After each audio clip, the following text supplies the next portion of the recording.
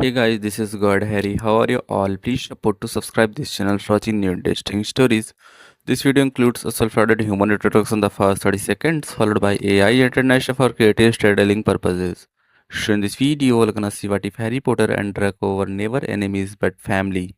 But before we start, if you want more stuff like this, then be sure to subscribe this channel and share with your friends. Now let's start the video. Here is short summary. In a twist of fate, Harry Potter and Draco Malfoy are raised not as rivals, but as family under the same fractured circle of guardians. With Snape's harsh guidance and Dumbledore's distant watch, the lines between light and dark begin to blur. As secrets unravel and loyalties are tested, Harry and Draco must decide will they follow the path laid out for them or forge their own together. But before we start, if you want more stuffs like this, then please support to subscribe this channel and share with your friends. Let's start the video. Fine, I'll try and teach him again. Snape snarled at Professor Dumbledore. Severus, please for me, don't take out all those old wounds gained from James, on Harry. Harry is not James, do not blame him for what happened. Dumbledore said quietly, but his blue eyes held a warning. Snape sighed in frustration. Don't worry, I won't harm a hair on Golden Boy's head. Severus, try to do more than not harm him. Harry is suffering more deeply than anyone knows. Be patient with him. Dumbledore put a hand on Snape's shoulder. Be kind, everyone appreciates some kindness. Snape's mask dropped for a second and he gave Dumbledore a haunted look as he remembered a time when Dumbledore granted him kindness. He gave a curt nod and exited his office. He encountered Harry in the hallway with his ever-growing menagerie of Ron, Hermione, Ginny, Neville and Luna. Potter, get to my office. He snarled at him, not pausing to stop but walking to his office at a clipped pace. Ron cast Harry a sympathetic look while Hermione squeezed his arm in support. Dumbledore had warned Harry that Snape would have to continue the occlumency lessons. It was just too dangerous for Dumbledore to do it, and Snape was the most skilled instructor in school. Harry went reluctantly, very reluctantly. He had argued with Dumbledore against the need for the lessons. With Sirius gone, he just didn't care if he ever learned them. He had barely walked into Snape's office before he was snarled at. All right, Potter, now that you've got your way again and fooled Dumbledore into doing what you want, let's get something straight. Harry glared defiantly at Snape. He hated him almost as much as Voldemort. He interrupted. I didn't fool anyone, I told the truth. I don't want these lessons. Then as an afterthought he added, if you're still mad at me for looking into your pensieve, I am sorry. I shouldn't have done it and I'm sorry for what my father did, but I'm not my father. He shouted the last bit at Snape. Snape smirked sarcastically, and the Dark Lord wants you over for his next tea party. Harry's anger rose. I'm not lying. He yelled at Snape, frustration and anger evident on his face as his green eyes blazed. I don't want to take these lessons. I don't care, it's too late, Sirius is gone. Snape smiled at him maliciously. Yes, Sirius is dead, but don't you care about Ms. Granger, Mr. Weasley and the rest of your entourage? Do you really not care if they follow Sirius into the Vale or perhaps like Cedric end up dead at your feet? Harry blanched. Before he could respond to Snape's words, Snape waved his wand and shouted, Legilimens. Harry was completely unprepared. His last conscious thought was that Snape obviously wanted to punish him for looking at the pensieve. The memories came racing. He was back at the Ministry of Magic and he once again felt the incredible unbearable pain he experienced when Voldemort possessed him. It lasted only a moment before Snape ended the spell. Harry found himself collapsed to the floor and gasping for breath, his heart racing wildly as he trembled. Snape had considerably paled when he saw Harry's memory. Dumbledore hadn't given him all the details. With disgust and anger he reached down and grabbed Harry by the scruff of the neck and pulled him to his feet. You have to concentrate and be on your guard at all times. The Dark Lord would have enjoyed knowing how much you hurt. Still shaking from the aftereffects, Harry turned accusing yet pain-filled eyes on Snape and managed to hoarsely whisper. You are just as cruel and evil as Voldemort. A surge of anger coursed through Snape. His hand shook and with narrowed eyes at Harry's insult he waved his wand again, Legilimens. This time Harry relived Bellatrix Lestrange's curse on Sirius and then saw again, as if in slow motion, Sirius fall through the veil. He also relived Lupin grabbing him to prevent him from running after his godfather into the Vale. He heard his mind pleading with Dumbledore to kill him while Voldemort possessed him so he could see Sirius again. All of a sudden the memories ended. Harry had collapsed onto the cold stone floor yet again. This time uncontrollable tears coursed down his face as he shook like a leaf. He brokenly whispered, "Sirius, I miss you." Snape stood still, frozen by what he had seen. Dumbledore's words washed over him and his own pledge not to harm Harry gnawed at him. He swallowed heavily, guilt tugging at his soul. Potter lay huddled on the floor taking deep breaths trying desperately to control his emotions. He slowly tried to rise to his feet. Instinctively Snape reached out grabbing him just above his elbows. "Don't get up so fast, Potter." Harry's head came up and he glared at Snape. In a tear-filled choked voice he demanded, "Get your hands off me, I hate you, I hate you. You hoped that Voldemort would kill me, you no doubt celebrated when Sirius. His eyes flooded with tears and his voice ended in a sob. He started to slide back down the wall, his shaking legs unable to hold him up. Snape went down with him. His heart felt like a knife had pierced it when Potter had looked at him with those green tear-filled eyes, Lily's eyes. Racking sobs shook Potter's body as his hair fell over his forehead and he succumbed to a flood of long-held-back tears, years of anguish all accumulating in this moment. Snape stayed close to the grieving boy but didn't touch him. "I didn't want Sirius dead, and I don't want you dead." He took a deep breath. "I could have said no to Dumbledore but I didn't. I want to help you." Snape quietly spoke close to Harry's ear. Inhaling sharply and getting his emotions under control momentarily, Harry choked out, "Liar, Dumbledore made you." He pushed hard against Snape to try to knock him back away from him. He hated so much for Snape of all people at Hogwarts to see him like this. He never cried in front of anyone. He almost did once in front of Lupin but he wiped away the tears. The only other time he almost did was when Mrs. Weasley held him after Cedric died. Yet here he was in his enemy's office and he couldn't fight off this awful all-encompassing suffocating raw pain. Angry with himself as well as with Snape he again pushed at him. Snape grabbed his arms and calmly yet sternly said, "Stop it, none of this will bring Sirius back." Harry's fists closed over Snape's robe but then another wave of pain and loss washed over him and his head dropped to hide his face. Snape's arms wrapped around Harry's shaking shoulders. Harry tried to fight against him but Snape's grip tightened and in a firm whisper he responded, "Shush, stop fighting this, you need to let go, let all that pain, frustration, hurt and helplessness out."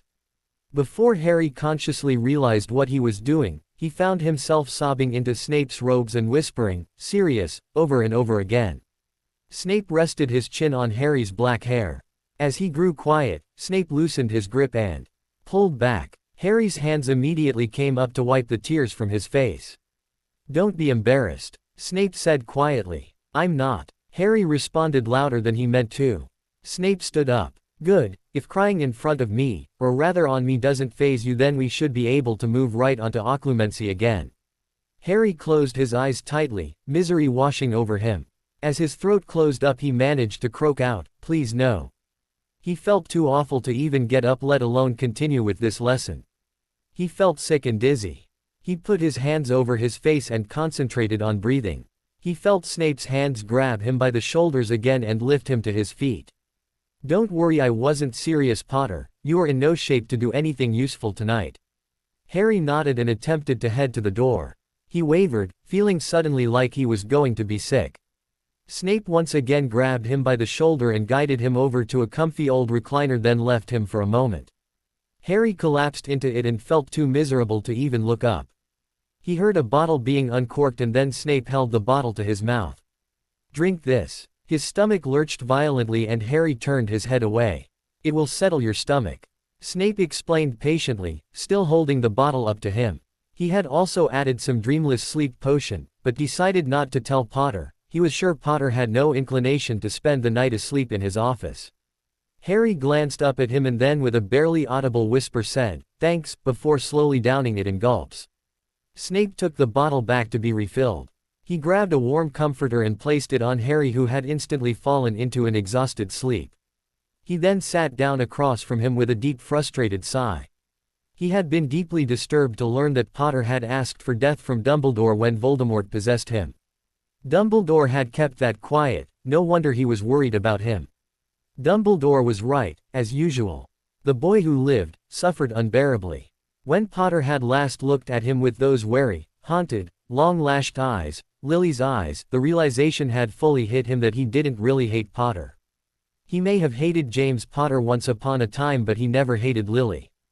If she could see what had happened to her baby, she would be pleading with him to take care of Harry. Snape sighed deeply again, looking at the sleeping teen, regret edged heavily in his voice. I'm sorry, Potter. He closed his eyes. It was torture saying that aloud even if no one heard him. Years of bottled up hate against a dead enemy's son were hard to release, even if it was just into the silence. He opened his eyes again, staring at Potter's limp form, and softly added, I really don't hate you. I can't hate you because, he paused, then added in a tormented voice barely above a whisper, I loved your mother. Harry sighed contentedly and stretched. He felt so warm and safe, and for once in a long time he had a great night's rest. He listened for the sounds of Ron and the others waking up, but heard nothing. Puzzled, he opened his eyes and saw a room that was definitely not in the Gryffindor house. He sat up abruptly. Seeing his glasses on a table next to him, he quickly put them on. Then it hit. The terrible sick feeling low in his stomach. He was in Snape's office. The previous night's events flooded back to him, and he shivered with the horror of what had transpired. His eyes darted around the room. Thankfully Snape was nowhere in sight. He tossed back the warm comforter and realized that he wasn't wearing shoes. He scanned the floor and found them neatly placed beside the chair he had slept in. His brow furrowed. Did Snape bother to take off my shoes? The thought was very unsettling. He bolted to the door and up the stairs to his quarters. They were empty when he arrived. For the first time he glanced at a clock and realized with a sharp inhale that it was 11:15 a.m. He had missed divination and he was due in potions in 15 minutes. He took a quick shower and changed his clothes. The thought of going into potions was too overwhelming to think about. What would Snape do? What would he say? Harry forced himself to take a few deep breaths to still his racing heart. A huge knot formed in his stomach and he closed his eyes for a moment, wondering if he could handle the humiliation. Don't let the enemy see your weakness, he thought to himself, but then again it was too late for that as far as Snape was concerned. He saw him at his most weak, desperate moments last night. A surge of anger shot through Harry. How dare Snape make him relive Sirius's death? How dare he restrain him? How dare he make him spend a night sleeping in his office? But it was the best night's sleep you had in a long time, the little voice in the back of his mind said. Still, with this ammunition, Snape would make his life a living hell. He would constantly throw it in his face. Potter cried on me, Potter cried on me. In total misery, Harry made his way to potions class. Harry, where have you been? Ron said you didn't sleep in your bed last night. Where were you? We were so worried. Hermione ran over to him. Are you okay? You look really pale. Harry looked at her and opened his mouth to say something, but for a moment couldn't think of how to explain things. He couldn't tell her and Ron the truth. He didn't want them knowing what had happened. They would be horrified. I fell asleep in the library. Ouch, that couldn't have been very comfortable, teased Ron. Harry forced himself to smile. No, it wasn't. Those tables are hard. Hermione looked at him suspiciously. He walked into potions, being very careful to not look to the front of the room. When everyone was seated, Snape started. Today we will be learning how to make a remedy from the herb that is on your table. Does anyone know what that herb is? Hermione's hand shot up, but Snape's focus seemed to be on Harry, who was staring at the herb very hard. Potter, can you tell the class what this is? Harry cringed. He hadn't expected Snape to target him so quickly. He felt himself break out in a sweat. Taking a breath, he forced himself to look up at Snape. The dark eyes were staring at him unblinkingly. Well, Potter, I haven't got all day. He snapped impatiently, moving closer. I don't know. Didn't you do your homework last night? Snape threw at him, now standing in front of his table. No, I wasn't feeling well. Harry responded, his heart racing with the certainty that Snape would now reveal what happened. I see. Are you feeling better now? He asked with a raised brow. Harry nodded miserably. Good. Then hopefully you'll be able to remember that this is chamomile. Snape reached down, picked up a leaf and held it up, continuing with the lesson. Combined with red clover, it is good for curing a nervous stomach and helps to overcome shock. He walked back to the front of the classroom. Take out your cauldrons and make the remedy. He glared at Neville. Longbottom, you did remember to bring your cauldron this time. Neville nodded, pulling it out from under the desk. I know it will be virtually impossible, but do try not to melt it this time." Snape inwardly fumed. He wanted someone to pick on and couldn't quite make up his mind to target Potter. After last night, he seemed too vulnerable. It would have felt like kicking a puppy. He was hoping for some cocky arrogant move on his part this morning, but instead Potter came in looking annoyingly humble. He barely made eye contact. Then it dawned on him. He was embarrassed. James Potter had certainly never been embarrassed. Unlike Snape himself, who had perpetually been embarrassed and humiliated at school. How ironic that Potter's son at this moment felt the same way. His thoughts were interrupted when Malfoy's voice vented the air. "Hey Potty, you should make some of this potion for yourself, you'll need it." Draco laughed maliciously. Snape's gaze snapped to Potter. Harry looked up at Snape, his eyes flashing with anger. He thrust his chin out and then grabbed his books and cauldron and stormed towards the door. "Potter, get back to your seat," Snape commanded sternly. Malfoy and some of the Slytherins started laughing. "Potter, get back here or 50 points off Gryffindor." Potter went to the door, slamming it loudly behind him. Snape tore after him. "Class, keep working on your potions. I expect them finished when I return," he added in a menacing tone. "Ooh, Potty's really in trouble." Malfoy cackled with glee as Snape went out the door. He sprinted down the hall, catching Potter by the scruff of the neck. "What is the meaning of this? You do not have permission to just get up and leave whenever the whim hits you. You are just like your father, thinking you can do whatever you want when you want it." Snape snarled at him. Harry turned furiously. "I'm not my father, get over it. If anyone is like my father, it is you. You hate him because he humiliated you, yet you turn around and continuously do the same thing. I never did anything to you, at least not on purpose, and you." Harry stopped to take a deep breath. "You take one of the worst nights of my life and you tell someone like Malfoy who will use it to humiliate me over and over again. Well, I guess you are enjoying yourself. Well done." Snape, who was still gripping Harry's collar, gave him a shake.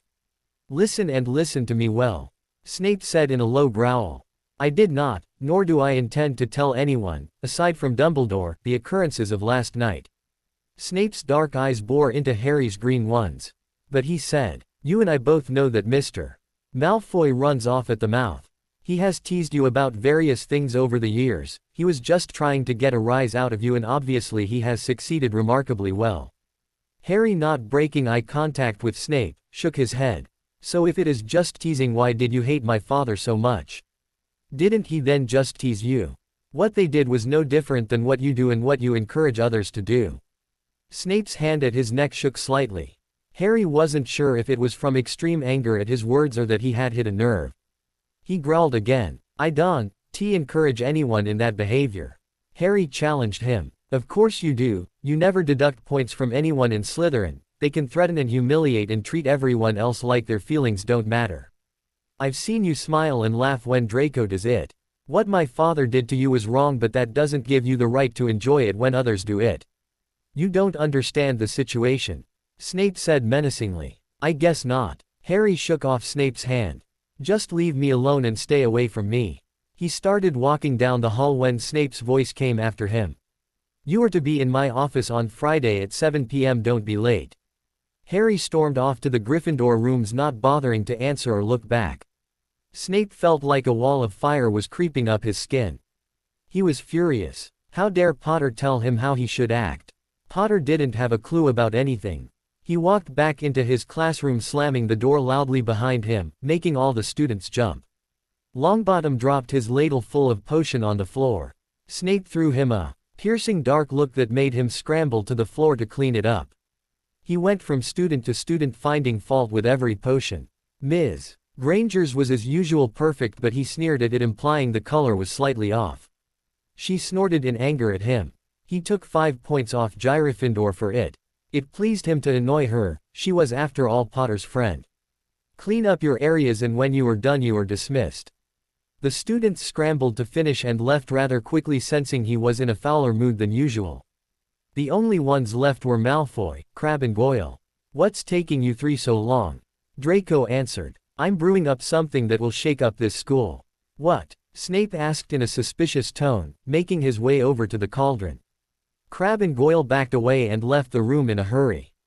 "Cowards," sniffed Draco. He looked at Snape with malevolent glee. "I've mixed some belladonna and foxglove with an infusion of arsenicum.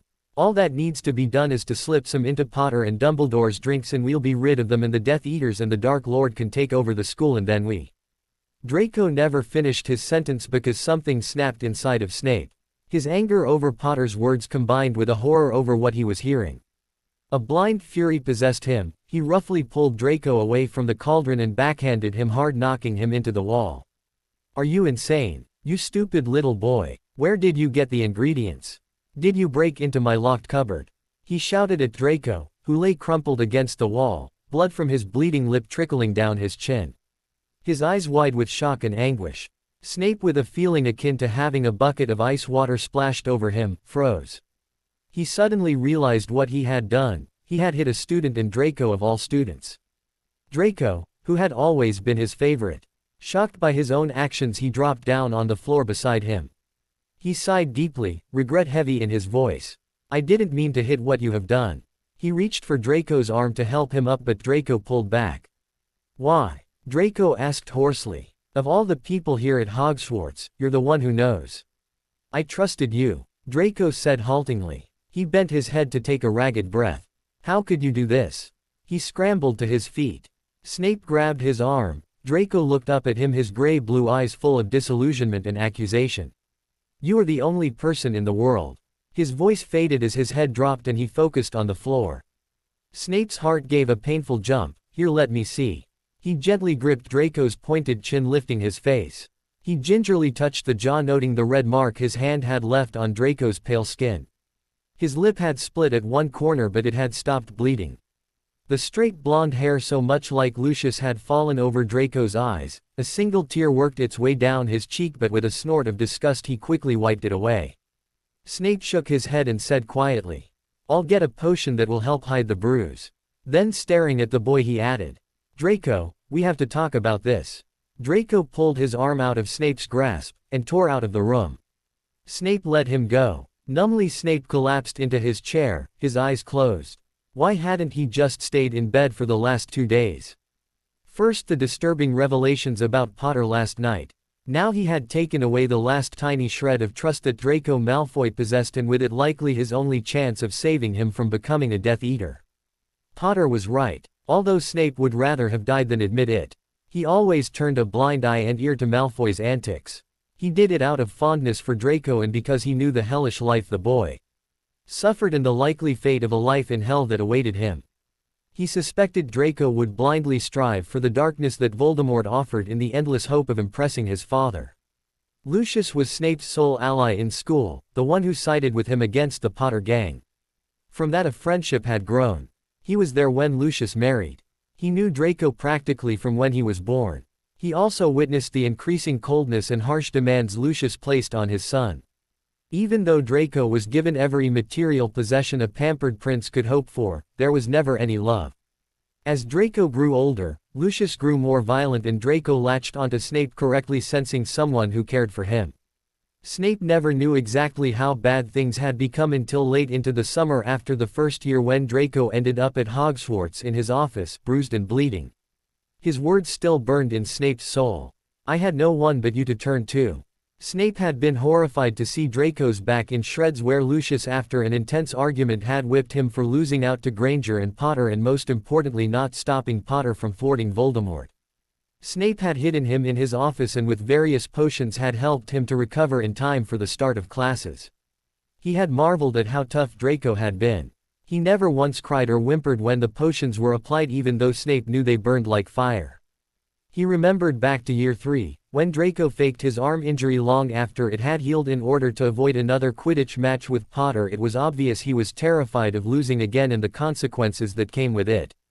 Draco had such few real pleasures in life that when he teased Potter or the others, Snape let him. Sometimes the bitterness in life made him lash out the same way. He hadn't realized until today how serious the situation had gotten. In Draco's never-ending attempt to please Lucius, he had concocted the plan to kill Dumbledore and Potter. Having come from a violent home himself, he knew the facade Draco put on, and he knew how tempting the powerful dark side was. He wanted to be to Draco what Dumbledore was to him. A savior in the dark void of emptiness. Someone to give him a purpose and salvation, someone who cared and worried about him, someone cared whether he lived or died. He signed deeply, he cared about the boy, he did not want to see him become a Death Eater and a South Avenue to Voldemort. He would have to regain his trust. He decided to give Draco the rest of the day to calm down, and then he would seek him out and force him to listen. He sat back thinking about how different Malfoy and Potter were, yet both unbeknownst to the other had suffered so much misery in their young lives. Potter had somehow risen above it, staying pure of heart, while Draco like himself turned to darkness and bitterness. It was a cold night as Harry made his way down to Snape's office. His anger hadn't abated and the dread just kept growing to a point where he could hardly breathe by the time he got to Snape's door. He knocked on it hesitantly, wishing fervently that Snape was sick or had forgotten or was away. But the cold, "Come in," he heard from behind the door dashed his hopes. He stepped inside. It had been a full day since he and Snape had had the confrontation in the hallway. Harry had been very grateful that there had been no potions class today. Having to face Snape once today was more than enough. Snape glared at him. Harry expected no less. "Potter, before we start, I want you to sit down and breathe deeply and clear your mind. I don't want any repeats of last time, you need to learn this quickly before the Dark Lord strikes again." "What do you care?" sprinted through Harry's mind. He, however, followed Snape's instructions. He even more than Snape did not want a repeat of last time. Once was humiliating enough. Snape watched as Potter sat in the chair, closing his eyes and obviously concentrating. He was surprised he obeyed so quickly. He fully expected an argument and the usual arrogant "I know better" lip from him. It helped his mood somewhat. He was very worried about Draco and what he was up to. He was also still angry at Potter's words in the hallway. He had to shake the desire to grab Potter and shake him. Harry opened his eyes and glared at Snape. "Ready, get up then," Snape said in a quiet, controlled voice.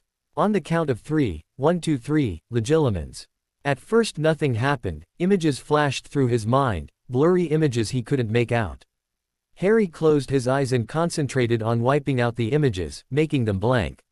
He could hear his breathing becoming labored and felt his body being engulfed in a cold sweat. Then he realized the spell had ended and he shakily grasped the edge of the chair. He looked up into Snape's eyes.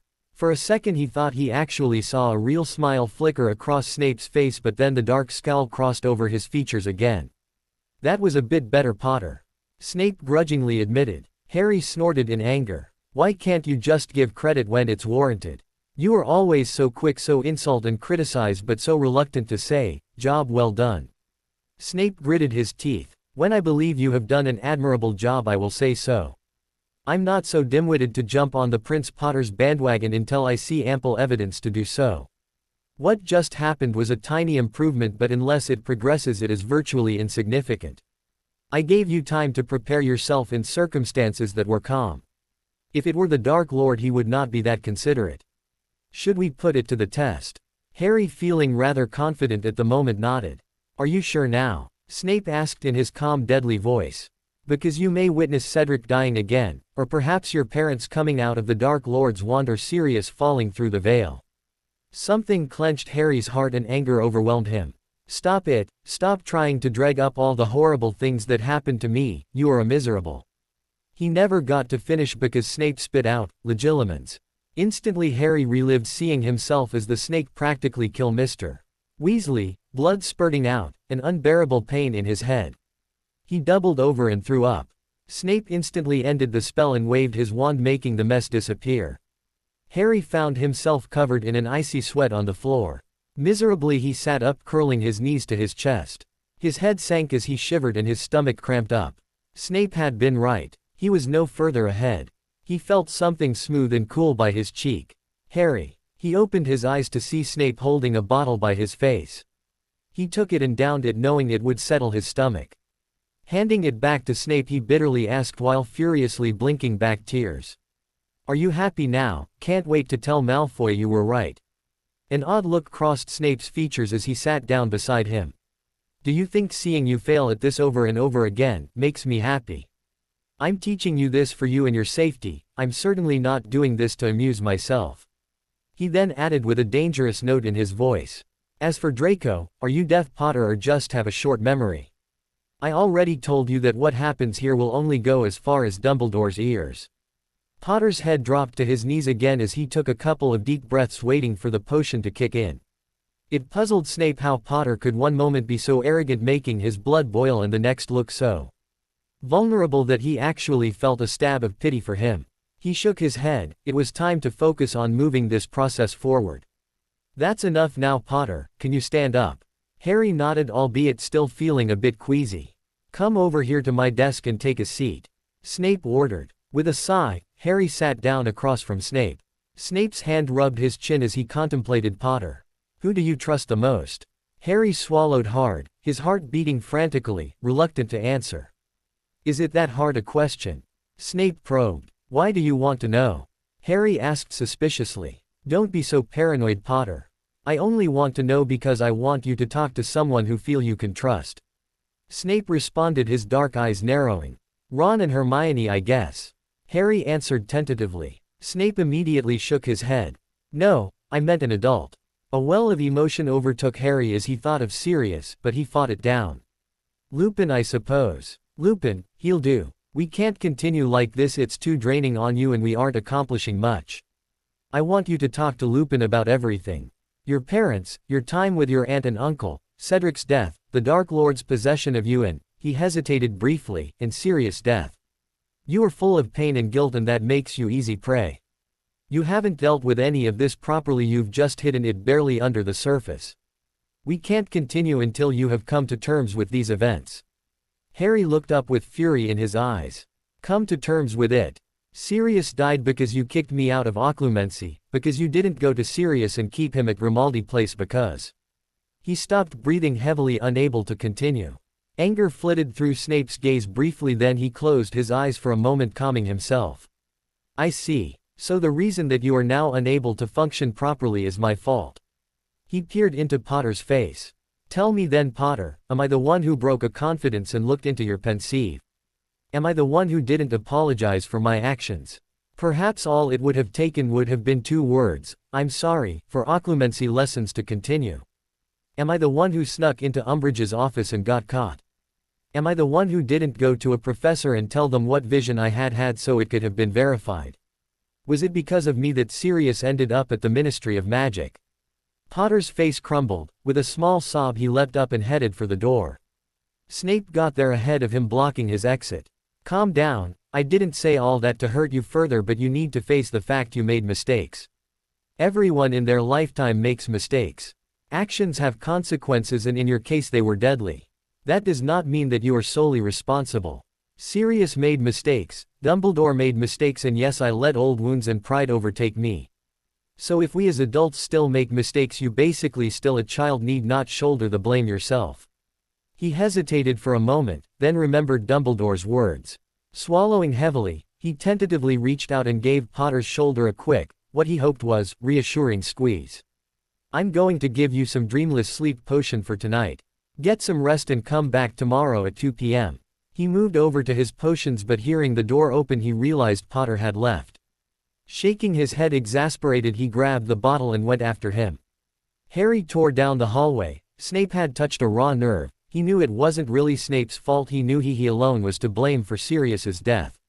He just didn't know what to do. He didn't want to talk to Lupin about this. It was bad enough Snape saw him at his worst. He didn't want Lupin, who had been his father and godfather's best friends, to see him like that. He didn't want to talk to anyone about how he felt. It wouldn't matter, no one could take away that hollow void and the gnawing pain that threatened to overwhelm him. Harry wanted nothing more than to be in the safety of his dorm when he rounded the corner and collided with Malfoy. Potty, what's up with you? Is there a Dementor on your tail? Malfoy snarled viciously. He pulled out his wand. Because of you my father is in Azkaban, it's time you paid for that. He lifted his wand and pointed it just as Harry tried to grab for his wand. Cruck. Draco never completed the word as Snape knocked him sideways. The fury emanating from Snape was palatable. Harry swallowed heavily. He was sure it was directed at him for leaving his office without permission. Luckily Snape, in his hurry to get to him, had accidentally bumped into Malfoy. Snape actually trembled in his anger. He held a shaky hand out to Potter and snarled, "You forgot something." Harry took the potion without a word, and ran as fast as he could back to the Gryffindor tower. As he walked up the stairs, it suddenly occurred to him that at one point during the night Snape had accidentally called him Harry. It is a puzzling memory. Meanwhile, Snape in a cloak of fury turned to Draco. Snape's gaze turned on Draco, who glared defiantly at him. "Why did you stop me?" Potter had it coming to him. Snape's anger threatened to overwhelm him. He had to literally take a few calming breaths before continuing. "The Cruciatus curse is, as you well know, an illegal curse." Snape spat out, his dark eyes boring into Draco's. "Technically you should immediately be expelled and sent to Azkaban. Is that what you want? Do you want to be locked in a cell with your father?" Snape's voice grew deadlier. Draco didn't respond, his gaze dropped to the floor. "Well, Draco, speak up." Then Snape added in a low hiss. "Are you missing the beatings? Is that why you were so mad at Potter for getting your father locked up?" Draco's head shot up, his eyes narrowed into an icy glare. "He would be proud of me for cursing Potter." Snape smiled maliciously. "For how long? Think about it, Draco, how long has his moments of being proud of you ever lasted? An hour?" He raised an eyebrow. "A day perhaps. Or if you're really lucky, maybe even a week. But then what would happen? Perhaps word would come through that Mr. Potter won a Quidditch match or Ms. Granger excelled at her studies and you, well, you would be twiddling your thumbs in Azkaban being useless. What do you suppose Lucius would do then?" Draco's gaze dropped to the floor again. Snape in a cold, dry voice added, "In retrospect, you really should be grateful to Potter for removing that man from your life for a while." Draco's head snapped up, a cloud of anger darkening his eyes. "What? Are you standing up for Potter now?" he yelled at Snape. Snape narrowed his eyes, disgust heavy in his voice. "What's wrong with you? Have you lost all capability to use your brain? Your behavior has gotten so far out of hand. If any other teacher had come across this scene today, you would be expelled." Snape then took a thoughtful breath.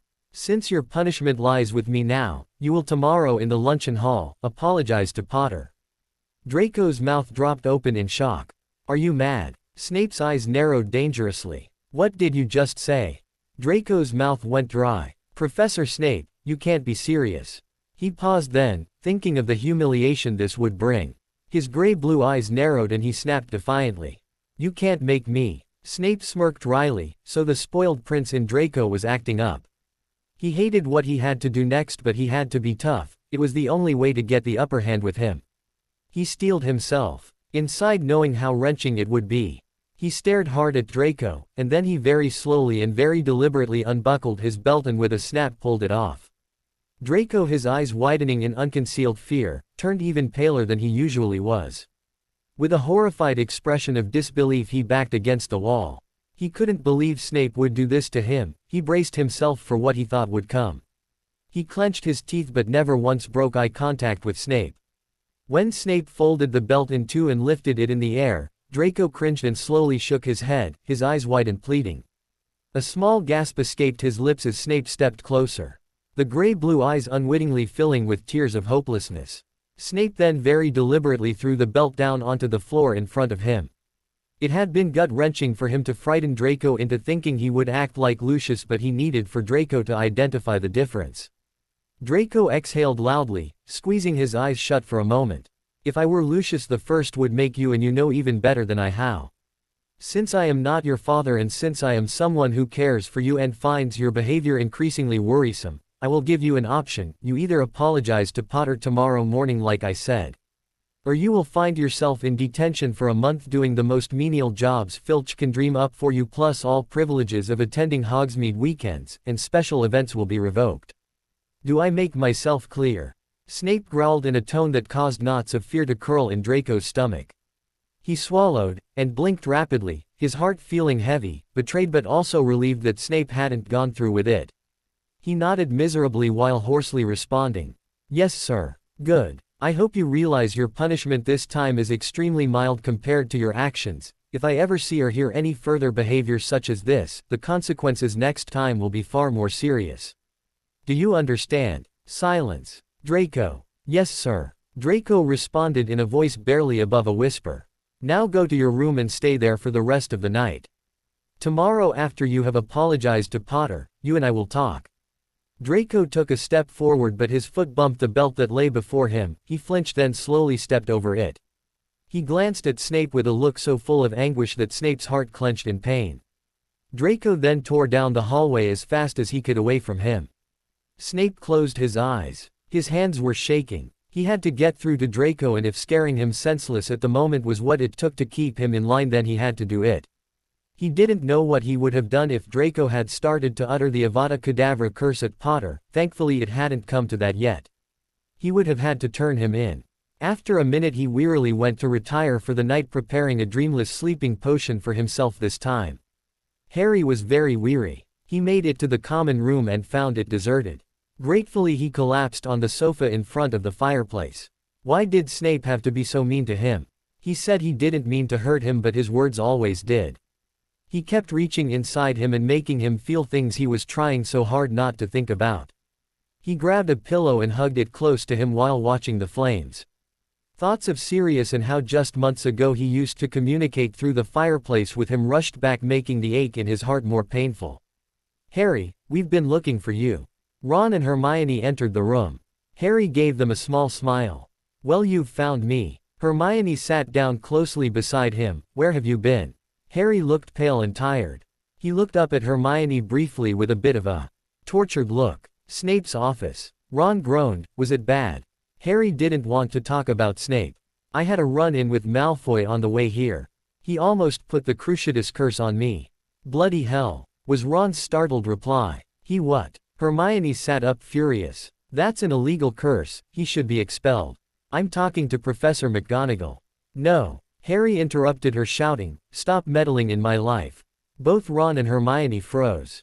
Harry's heart raced as he looked at them. "I'm sorry, I didn't mean to." His words faded off as he squeezed his eyes shut. "It's just that I'm not a baby, I can handle things."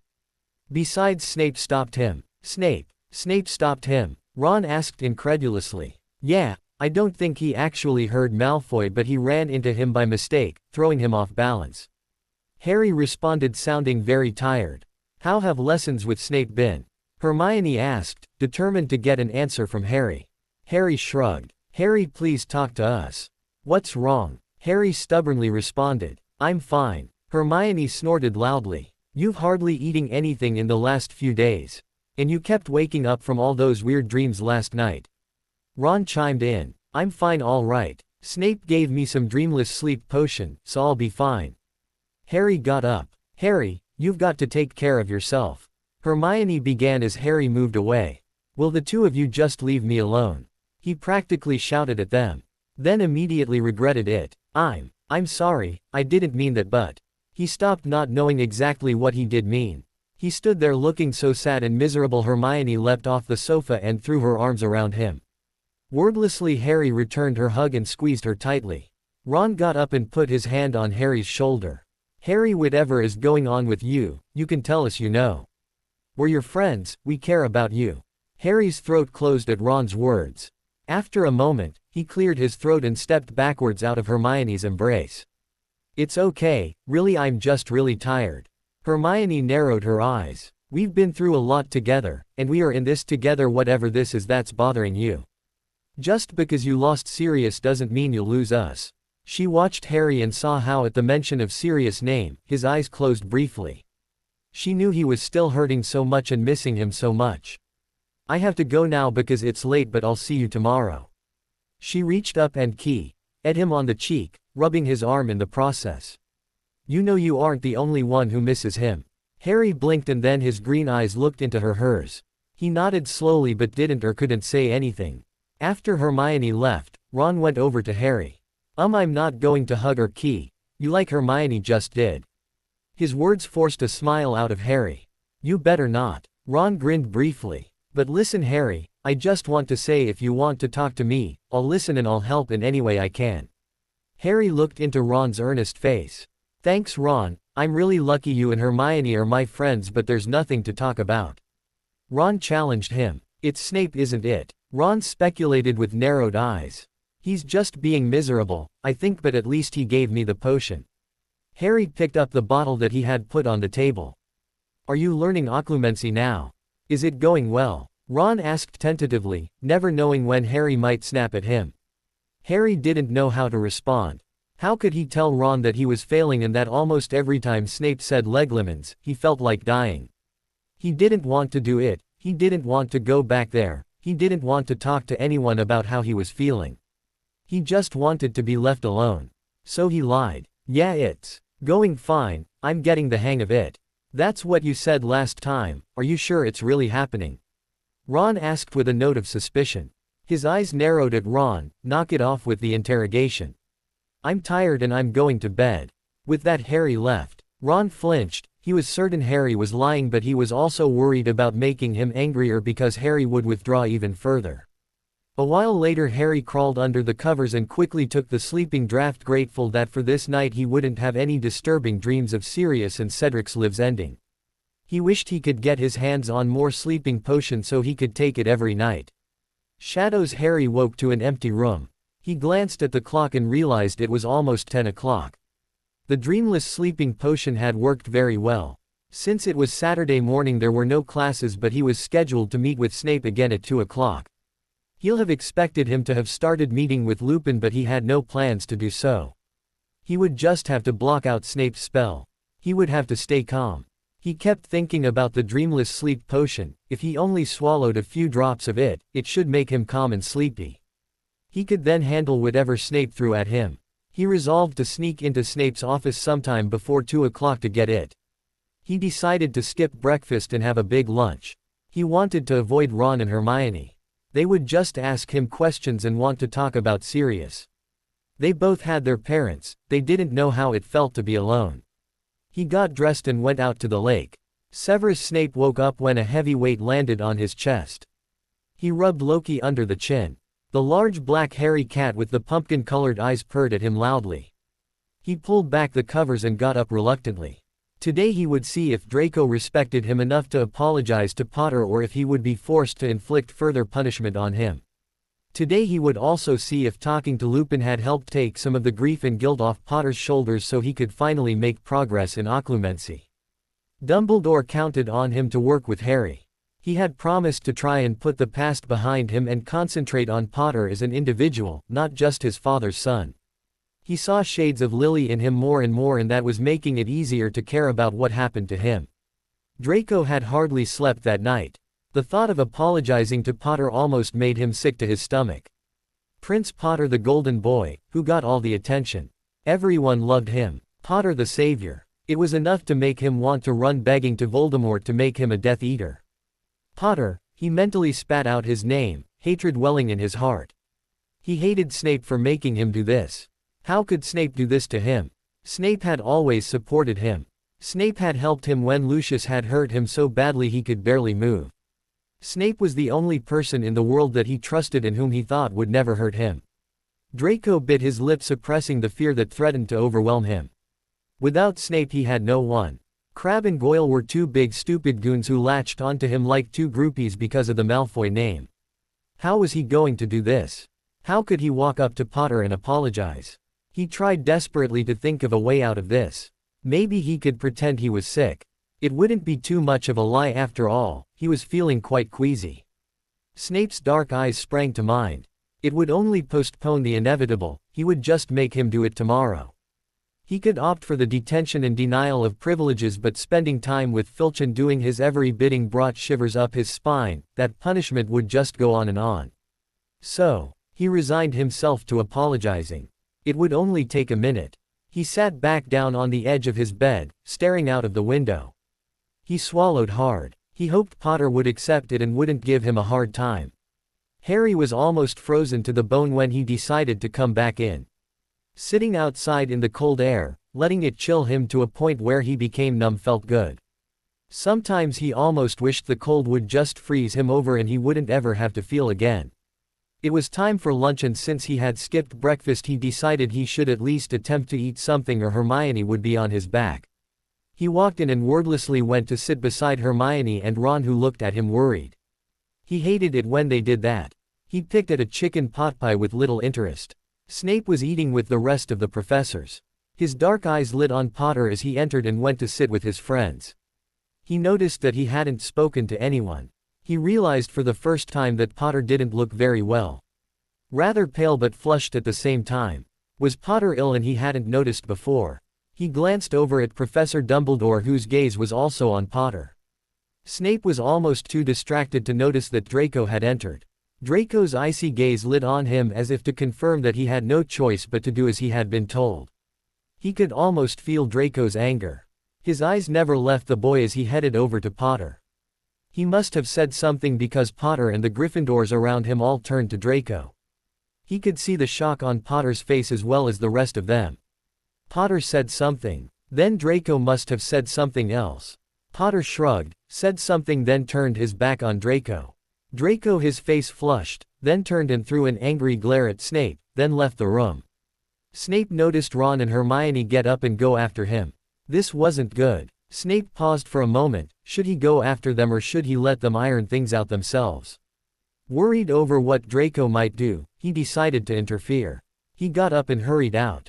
Harry sat staring at the 3/4 of his chicken pot pie that was still on his plate. What had just happened was one of the strangest things he had witnessed in the last few weeks. Malfoy had come up to the table, looked him in the eye and said, "Potter, I just want to say sorry about last night. I hope you accept my apology." He had seemed very determined, yet a spark of anger lay behind his gray-blue eyes.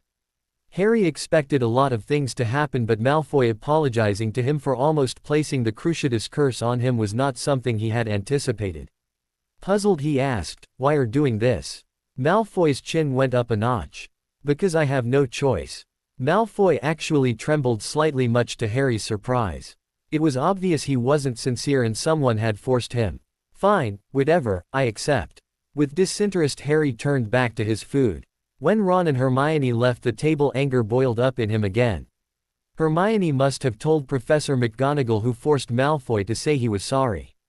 He wondered what she threatened him with, because Malfoy wouldn't have agreed to this willingly.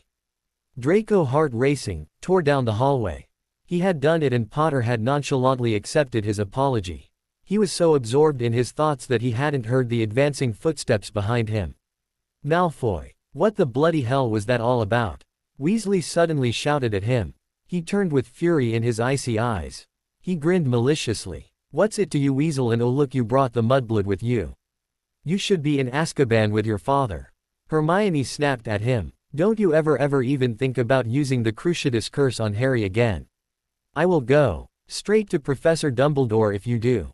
"Ooh, I'm scared, mudblood." "You better worry about your mudblood parents before someone hurls the Avada Kedavra curse at them. Maybe if I get lucky it will be me." Malfoy smirked. Unfortunately, right at that moment Snape turned the corner. Draco's heart almost stopped. Hermione's hand had gone to her wand, but when Malfoy suddenly trembled and his smirk turned to a look of shock, she stopped. She turned to see what had startled him so. She almost expected to see Dumbledore, but much to her surprise Snape stood there, his robes billowing around him like a dark smoldering cloud. "Draco. My office." Malfoy stood there not moving. Snape went over to him, grabbing him by the scruff of his robe and practically hauled him down the hall. Ron and Hermione were left staring at each other in shock and confusion. Snape literally threw Draco into his office, sending him flying across the room. He stood there seething with anger. "You seem determined to get yourself expelled," Snape said in steely, dangerous voice. "I did what you wanted. I apologized to Potter." Draco shouted angrily. Then you immediately threatened to perform yet another illegal curse, the killing curse no less, on Ms. Granger's parents. Am I to assume then, that my punishment on you was far too mild, since you apparently did not learn anything from it?" Snape said slowly. Draco's gaze hit the floor. "They provoked me. Poor little Draco, can't take on Potter's friends without breaking the rules again." Snape's voice came softly. "Shut up. You don't know what it's like. I can't wait till I'm a Death Eater and Weasley and the Mudbloods all cower in front of me." Draco yelled the words at Snape and turned away, but Snape's hand lashed out and grabbed Draco's arm, roughly yanking him back. "So you want to follow in Daddy's footsteps?" Snape growled. "You think being a Death Eater will make you all powerful and everyone will cower at your feet? Apparently Lucius never gave you a true account of the life of a Death Eater. First of all, the dark mark is burned, scorched into your skin. It hurts like hell. Then no matter where you are and what you are doing, a blinding pain will hit you and you will feel the fire of the brand all over again. You will immediately apparate to the Dark Lord's side where if the mood strikes him he will put the Cruciatus curse on you. Have you ever felt the Cruciatus curse? Draco slowly nodded and whispered. Once, that time when. Ah yes, the time when you ran away and ended up here. Did you enjoy it? He asked sarcastically. Draco's eyes flashed ice as he gave Snape a seething look. I thought not. But what Lucius did to you is only a small taste of what the Cruciatus curse feels like from someone with the Dark Lord's powers. You will feel like you are dying. Molecule by molecule will catch fire and burn, making you writhe and scream from the agonizing and unbearable pain. As a Death Eater, your loyalty is demanded by the Dark Lord. You will be his South Avenue. You will not be allowed any thoughts or ideas of your own. The power lies with the Dark Lord and your sole existence is to please him. Snape released the tight grip he had on Draco's arm. He then added softly, is that the life you want? Draco swallowed hard, refusing to look at Snape. He had turned quite pale. Do you want to turn into your father? Incapable of feeling anything other than hatred. Is your idea of power torturing those who are weaker than you, making them fearful of you, beating them bloody so they will obey you? Snape spoke the last words close to Draco's ear. Draco visibly trembled. Snape's hand came out and lifted Draco's chin so he could look him in the eye. Draco flinched slightly, the gray-blue eyes welling up. Because that's not the life I would want for you. I want you to experience happiness and love. To feel safe. He hesitated. But apparently that isn't what you want. You want to be just like your father. He asked gently. Draco bit his lip, and with a soft sob he slowly shook his head. He then did something that shocked Snape to the core. He hurled himself at Snape, his arms wrapping tightly around his neck as heart-wrenching sobs shook his lithe form. Snape swallowed heavily, his heart aching for the blond boy who clung to him like he was the sole lifeline in a turbulent stormy ocean. He breathed a sigh of relief. There was hope for Draco, he hadn't lost him to the Dark Lord yet. His one hand came up and gently patted Draco's back while the other rested on the back of his head. He said softly, "Shish, it's okay Draco, I promise you can trust me, I'll help you." Snape froze as he looked up. Standing there in the room in front of them was Potter. His eyes wide with shock. He looked fearful when he realized he had been spotted. Snape's hand came up indicating for him to get out and a dark scowl crossed his face. Potter nodded wordlessly, casting one more glance at Draco. What in the world was Potter doing in his office? It wasn't 2 p.m. yet. Did he get the time wrong? Of all people to see Draco like this. He hoped that Potter would keep his mouth shut. The look in Potter's eyes when his gaze had rested on Draco just before he left was encouraging. Snape was sure he had actually detected sympathy. Harry leant against the door outside of Snape's office, shivering slightly. Snape would be so furious at him for entering his office uninvited. He had just assumed that Snape was still in the luncheon hall when he decided to sneak into his office to where he knew Snape had stored the dreamless sleep potion. The door had been ajar and he had just walked in and over to the shelf when he suddenly heard Snape's voice softly saying something about torture and beating someone bloody. He grabbed the potion and hid it in his robe, then turned. He froze when he spotted them, unable to move. Then more surprisingly, Snape's voice actually sounded gentle and Malfoy had thrown himself at Snape and started crying his eyes out. Harry shook his head in disbelief, sneering, malicious Malfoy crying on Snape's shoulder. What could have happened to him? He wondered if maybe Lucius had been killed while at Azkaban. He must have just found out then because he seemed rather controlled when he had apologized. The apology flashed through his mind. He couldn't be that upset because he had been made to apologize. Harry shook his head. Something major must have happened. Seeing Malfoy like that, so desperate, so hurt, had actually made him feel sorry for him. He uncorked the potion and quickly took a drink from it. He fervently hoped it would help because he knew Snape wouldn't be gentle with him. Draco eventually loosened his grip on Snape. He pulled away, sniffing and fervently wiping his face. Snape's hand had come up to the side of his head. "Are you okay?" he had softly asked. Draco nodded, keeping his hand up to his face. He was still shaking and tears kept streaking down his face. He felt Snape's hand at his elbow directing him over to an old beat-up sofa. "Sit, before you fall down."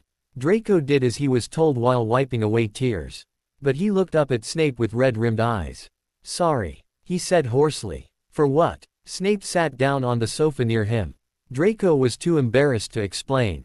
Snape smiled wryly. "It's okay, I'm glad because that means I haven't lost you to the Dark Lord. But you're a Death Eater. Draco stated. Exactly, I know better than you what that is like and I don't wish this cursed existence on you. My father wanted me to become a Death Eater. Draco admitted. Exactly, that should tell you something. Draco nodded miserably. Draco, I have to teach Potter remedial potions again, since he still hasn't mastered it. I think it would be a good idea if you went to the kitchens and got a bite to eat since I didn't see you at breakfast and you obviously didn't eat at lunch. I'm assuming you'd rather not be here when Potter comes. Draco looked alarmed and shot off the sofa. He headed to the door pausing and Snape heard a soft, thanks. For the first time in a long time Draco's heart felt a little lighter. He hurried out of the dark hallway, never noticing Harry was on the other wall beside Snape's door. The door to Snape's office slammed open. Potter, get in here. His heart thumped painfully. His eyes wide with fear and guilt, Harry walked in looking up into the furious scowling face of Professor Snape. Aside from Voldemort, no one ever scared Harry as much as Professor Snape could. One look from him could cause a chill to sweep through him. His heart raced as he entered. He looked up at Snape and immediately blurted out, I'm sorry I accidentally came early. I didn't have a watch and I thought the last time I looked it was almost 2 o'clock, I must have made a mistake. He took a breath. And I won't tell anyone about Malfoy. Snape realized how terrified of him Potter was at times. A while ago this would have pleased him immensely but now listening to Potter sounding so frightened, he felt uncomfortable. Relax Potter but try to remember to knock next time. As long as you remember how you felt when you thought I told Draco about your little scene in my office a few days ago, then I have faith that you won't run blabbing to everyone about what you saw here today. Harry breathed a sigh of relief. I won't, I promise. He added. Is he okay? Malfoy I mean. Snape smirked. Since when are you concerned about Draco? I'm not, it's just that he seemed really upset and I thought maybe something had happened to his father in Azkaban. No, unfortunately Lucius is just fine. Snape stated with a degree of disgust. Potter's green eyes widened and he stared at him with a puzzled expression. Snape realized that perhaps he had said too much and steered the conversation away from Lucius. Are you going to be able to suppress the urge to tell Draco what you saw next time he harasses you about something? Harry's brow furrowed as he tried to envision a scene in which Malfoy was humiliating him yet again. Would he be able to not retaliate? How would you feel if the situation were reversed and Draco had been here a few days ago? Snape asked. Harry's eyes sparked with anger. Malfoy would never give me a break. He'd run straight to the Daily Prophet and tell them what he saw and then he'd tell everyone else. He doesn't care how I feel. He doesn't care who he hurts, he's like you. With a shock Harry just realized that he had insulted Snape. Snape's eyes narrowed and he responded icily. So if the situation presents itself you will use this against him? No. Harry responded quietly. He closed his eyes tightly. Why did he keep provoking Snape? Hurting people doesn't make me happy. Snape's anger disappeared as quickly as it had come. Harry really wasn't like James, he had Lily's compassion. His tone softened. Did you have a good talk with Lupin?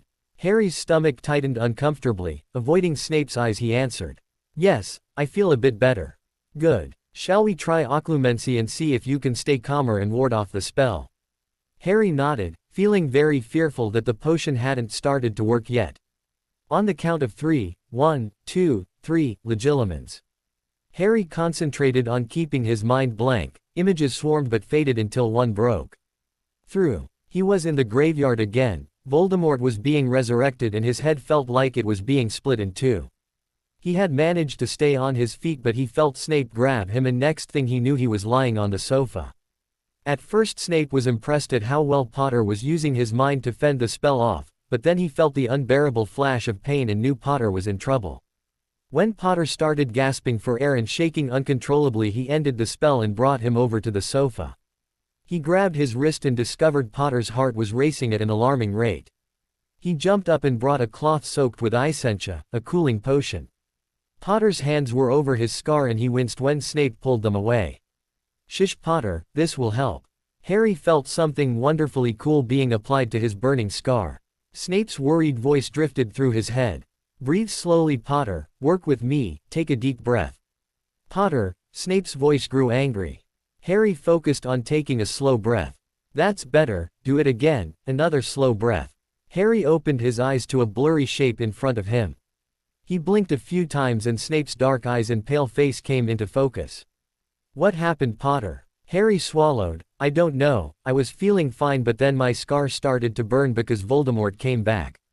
I know that, but the physical pain should have ended as soon as I stopped the spell." Snape looked puzzled. "Sometimes after occlumency lessons my head really hurts. It's sort of like this," Harry admitted. "Why haven't you ever told me that?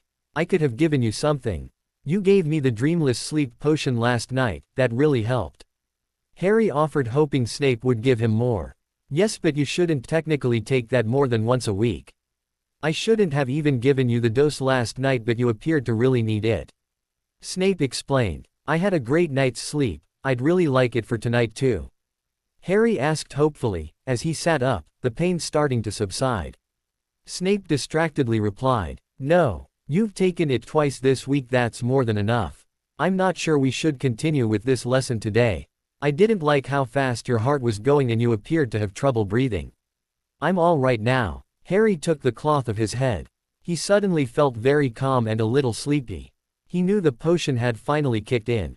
He wanted to see if he could ward off the spell. Snape's eyes narrowed. "You want to do this again, right now?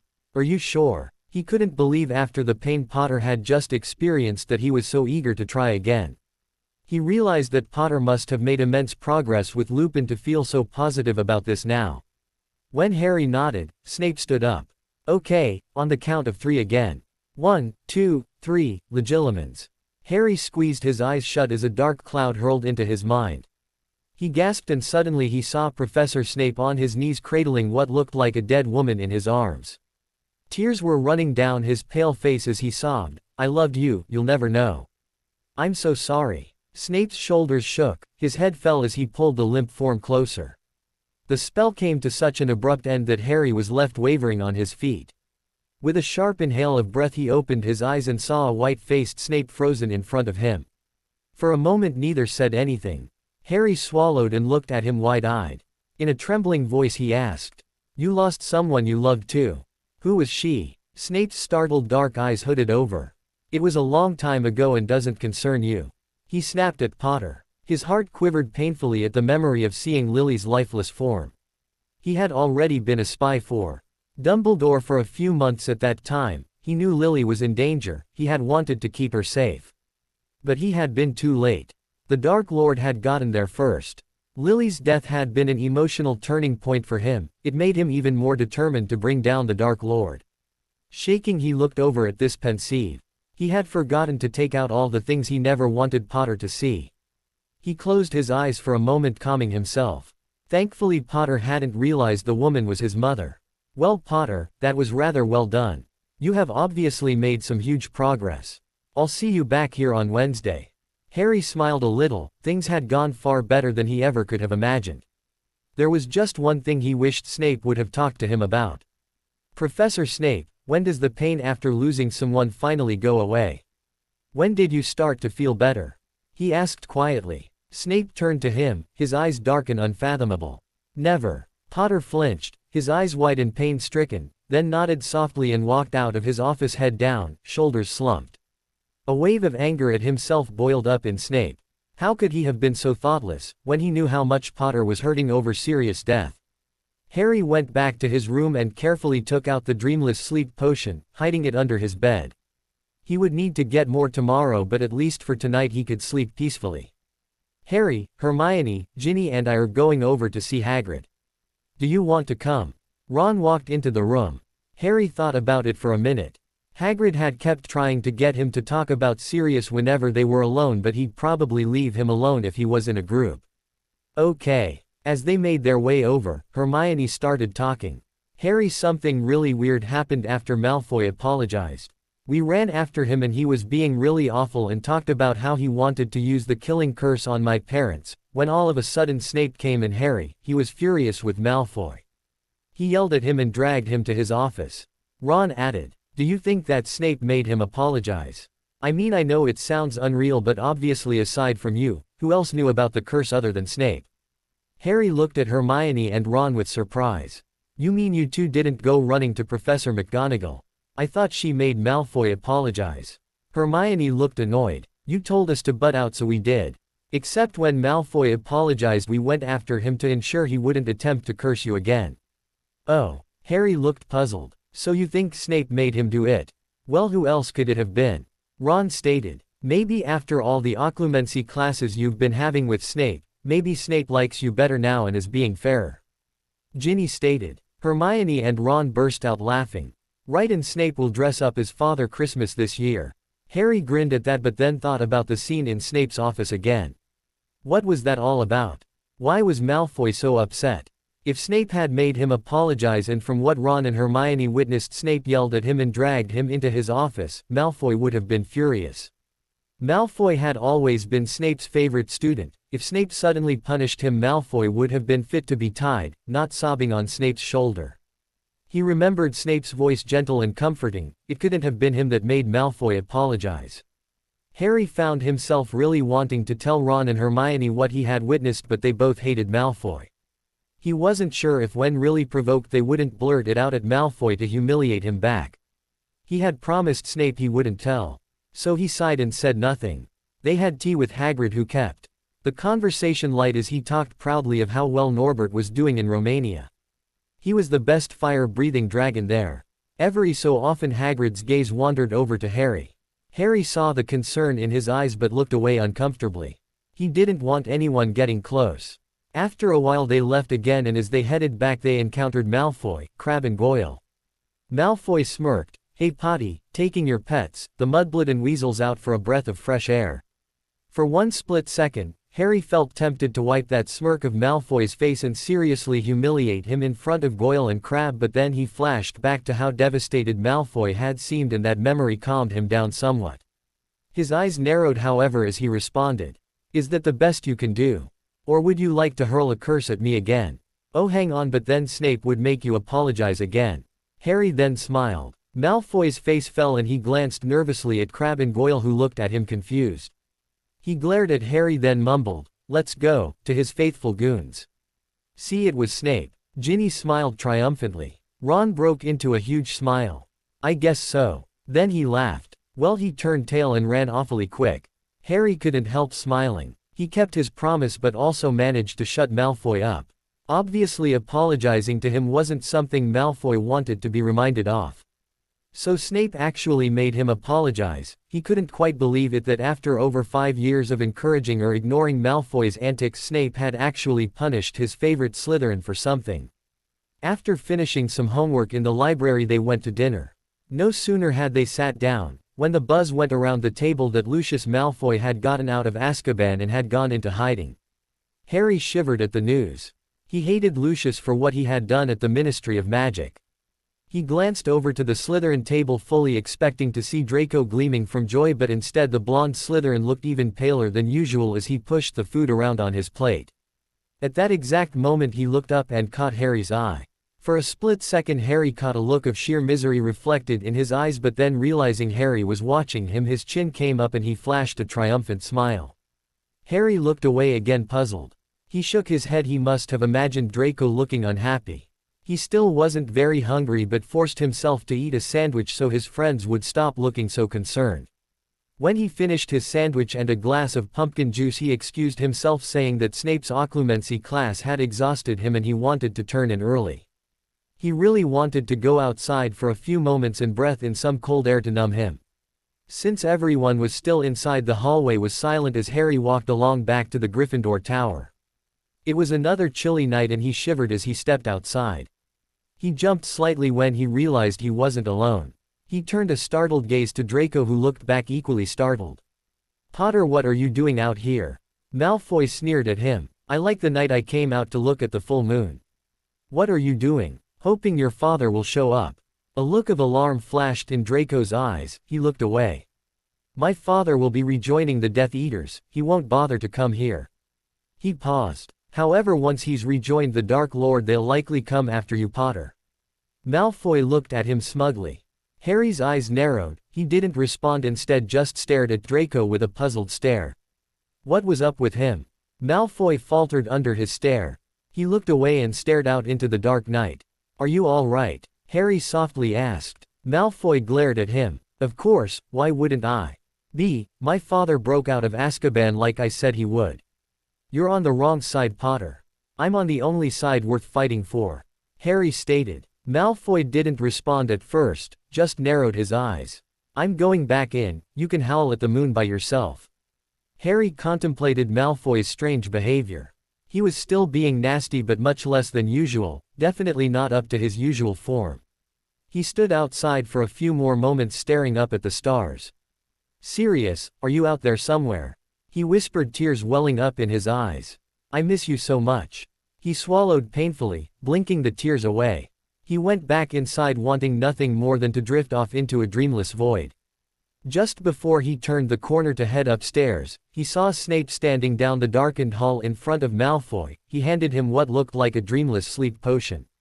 He quickly turned the corner, not wanting to be seen. So Malfoy would be taking the potion also tonight. Rather strange considering he should be happy Lucius had broken out. He put the puzzling thoughts out of his mind as he readied himself for bed. He drank the potion quickly, hiding the bottle under his bed, and lay down, falling asleep instantly. Thought you might like this for tonight. Snape handed Draco a vial of dreamless sleep potion. The boy looked tired, worn, and much older than his scant 16 years. You are safe here. Lucius can't get in. Draco took it, glancing at him then away. It was obvious the boy was rather embarrassed around him. Snape quietly said, "It's okay." Draco gave a soft smile, staring distractedly at his feet. He added wryly, I wish he was different. I know, but you have to accept he will not change. He's in too deep and he derives too much pleasure from hurting others and from killing. Your only purpose in his life was to add pride to the Malfoy name, and instead of seeing your accomplishment, he only wanted to see you at the very top. Nothing else was worth anything to him. Snape spoke quietly. He didn't want to drop further pain on Draco, but he also didn't want to coddle him and make him believe that someday Lucius would miraculously become the father he so desperately wanted. Draco's gaze fell to the floor. I know, I've known for a long time, I just kept hoping. He looked at the vial in his hand. Thanks for this, I doubt I would have actually slept tonight. Snape nodded as the blonde boy walked slowly down the hallway. The next morning, Harry woke up disoriented. For a split second of panic he thought he was in Snape's office, then realized that had happened days ago and he was safely in his own bed. Hey Harry, do want to practice Quidditch today? Ron then looked at him closely. Are you okay? You're all flushed. Harry did feel rather warm and he had a slight headache. He decided his jaunts out into the cold air must have given him a touch of flu. He got up feeling a bit lightheaded. I think I might be coming down with the flu. Maybe you should go see Madame Pomfrey. She'll probably have something for that. Harry shook his head. It's not that bad. The boys got ready and met Hermione and the rest of the Gryffindors at the breakfast table. Harry drank down a large glass of orange juice hoping it would help him feel better. He glanced over to the Slytherin table and noticed that Malfoy was missing. Probably slept in after taking the dreamless sleep potion last night. It was a beautifully sunny day and Harry's spirits lifted while he and Ron flew around the field outmaneuvering each other with their broom skills. When they touched down, Hermione was there to greet them with a big smile. Well done, I can't see any other team beating Gryffindor this year. They started walking back when suddenly Harry found himself face first in the grass. Harry. Hermione ran over to him. Harry shook himself laughing. I'm okay, just tripped on a rock I guess. Potter. Falling for the mudblood are you? Came Draco's malicious voice. Once again Harry had to fight back the urge to humiliate Malfoy.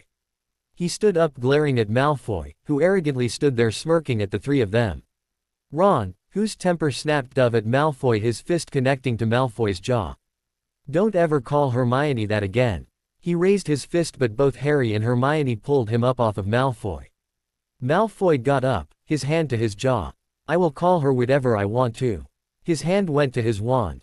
10 points off Gryffindor for Mr. Weasley's behavior. Snape's silky voice came from near the lake. He emerged from a grove of trees to Harry's right. Anger boiled up in Harry again. Malfoy grinned widely. And 10 points off Slytherin for Mr. Malfoy's behavior. Now I suggest you all return to your respective houses before I start meting out detentions. The grin disappeared off Malfoy's face like a wisp of smoke. Angrily he put away his wand and with black cloak swirling turned heel. The three Gryffindors all looked at Snape with immense shock. In the past 5 years he had never taken points off of his own house, no matter how bad the Slytherins behaved. With a raised eyebrow Snape softly snarled. Do Gryffindors need hearing aids? I wasn't speaking to the shrubs over there. What part of get inside do you three not understand? They quickly hurried inside. Can you believe it? He took points off his own house and Malfoy no less. Ron said with an extremely pleased grin. They walked up the stairs when suddenly Harry stumbled and would have hit the stairs had not Ron quickly reached out and grabbed his arm. Hey mate, lift your feet. He teased. Harry shook his head, he wasn't usually so clumsy. I must have stubbed my toe. Are you all right, Harry? You look a bit flushed. Hermione reached out to feel Harry's forehead but he pulled away. He coldly responded, I'm fine. We're just worried about you. Ron stated, letting go of his arm. Well, stop it, poor Harry is just fine. I don't know how many times I have to tell you two to stop fussing over me. When I really need you, you're not there. He yelled angrily. They both looked shocked. We're always here for you. Harry looked at him with hurt in his eyes. Really, always? What about when you thought I had put my name in the Goblet of Fire? I don't remember you being there for me when just about everyone outside of Gryffindor turned on me, thinking I had cheated, thinking I wanted nothing but attention. He turned his gaze to Hermione. And you always doubting me and telling me what to do till I was so confused I didn't know what I was doing. Hermione said in a soft tear-filled voice. We put out lives on the line right there with you a couple of months ago to try and save Sirius. She blinked rapidly. It's not our fault that he died. Harry was breathing hard and still glared at Hermione. No, it's mine, all mine. That's not how I meant it. Hermione turned away from him and went upstairs. Ron angrily looked at Harry. Harry lashed out again. Go ahead, you want to punch me like you did Malfoy. Ron just shook his head at him. What is the matter with you? He turned and also went upstairs. Harry, not wanting to follow, went back down the stairs. His head ached. That feeling of being separated from everyone else choked him. He went outside again even though it had clouded over and the temperature had dropped. He went down to the lake, behind the shrubs, and sat there. What he wouldn't give right now to have Sirius sitting beside him, even for just a few minutes, to be able to hug him and tell him that he was sorry for all the mistakes he had made, for all the things he had done that resulted in his death. And that he hadn't meant to, he'd only wanted to help him. He remembered Sirius with his wasted face. Sirius at Christmas giving him a one-armed hug and telling him to be careful. Tears streamed down Harry's face as the memories came flooding back. He pulled his knees close and dropped his head down. He couldn't stop shaking as the tears kept falling and the overwhelming black hole of grief threatened to pull him into the void. When finally the tears stopped flowing and a sick feeling washed over him, he got up and headed down to the dungeons. He just wanted to be numb. Harry, wake up. Ron's voice came through his sleep-dazed mind. Harry opened his eyes. Why, what's wrong? We have to get to class. Are you sick? You're all sweaty. Ron asked with concern evident in his voice. Harry felt well rested, having swallowed another draft of dreamless sleep potion that he had snatched from Snape's office the night before. He felt a little hot and feverish and a touch nauseous, but concluded it was from the flu. It's just a touch of that flu I felt coming on yesterday. Are you sure you'll be able to play Quidditch tonight? Harry nodded drowsily. The match wasn't till 4:30, there was no way he would miss a match between Gryffindor and Slytherin. He didn't eat much at breakfast but downed a large glass of pumpkin juice. Ron and Hermione kept glancing at him and he felt very guilty about what he had said to them yesterday, but still didn't feel like apologizing because that would just bring concern and questions again. After breakfast they went to care of magical creatures. Hagrid discussed dragons and what their various needs were. Since he didn't have any actual dragons this time to learn from, the class seemed rather boring. Potions came next, and for the first time ever Harry didn't dread it, despite that he still managed to accidentally add a touch too much of silica to his potion, and Snape as usually sneered and questioned his competency. Harry didn't care, his focus was on the Quidditch match and how Gryffindor would beat Slytherin. He lived for Quidditch matches as they were one of the few things currently that added real enjoyment to his life. He felt free when he soared on his firebolt broomstick. He was determined to catch the snitch tonight and silently dedicate the victory to Sirius. The afternoon classes dragged by and then finally it was time for Quidditch. Before he and Ron got on their brooms, Hermione ran over, hugged them both, wished them luck and told them to be careful. Draco Malfoy watched them from a distance, stupid mudblood, weasel and potty. He turned and Crabbe and Goyle were there handing him his broom. A quick flash of envy boiled through him when he glanced at the three friends again.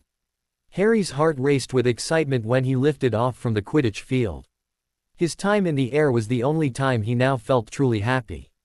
As the game progressed, Gryffindor was in the lead 90-30. For the last hour and a half Harry and Draco had chased the snitch, but it appeared to be especially elusive. Harry found himself feeling very feverish and bit dizzy at times. He had to keep shaking his head to keep his focus on spotting the snitch. Suddenly Malfoy flew past him and Harry saw why. The snitch was hovering near the goal post. He took a hot on its trail as it spun and swerved. He and Draco flew neck and neck. Harry almost lost grip on the broom when Draco purposely tried to unseat him by smashing into him. Anger rose in Harry and he became all the more determined to get the snitch before Draco. The snitch headed to the very edges of the stadium with Potter and Malfoy closing in. They flew after it practically side by side. Harry suddenly found himself shaking and almost hit the wall. He managed to right the broom at the last moment and focus on the snitch again. He had almost passed Malfoy when again he felt himself grew dizzy and his vision blurred. He slowed down and Malfoy looked back at him with a puzzled stare. Must be the flu, Harry decided, and the dizziness passed as he sped up again to get ahead of Malfoy. His heart jumped when Malfoy almost grabbed it. No, he shouted. He had to get it for serious. He swung up high and sped along over Malfoy, his entire concentration on the snitch, when unexpectedly everything went pitch black. With an incredible pain radiating through his shoulder, Draco regained consciousness. His head throbbed and he lifted his hand to his head. His hair felt sticky. With a groan of pain, he managed to sit up and saw Potter lying a few feet away. He was drenched in sweat and lying on his side clutching his ribs. "Potter, what the bloody hell did you think you were doing?" Potter didn't answer him, he just shivered, closed his eyes and Ned. Biting his lip, Draco slowly got up, stabs of pain coursing through his body. His head felt heavy. "Damn you, Potter, I almost had the snitch." He glanced at him again, but Potter had his eyes tightly closed. He was still shaking. With a snort of disgust, Malfoy tugged off his robe and threw it over Potter. He mumbled reluctantly, "Hang on, Potter, I'll get help." He limped towards the shapes running towards them. He managed to look up into Professor Snape's worried eyes and blurted out, "Potter's hurt too," before the darkness overcame him and he passed out just as Snape caught him. Dumbledore had whisked both boys up and out on stretchers to the hospital wing. The students were very upset and wanted to follow, but McGonagall and Snape ordered them back to their towers. Hermione and Ron were especially worried. "Do you think Malfoy did something to him?" Hermione asked. "Well, if he did, he also got hurt. Harry had the flu, maybe he passed out and knocked Malfoy off his broom," Ron surmised. The mood was grim in the hospital wing. Draco groggily regained consciousness. The pain was still quite bad, he groaned when he tried to move. Someone was sponging the blood of his head and out of his hair. There, Mr. Malfoy, Professor Snape has gone to get you some painkiller. If you can shift over just a little, I have a warmth package I can slide under your worst hurt." Draco panted from the effort but managed to lift his bandaged shoulder so Professor McGonagall could slide the silvery shimmering translucent package with the gold radiating center under his shoulder. The warm heat made him sigh with relief. He looked at her, puzzled as to why the House of Gryffindor was tending to him. As if she sensed what he was thinking, she explained, "Mr. Potter is the more seriously injured of you two. Madame Pomfrey is tending to him, as are others. His symptoms are rather puzzling. Are you feeling well enough to tell me what happened?" she asked, patting his arm. "I too would like to know that," came Snape's voice. "But first drink a few mouthfuls of this, it will help with the pain. Madame Pomfrey has already given you something to heal your injury, but it will take 24 hours until you feel better." With Minerva's help, Severus lifted a wincing Draco, so he could swallow a few mouthfuls of Snape's potion. "Ah, couldn't you have put some chocolate into that?" Draco responded, shuddering at the taste. A hint of a smile crossed both professors' faces. "So Draco, what happened?" "We were both racing for the snitch, but Potter kept lurching all over the place on his broom. It was like he couldn't control it. At one point he slowed down and I thought he would pass out, but then he raced back. Up over me. I think he was planning on diving for the snitch and then all of a sudden he fell off his broomstick and hit me on the way down. I was unconscious at first and I think he might have been too. Snape frowned. I see, Draco, this will seem like an odd question, but did you at any time over the last few days go into my office and take some bottles of dreamless sleep potion? Weariness was descending over Draco. The gray-blue eyes opened again and focused on Snape. No, the last time I had any of that was the one you gave me.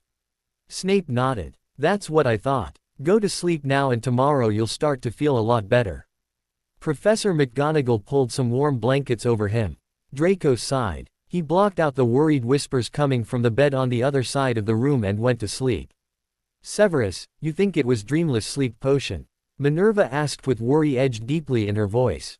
I can't be sure because his symptoms match many potions. He could have tried to brew something himself and judging his lack of skill at potions might have made a mistake, but since that particular potion is the one missing I suspect it. As soon as he wakes up, he will tell me. Perhaps you better let me talk to him, Severus, you are far too angry. Minerva, the boy just about killed himself and Malfoy likely as a result of stealing potions from me. He doesn't need to be coddled, he needs to be made aware of the repercussions of his actions. Severus, we are well aware of how grave a judgment in error Harry has made, but he is in a high degree of pain, and if it was the dreamless sleeping draft he won't be feeling very well for quite a few days yet. Let's concentrate on getting him stable, his life is still in danger. Dumbledore spoke seriously in a low whisper. When he regains consciousness, I insist on spending some time alone with him. He has to tell me what he took or I will find out by force, so if possible I can counter-potion it.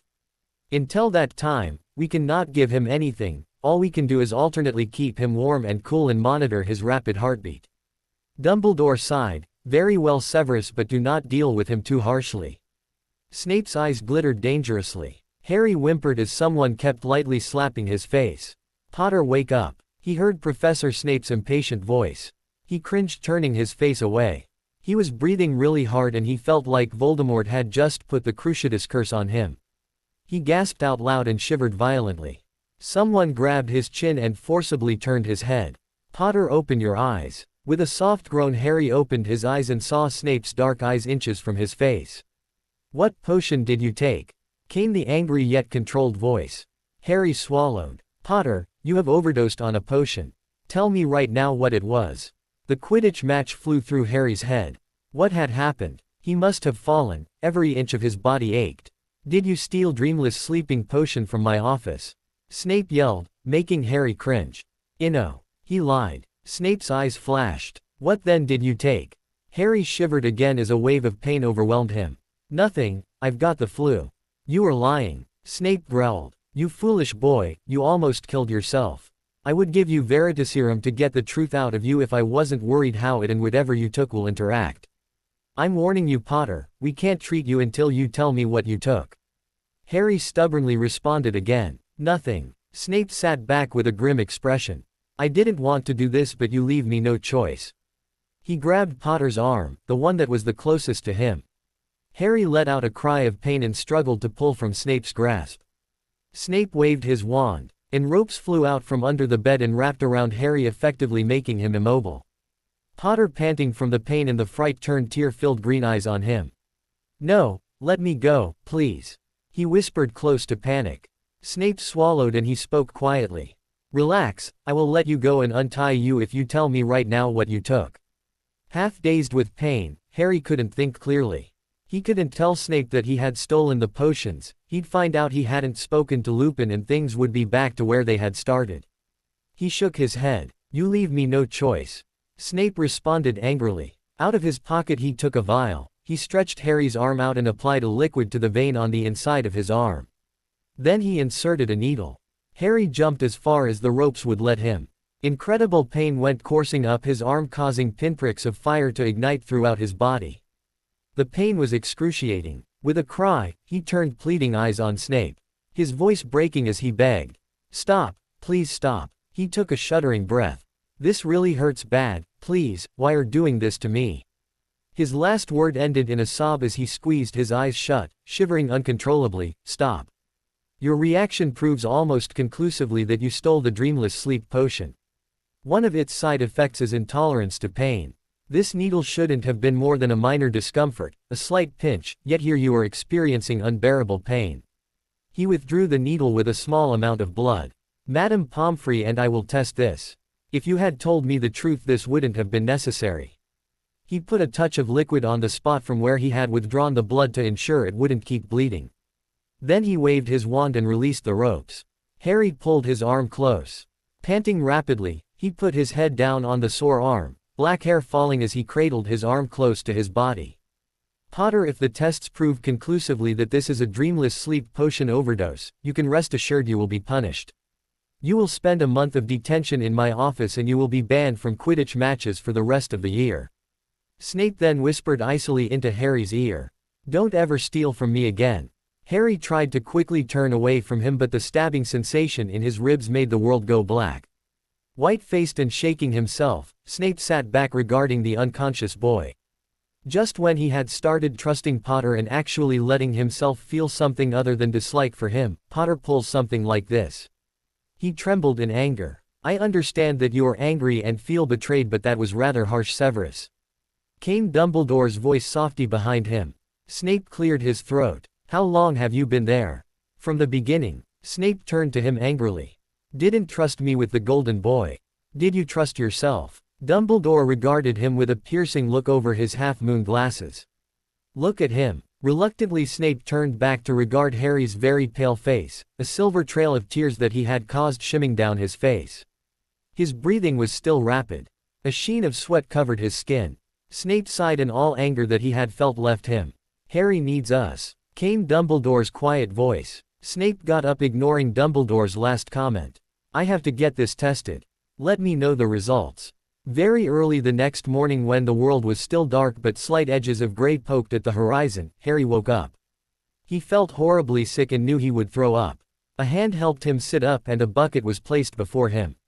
When he finished, he was once again trembling uncontrollably. Ice coursed over his skin and he winced at the shards of pain cutting through him. An arm went around him and Harry found hot tears coursing down his face and into Dumbledore's beard as he pulled him close. His one hand stroked the smooth black hair and the other rubbed Harry's back. Unfortunately, because you took too much dreamless sleep potion, we cannot give you any painkiller as it would harm you further. I'm sorry you are suffering so much, but by the end of the week you'll feel much better. Professor Snape is. Don't say his name, gasped Harry. I don't ever want to see him again. His head sank further into Dumbledore's beard. Dumbledore gently grabbed his shoulders, pulling him back a little. Harry, I want you to listen to me. He made eye contact with Harry's pain-filled gaze. Professor Snape is rightfully angry at you. He trusted you, he was even proud of you after the last lesson you had together. How do you think he feels after you stole from him? You have betrayed a hard-won trust. Dumbledore paused so his words would sink in. Nevertheless, despite his anger, he is incredibly worried about you. He has spent half the night trying to find something that will ease the pain you are feeling a bit, and he has spent the other half sitting here with you, helping you sit up every time you were sick, applying incense balm to your forehead to cool you off when the fever took hold, wrapping you in warm blankets and applying the warming package when chills shook you. You are doing an incredible disservice to Professor Snape by being angry with him. What you did is not his fault, it is yours alone. Not only did you seriously injure yourself, but you almost took Mr. Malfoy's life. Harry swallowed hard, remembering the Quidditch match. Is Draco okay? His shoulder was dislocated, he has a serious concussion, and many painful scrapes and bruises. He will recover. He is sleeping across the room. I'm sorry, Harry whispered painfully. I hope so, Dumbledore said gravely. I wanted to catch the snitch and dedicate the win to Sirius. Harry whispered brokenly. There will be many more Quidditch matches and snitches to catch. Harry winced, shaking his head. Professor Snape said I can't play Quidditch for the rest of the year and I have to have a month in detention with him. There will be punishment for what you have done, but since Professor McGonagall is head of your house, I'm sure she will speak to Professor Snape about a compromise. Now let's not worry about Quidditch and focus on making you feel better. Once you have recovered, Professor Snape will be speaking with you to find out why you took so much of the potion. I suggest you don't lie to him or I will allow him to use Veritaserum on you. Dumbledore's voice took on a stern tone. The dark lashes closed tightly against his pale cheeks. Not Snape again. He wished he'd never have to see him again. Dumbledore laid him down on the bed and Harry found himself drifting off into a restless sleep again. Dumbledore quietly got up and went over to check on Draco. The boy seemed to be sleeping peacefully. Dumbledore reached over and gently stroked the soft light blonde hair. He was relieved to feel no fever. As soon as he went back to Harry, Draco's gray-blue eyes opened again. He had woken a short while ago and heard bits of Dumbledore's conversation with Potter. He lay there puzzled. Potter had stolen sleep potion from Professor Snape. Was he insane? Potter seemed to be in bad shape. He couldn't figure out how Potter could overdose on sleep potion. Draco awoke the following morning feeling much better. He was still rather sore and stiff, but if he moved slowly the pain was bearable. Professors and Madame Pomfrey were constantly hovering around Potter's bed. Draco imagined it would be even worse once the students were allowed in. He carefully got out of bed, closing his eyes for a moment till his equilibrium returned and moved slowly over to Potter's bed. Potter looked like hell, a gray cast to his skin, and he was apparently unconscious again. Madame Pomfrey shooed him away from the bed and he restlessly went back to his own. He didn't want to be in here anymore. He hated the hospital wing. When Madame Pomfrey bustled out to likely get something for Potter, he gingerly put on the robe and slippers that Professor McGonagall had brought for him. Picking up the pain potion that Snape had left for him, he slowly made his way over to the door. He winced as he opened it, his head still pounded painfully. The door closed behind him just as the pain potion slipped through his fingers. He bent quickly to pick it up and inadvertently hit his shoulder on the stone wall. The pain brought him to his knees, making his eyes water and his teeth clench. A soft hiss escaped from his lips as he tried to keep from sinking into blackness. "Well, there's a sight that makes my soul sing." Draco Malfoy on his knees.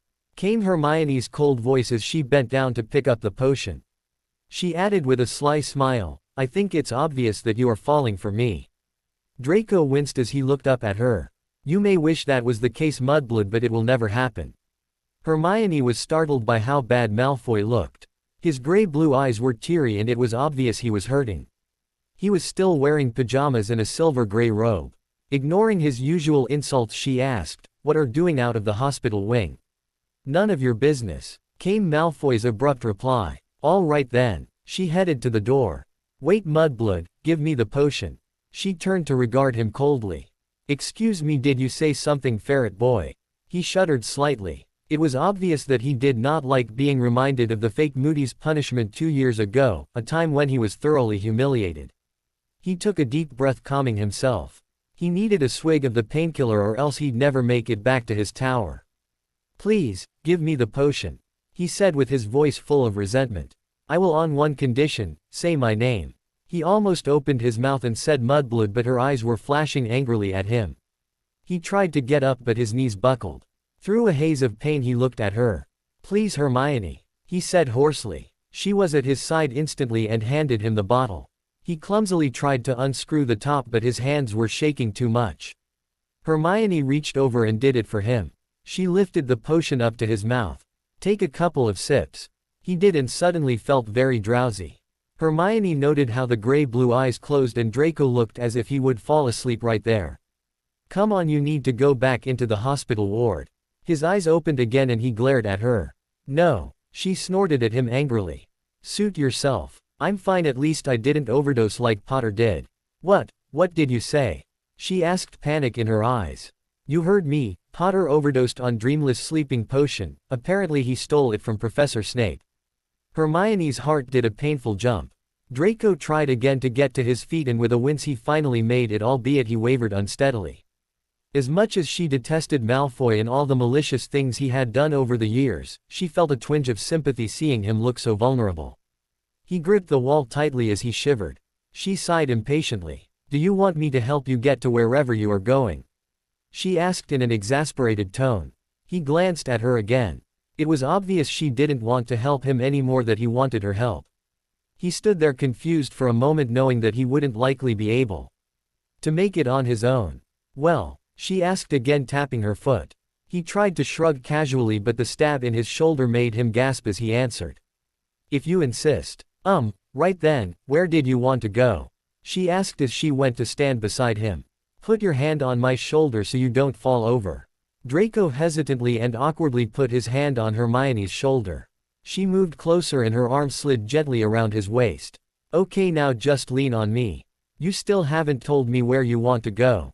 My room. Do you have Madame Pomfrey's permission, because you really don't look well enough to be up? Before Draco had a chance to lie, Professor Snape suddenly appeared. Draco, what are you doing out of bed? He looked rather confused at the sight of Hermione and Draco so close together. I knew it. Hermione spoke up. Professor Snape, Malfoy isn't well enough to be up. I fully agree, was Snape's response. Draco cleared his throat. Professor, please, I just want to be in my own bed. What you want at the moment isn't what matters. You need to be in the hospital ward recuperating. Let's go. Snape's patience level was at an all-time low. Draco removed his arm from around Hermione after throwing her an icy look. Snape immediately grabbed him. Ms. Granger, if you are considering paying Potter a visit, you'll have to postpone that for another day. He is in no condition to receive visitors yet. Hermione's face fell. How is he? Malfoy said he overdosed on Dreamless Sleep Potion. Snape glared at Draco. A sick feeling formed in Draco's stomach. I'm sure Draco won't be telling anyone else what he has overheard. Snape's voice took on a dangerous tone. Draco shook his head, causing a wave of dizziness. Snape's gaze went back to Hermione. Yes, Potter is suffering from an overdose. We're taking care of him and he'll likely be feeling better by the weekend. When can I see him? Not for a few days. Snape's tone had a finality about it. She knew it was pointless to argue. Harry was almost afraid to open his eyes, worried that Snape would be there to torture him again. Harry. Lupin's voice came out of the haze. He opened his eyes. How are you feeling this morning? Harry gave a small smile. I've been better. Lupin smiled gently. You have 2 broken ribs which Madame Pomfrey bound tightly, various bruises, and of course all the side effects from the potion. Are you still feeling sick? Harry nodded. Professor Snape brewed up some tea, with special herbs he got from the Forbidden Forest this morning.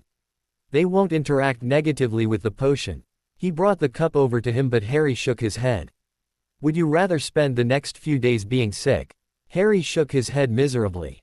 He said weakly, I don't want anything from Snape. Watch Harry. Lupin took a big swallow from the cup. He smiled at him patiently. See, it's not poison. Professor Snape isn't out to purposely hurt you. Harry shivered at his words. Lupin sat back thoughtfully. Dumbledore had told him that Harry had been traumatized a bit by what Snape needed to do last night to find out what he had taken. He hadn't given him details, but he suggested that Lupin rather than Snape give him the tea. He reached over and held the cup in front of Harry again. Harry looked at it suspiciously, then attempted to sit up. Lupin's arm came out under his shoulder, lifting him. He drank the tea. The effort exhausted him and he lay back down and fell asleep. Lupin sat watching him. Snape came in assisting Draco. Lupin looked at him with a raised eyebrow. Mr. Malfoy decided to go for a stroll. He brought him over to the bed. As soon as Draco lay down, he fell asleep again. Snape pulled the covers over him. He then went and joined Lupin. How is he? Tired, and as expected in pain. Did he drink the tea? Yes. Lupin looked closely at Snape. All the professors were tired this morning, but Snape looked especially haggard. I'll stay with him. Why don't you get some sleep before your class? He shook his head. I appreciate your concern, Remus, but I need to talk to you. He spoke the first few words with a hint of sarcasm. Lupin ignored it and tried again. Severus, you are exhausted. I won't go anywhere. You can talk to me after getting some rest. Annoyance flashed in Snape's eyes. No, this is important. It concerns Harry. Did anything come up in your conversation with him that might have made him want to take the Dreamless Sleep Potion? Lupin shook his head. I have attempted to reach out to Harry on a number of occasions since Sirius died, but aside from casual conversations he has avoided me. Snape seemed to have gone into a trance. Severus. His eyes snapped back at Lupin, a strange expression on his face. I'm going to follow your advice after all, Remus. I'm sure you and Madame Pomfrey will keep an eye on him. Of course. Casting a glance at Harry, Snape walked out feeling like everything around him was spinning. He retreated down into his office, lit a fire and sat in the recliner. Loki jumped on his lap and purred comfortingly. Snape stroked the silky black fur. The realization dawning in his mind, Harry had taken the sleep potion in order to block him in occlumency. He's certainly not himself today. Hermione whispered to Ron. Ron shook his head watching Professor Snape mechanically teach a potions lesson. Neville's potion had exploded and aside from a sharp, "Mr. Longbottom, clean up that mess." Snape absent-mindedly wandered around the room. "I guess he's just tired, all the professors are. Most of them were up half the night taking care of Harry and Malfoy." Ron replied as he carefully made sure to add just the right amount of ward of toad to his potion. "So as soon as this lesson is over we'll sneak in to see Harry. I knew something was wrong, I just wish he wouldn't keep shutting us out.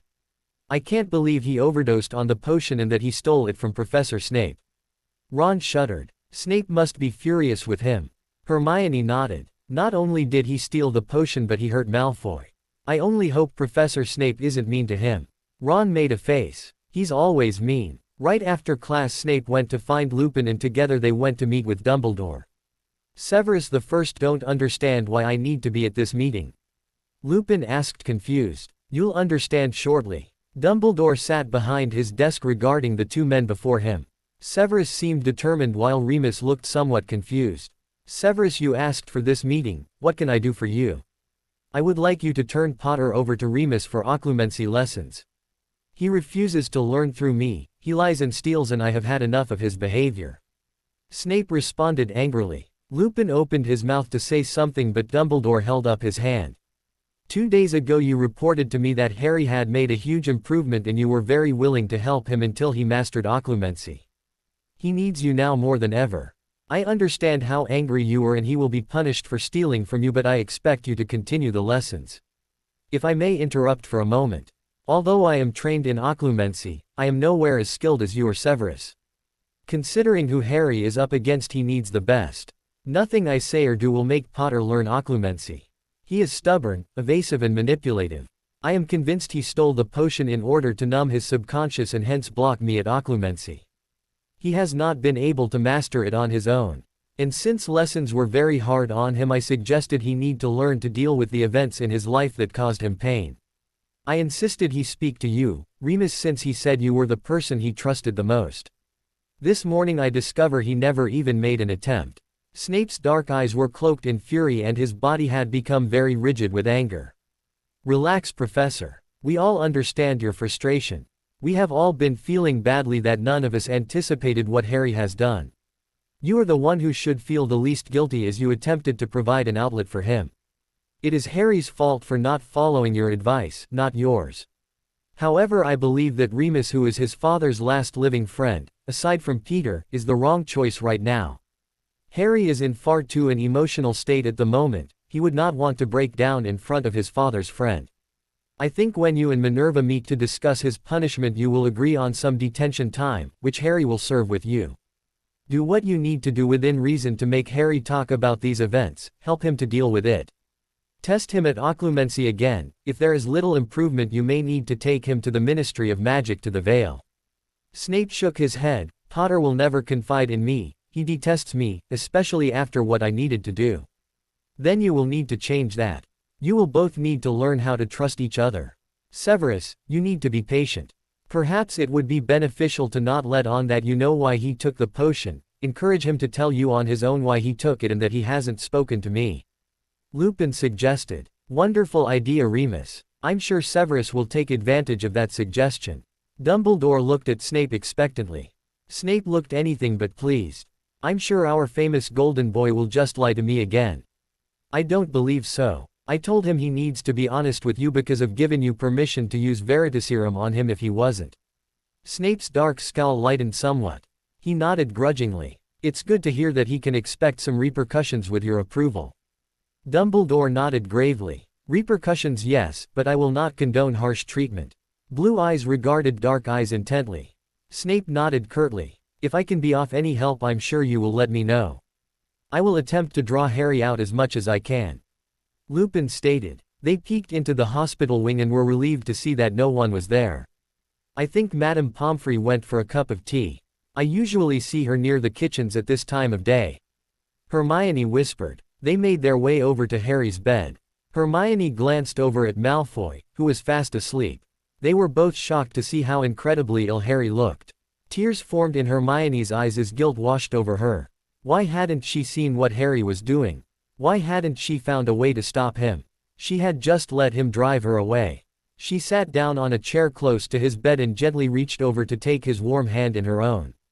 His face was turned towards her, his dark hair mussed as usual, his lashes dark against his pale face. "Oh Harry, why did you do this?" she whispered. Ron had gone to the other side of the bed and quietly pulled up a chair. He followed Hermione's lead and grabbed Harry's other hand. "Hey mate, we're here for you," he whispered. Harry felt the warmness spread through him. He opened his eyes to look into Hermione's tear-filled brown ones. He attempted a small smile. "How are you feeling?" "Kind of like a Dementor played rugby with me." Ron snorted. "Shish, do you want to get us kicked out?" Hermione whispered. "Mate, why didn't you tell us? We could have helped." Ron asked quietly. Harry shook his head. "Harry, is it true? You stole potions from Professor Snape?" He nodded again, looking very uncomfortable. "I'm getting detention for that and being banned from Quidditch, I just don't know for how long yet." Harry responded hoarsely. "Bloody hell, you love Quidditch." Harry didn't want to think about it. "How touching, Potter, to have your pets gathered around you." Draco sneered as he sat up. "How sad, Malfoy, that none of your goons care enough to come." Hermione stated with her eyes flashing. She had hoped that Malfoy would at least lay off for a bit until Harry had fully recovered. Seeing his once again malicious expression made her furious with herself for having helped him this morning. "I'm sure they're planning on getting Potter back for having almost killed me." "Shut up, Malfoy, or I'll give you a real reason for lounging about faking it here in the hospital wing." Ron shouted angrily. "Ron, stop, he's not faking it. Just ignore him." Hermione spoke up. "I'm sorry I got you injured, Malfoy," came the quiet voice. Potter was apologizing to him. Draco hadn't expected that and it caught him off guard. "I'm sure Malfoy will go running to his father if of course he can find him and get new broomstick or something out of it. He'll be milking it for plenty of sympathy." Ron growled. "Shut up, Weasley. Just shut the hell up." Malfoy shouted loudly. Puzzled by his outburst, Ron and Hermione looked at him wide-eyed. "Just leave him alone, okay?" came Harry's hoarse voice from the bed. Draco lay back sulking. His heart raced at the mention of his father. He didn't need the weasel bringing him up and he didn't need Potty protecting him. "What are you two doing in here?" Professor Snape entered the hospital wing, closing the door with a bang. They gaped at him, not knowing what to say, and judging by the scowl on his face no words would have mattered. "Ms. Granger, I thought I made myself explicitly clear that Potter receive no visitors till the end of the week." "Sorry, Professor, we were just so worried about him." She got up, then reached over and at Harry on the forehead. "Please get better soon, listen to what Madame Pomfrey tells you." He nodded, his heart clenching as Snape approached. Ron and Hermione left, casting worried glances backward as they exited the room. "Draco, if you are feeling up to it, you may go for a short stroll. I expect you back here in 10 minutes. Draco put on his robe and slowly made his way out the door. He glanced back at Professor Snape, wondering what he would have to say to Potter. "Potter, Madame Pomfrey tells me that you have not eaten any of the broth she has prepared for you. Since it is vital that you at least start to keep small amounts of food down, I have brought you some porridge." Harry refused to look at Snape. "Avoiding eye contact with me will not make me simply vanish, no matter how much you want me to. I'm giving you a choice. You either eat some of this willingly or we will have to resort to feeding you via a needle in your arm.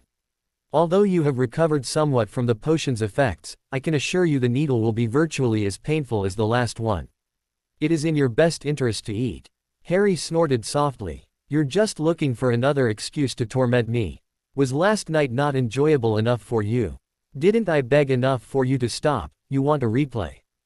Anger mixed with despair glared out of Harry's eyes. Snape responded angrily. "I gave you a choice last night and you chose to lie to me. In order to possibly save your life, I had no choice with what I had to do."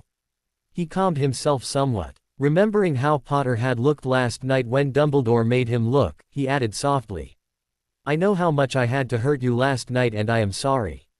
"Potter." Harry squeezed his eyes shut and turned away. Snape gently turned his arm over. He jumped, then with a cry of pain fell back against the pillow, trying to pull his arm back.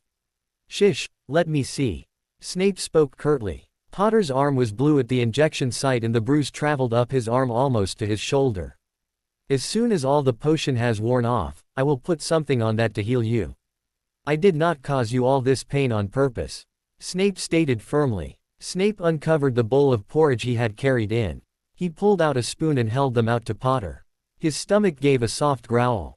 He shakily reached out to the spoon but a tremor ran through him and he dropped it on the sheets. With a sigh Snape picked it up and set it down on the nightstand. He slipped his arm under Potter's shoulders and lifted him enough so he was a bit elevated with the help of the pillows. He filled the spoon halfway with porridge and held it to Potter's mouth. Potter looked at him warily, swallowing hard, then took the spoonful.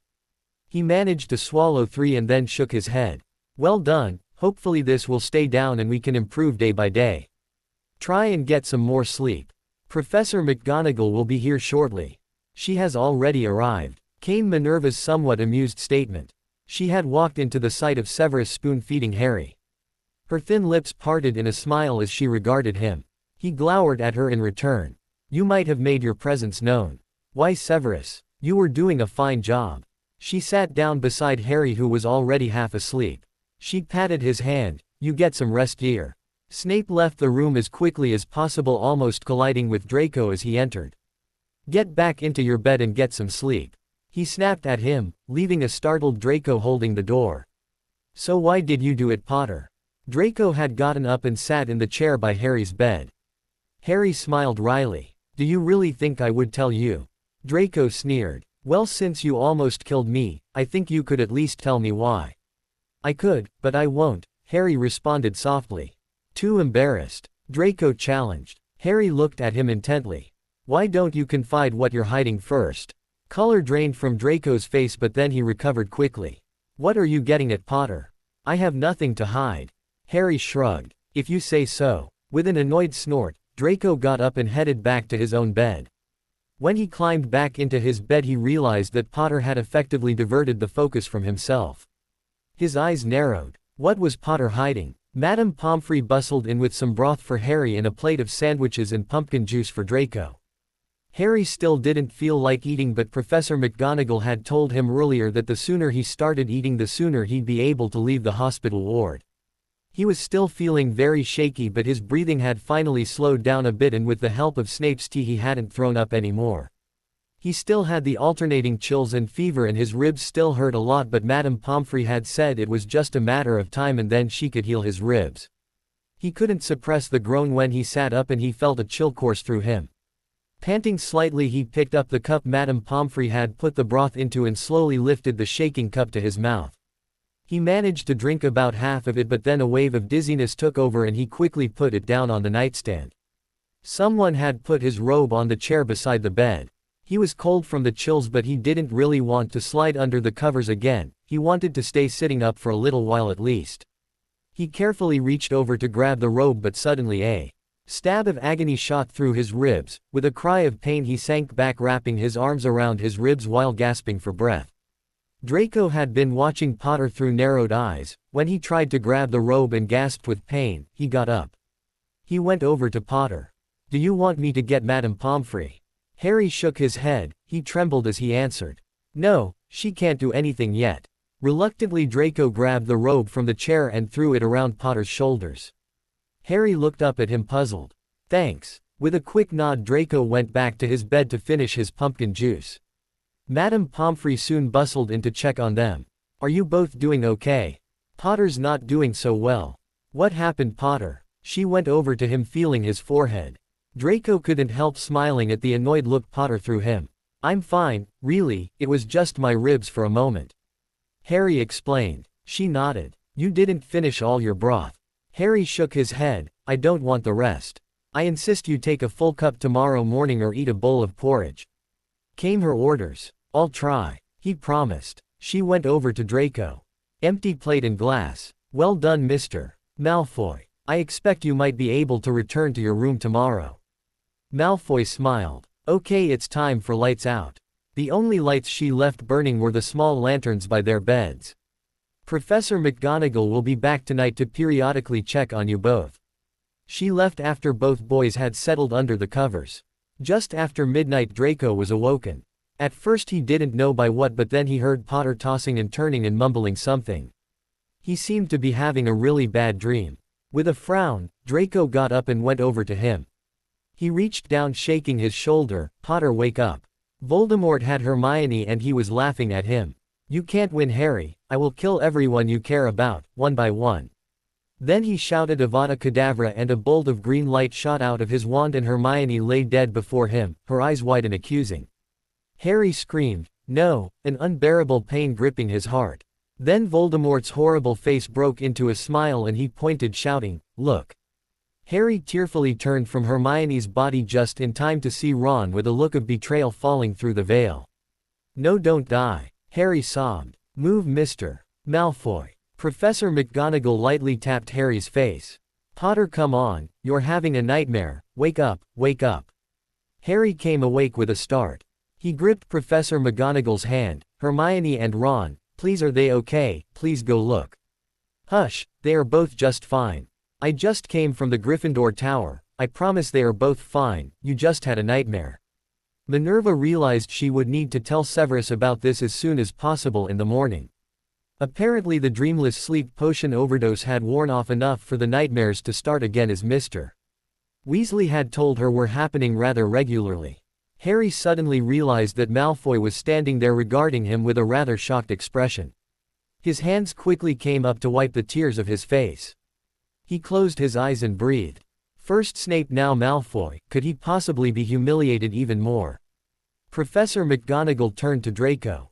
"Mr. Malfoy, thank you for coming to Mr.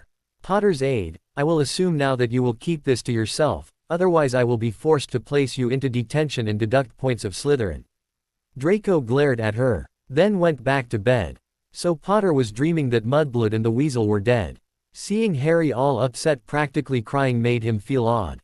Even if Professor McGonagall hadn't threatened him, he knew he wouldn't have told anyone.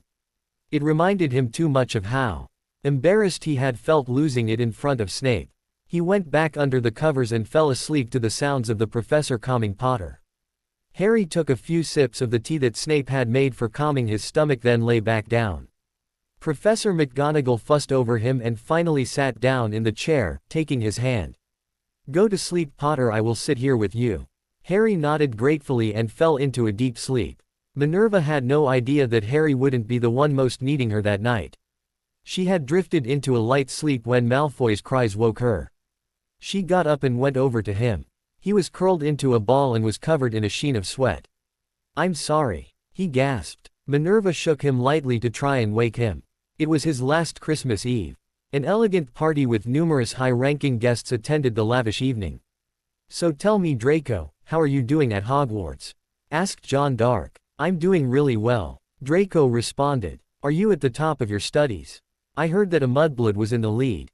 Draco snorted. "Hermione Granger. Yes, she is in the lead, but not for long. She'll fall like Potter." "Didn't Potter beat you at every Quidditch match you have played?" Draco suddenly felt uncomfortable. This Death Eater was a well-respected enemy of Lucius, both were vying for the Dark Lord's attention. "Well, technically yes, but John, would you kindly excuse us for a moment? I need a moment with my son," came Lucius' drawling voice. Draco stiffened, a sense of horror creeping up his skin. "Of course, Lucius. Your room, Draco," Lucius whispered between clenched teeth. "Father, silence." As soon as they entered the bedroom, Lucius placed a silencing charm on the room. Draco backed against the wall. "You confess your weakness and lack of skills to my worst enemy." Lucius' pale eyes bore into his son. "Take off your shirt." Draco pleadingly shook his head. "I'm sorry." Lucius took out his wand and with a whisk Draco's shirt flew off. Before he had a chance to try to reason with Lucius, the silver-tipped serpent staff had cut into his shoulder, drawing blood. Draco fell to his knees. Lucius had never hit him with the top of his staff before. 5 more blows fell across his back until he lifted his tear-stained face up at Lucius. A look of satisfaction crossed his father's face. He went over, picked up the shirt he had stripped him off and calmly wiped the blood and skin from Serpent's head. "I expect you to be out there in 5 minutes. Don't disappoint me again." He left the room, as Draco's collapsed sobbing flat on the floor. He awoke suddenly and abruptly sat up. With an expression of complete horror he came face to face with Professor McGonagall's concerned expression. Minerva regarded Draco. He looked at her with complete shock registering on his face. Tears were sliding down his cheeks, his hair was mussed over his eyes and his breathing was panicked. "What happened?" she asked softly. He shook his head and trembled violently. She sat on the bed beside him. "It's all right, Mr. Malfoy, you don't have to tell me. Just calm down, you've obviously had an upsetting dream." She slid her arm around his trembling shoulders and pulled him close. He stayed tense. She rambled about how it must be a night about nightmares as she rested her chin against his forehead until he stopped shaking and his breathing became calmer. "Everything is fine now, you are safe here at Hogwarts." Gently she wiped the tears off his face and got him to lie down again. Exhausted, he closed his eyes and fell asleep. Minerva sat back wondering what had happened tonight. Both had obviously had disturbing nightmares. It wasn't even a full moon or anything. Harry's bad dreams were expected after all the blows life had dealt him, but Draco Malfoy, the spoiled prince of Slytherin, that was not expected. She smiled grimly, remembering something Dumbledore had once told her: never assume anything about the students. She would need to tell Severus about this boy also tomorrow. Both Harry and Draco awoke the next morning feeling far from well. Harry, remembering his vivid dream, wanted to go see if Ron and Hermione were okay for himself, but Madame Pomfrey threatened to cast a spell that would tie him to the bed. Draco, mortified that McGonagall had witnessed his nightmare, wanted to go back to his room and reminded Madame Pomfrey that she had said he could today. "I know what I said, but that was before both of you kept poor Professor McGonagall awake half the night with your nightmares. Mr. Malfoy, I need to consult Professor Snape before I make any decisions." "You had a nightmare?" Harry asked, looking at Draco with curiosity. "It wasn't a nightmare, Potter, just a stupid dream." Draco responded with hostility. "About what?" "None of your business. Why don't you just go back to worrying about the Mudblood and Weasel?" He angrily shouted at Harry.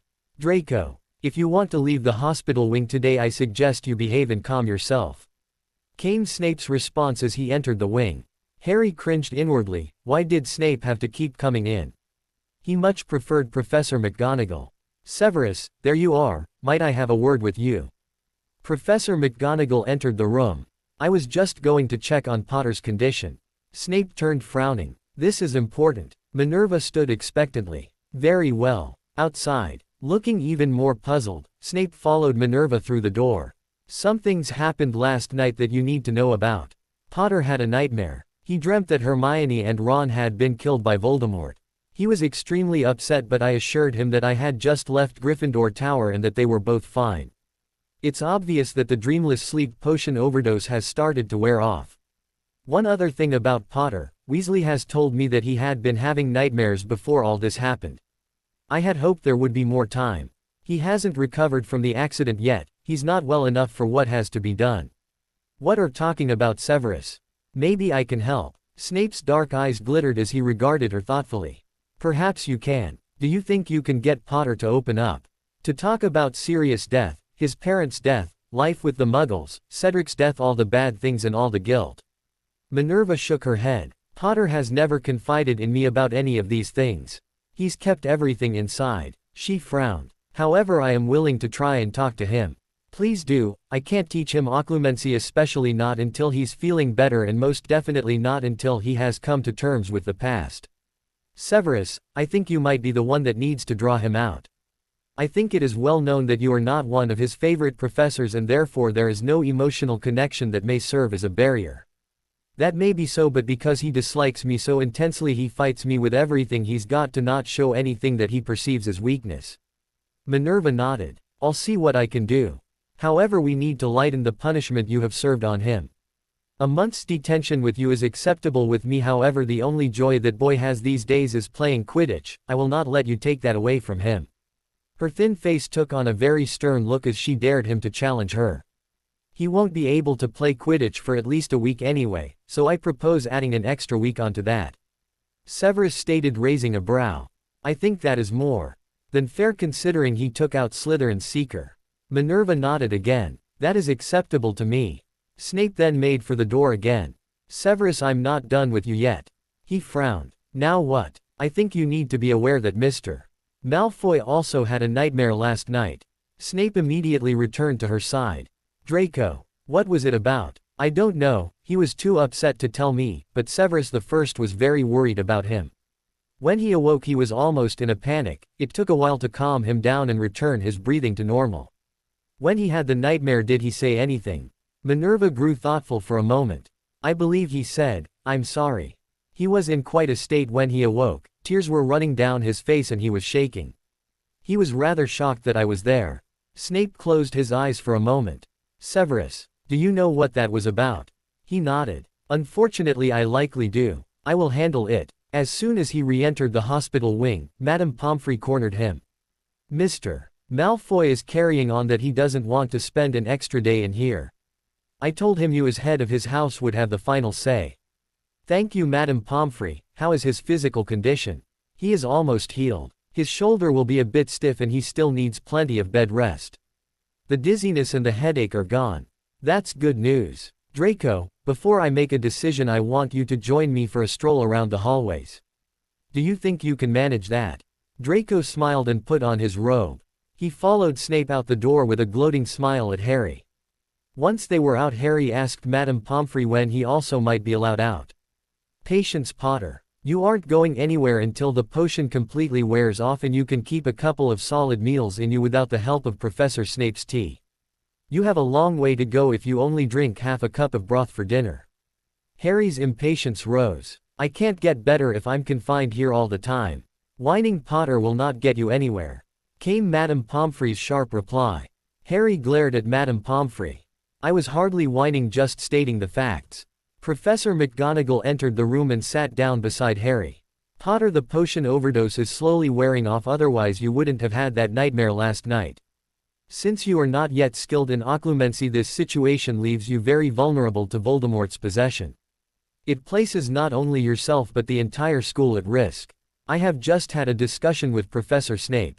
He thinks it is vital for you to discuss all the events in your past and try to come to terms with them so you won't be so vulnerable to the Legilimens spell. I have volunteered to help if you will let me. Harry, fear clenching his heart, vehemently shook his head. No, I am sorry Professor McGonagall, I can't, it won't help, there's nothing to talk about. Okay, calm down Potter, it was just a suggestion. Minerva looked at the dark-haired boy in front of her, turning paler by the minute, his green eyes almost pleading for her to understand his desperation for keeping those thoughts hidden. Severus certainly had his hands full. Can't you teach me occlumency? He pleaded. She smiled at him softly. Potter, you need the best instructor, and that happens to be Professor Snape. You need to give him a chance.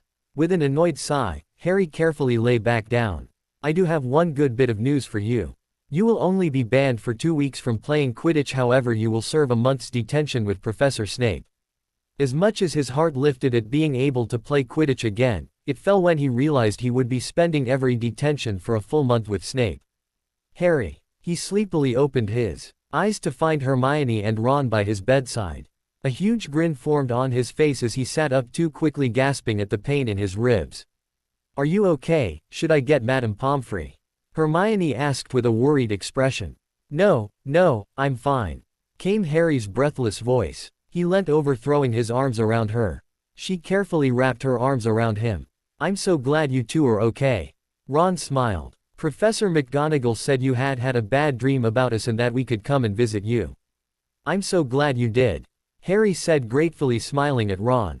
Ron reached over and gave him a quick hug too. Harry still didn't look much better. He was still quite pale and dark shadows were evident under his eyes. Hermione sat on the edge of the bed. What exactly did you dream? He looked away, looking uncomfortable. Come on mate, please tell us. Harry, heart racing, responded slowly. I dreamt that Voldemort put the Avada Kedavra curse on you. He looked at Hermione. And Ron, you fell through the veil. Oh Harry. Hermione's eyes filled with tears and she embraced him again. It's okay, we're both fine. You just substituted us for Cedric and Sirius, she whispered. Harry shook his head. You're my friends, Voldemort knows that he'll go after you, this could all happen. His voice broke at the end. Harry, it's a chance we are willing to take. Voldemort can't be allowed to win. If he does, we all die, so we'll take the chance to live or die trying. Ron smiled, then added, my bet's on you winning. Harry couldn't help smiling at Ron's words. I'll do my best not to let you down. Ron smiled and hopped up on the other side of the bed. Snape walked slowly, keeping a close eye on Draco. He seemed to be able to move with less pain than yesterday, although he still looked rather pale. "So can I go back to my room?" he asked with a hopeful look in his gray-blue eyes. Snape didn't answer as he had a question of his own. "Professor McGonagall told me you had a nightmare last night. What happened?" he asked softly. Draco's eyes grew wide and his step faltered. Snape stopped. Draco's heart started beating rapidly. "I don't know, it was just a stupid dream." "Lucius," came Snape's determined voice. No, I don't remember." Draco answered evasively. "Don't lie to me," Snape said in a gentle tone. He put his hands lightly on Draco's shoulders and turned the boy to face him. Draco looked everywhere but at him. "Draco." Snape's voice was patient. His eyes reluctantly lifted to meet Snape's. "I don't want to relive it," he said softly. "Talking about it may help to keep the dream from reoccurring." Draco took a deep breath. Snape could feel his shoulders tensing. "It's okay, just go slow." In a monotone voice, Draco described the scene at Christmas up to the point when Lucius ordered him to his room. Draco's voice became more strained and his breaths came quicker. "I had embarrassed him in front of his enemy. I should have just walked away when he started prying. I shouldn't." "Draco," Snape cut him off. "It wasn't your fault, don't even think of making excuses for Lucius." "What happened next?" "He put a silencing charm on the room, he hit me with his staff." Draco barely whispered. "The end with the serpent. Then he left, insisting I be back out there in a moment. When I was finally able to get up, I gulped down the painkiller you had given me just in case. I didn't have anything to stop the bleeding, so I put on a black shirt so no one would see it." Snape's heart twisted as he silently wished every dark curse that existed on Lucius Malfoy's head. "Why didn't you come to me, or at least tell me after the holidays?" Draco shrugged. "I want you to stay in the hospital wing for one more night." Draco looked at him alarmed. "No, I'm all right now. I want to go back to my own room. As head of your house, it's my decision to make. In the hospital wing you can be monitored. I want to make sure you get good night's sleep. If you have a nightmare in the Slytherin Tower, you won't tell me, but I'm charge of the hospital wing tonight, so I'll know." Draco's eyes narrowed in anger. "I wish I hadn't told you. It wouldn't have made a difference. It was obvious your nightmare was about Lucius. This is for your own good, you're going to have to trust me."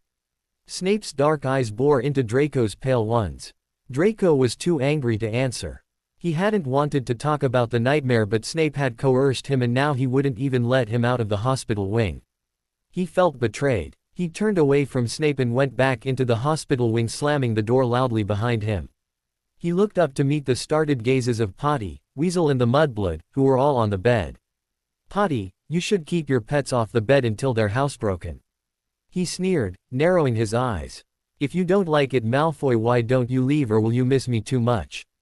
Harry replied sarcastically. "Right, I'd miss your crying waking me at night," he responded maliciously. Harry froze for a moment as Ron and Hermione both turned to look at him.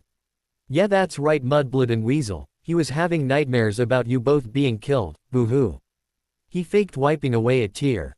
Harry couldn't take it anymore, and incredible anger welled up in him. "Well, at least I'm not the one crying my eyes out on Snape's shoulder." Draco went as white as the sheets on his bed. Hermione and Ron looked at each other, then at Draco, then at Harry. "What?" they both asked simultaneously. Harry swallowed heavily. "Nothing, I was just angry, I didn't mean anything by it." He glanced at Malfoy, who looked like a wall of ice water had just hit him. He hated Malfoy for his evilness, but he hadn't consciously blurted that out. He felt horribly guilty, especially when Malfoy shakily climbed under the covers and turned away from them.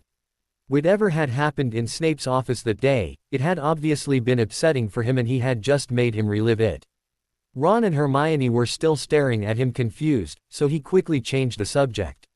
"So the good news is that I can play Quidditch again in 2 weeks, but I have a month worth of detentions with Snape." Draco couldn't stop the shivers that coursed through his body. He wrapped the covers around himself. How did Potter know about that day? Humiliation washed over him. How much did Potter know? His heart raced wildly. "All right, children, visiting time is over, out with you." Madame Pomfrey entered, shooing out Hermione and Ron. "Well, see you again tomorrow, Harry." Hermione hugged him again. "Glad that you'll be out on the Quidditch field again." Ron smiled. Harry felt a bit better looking at the two of them.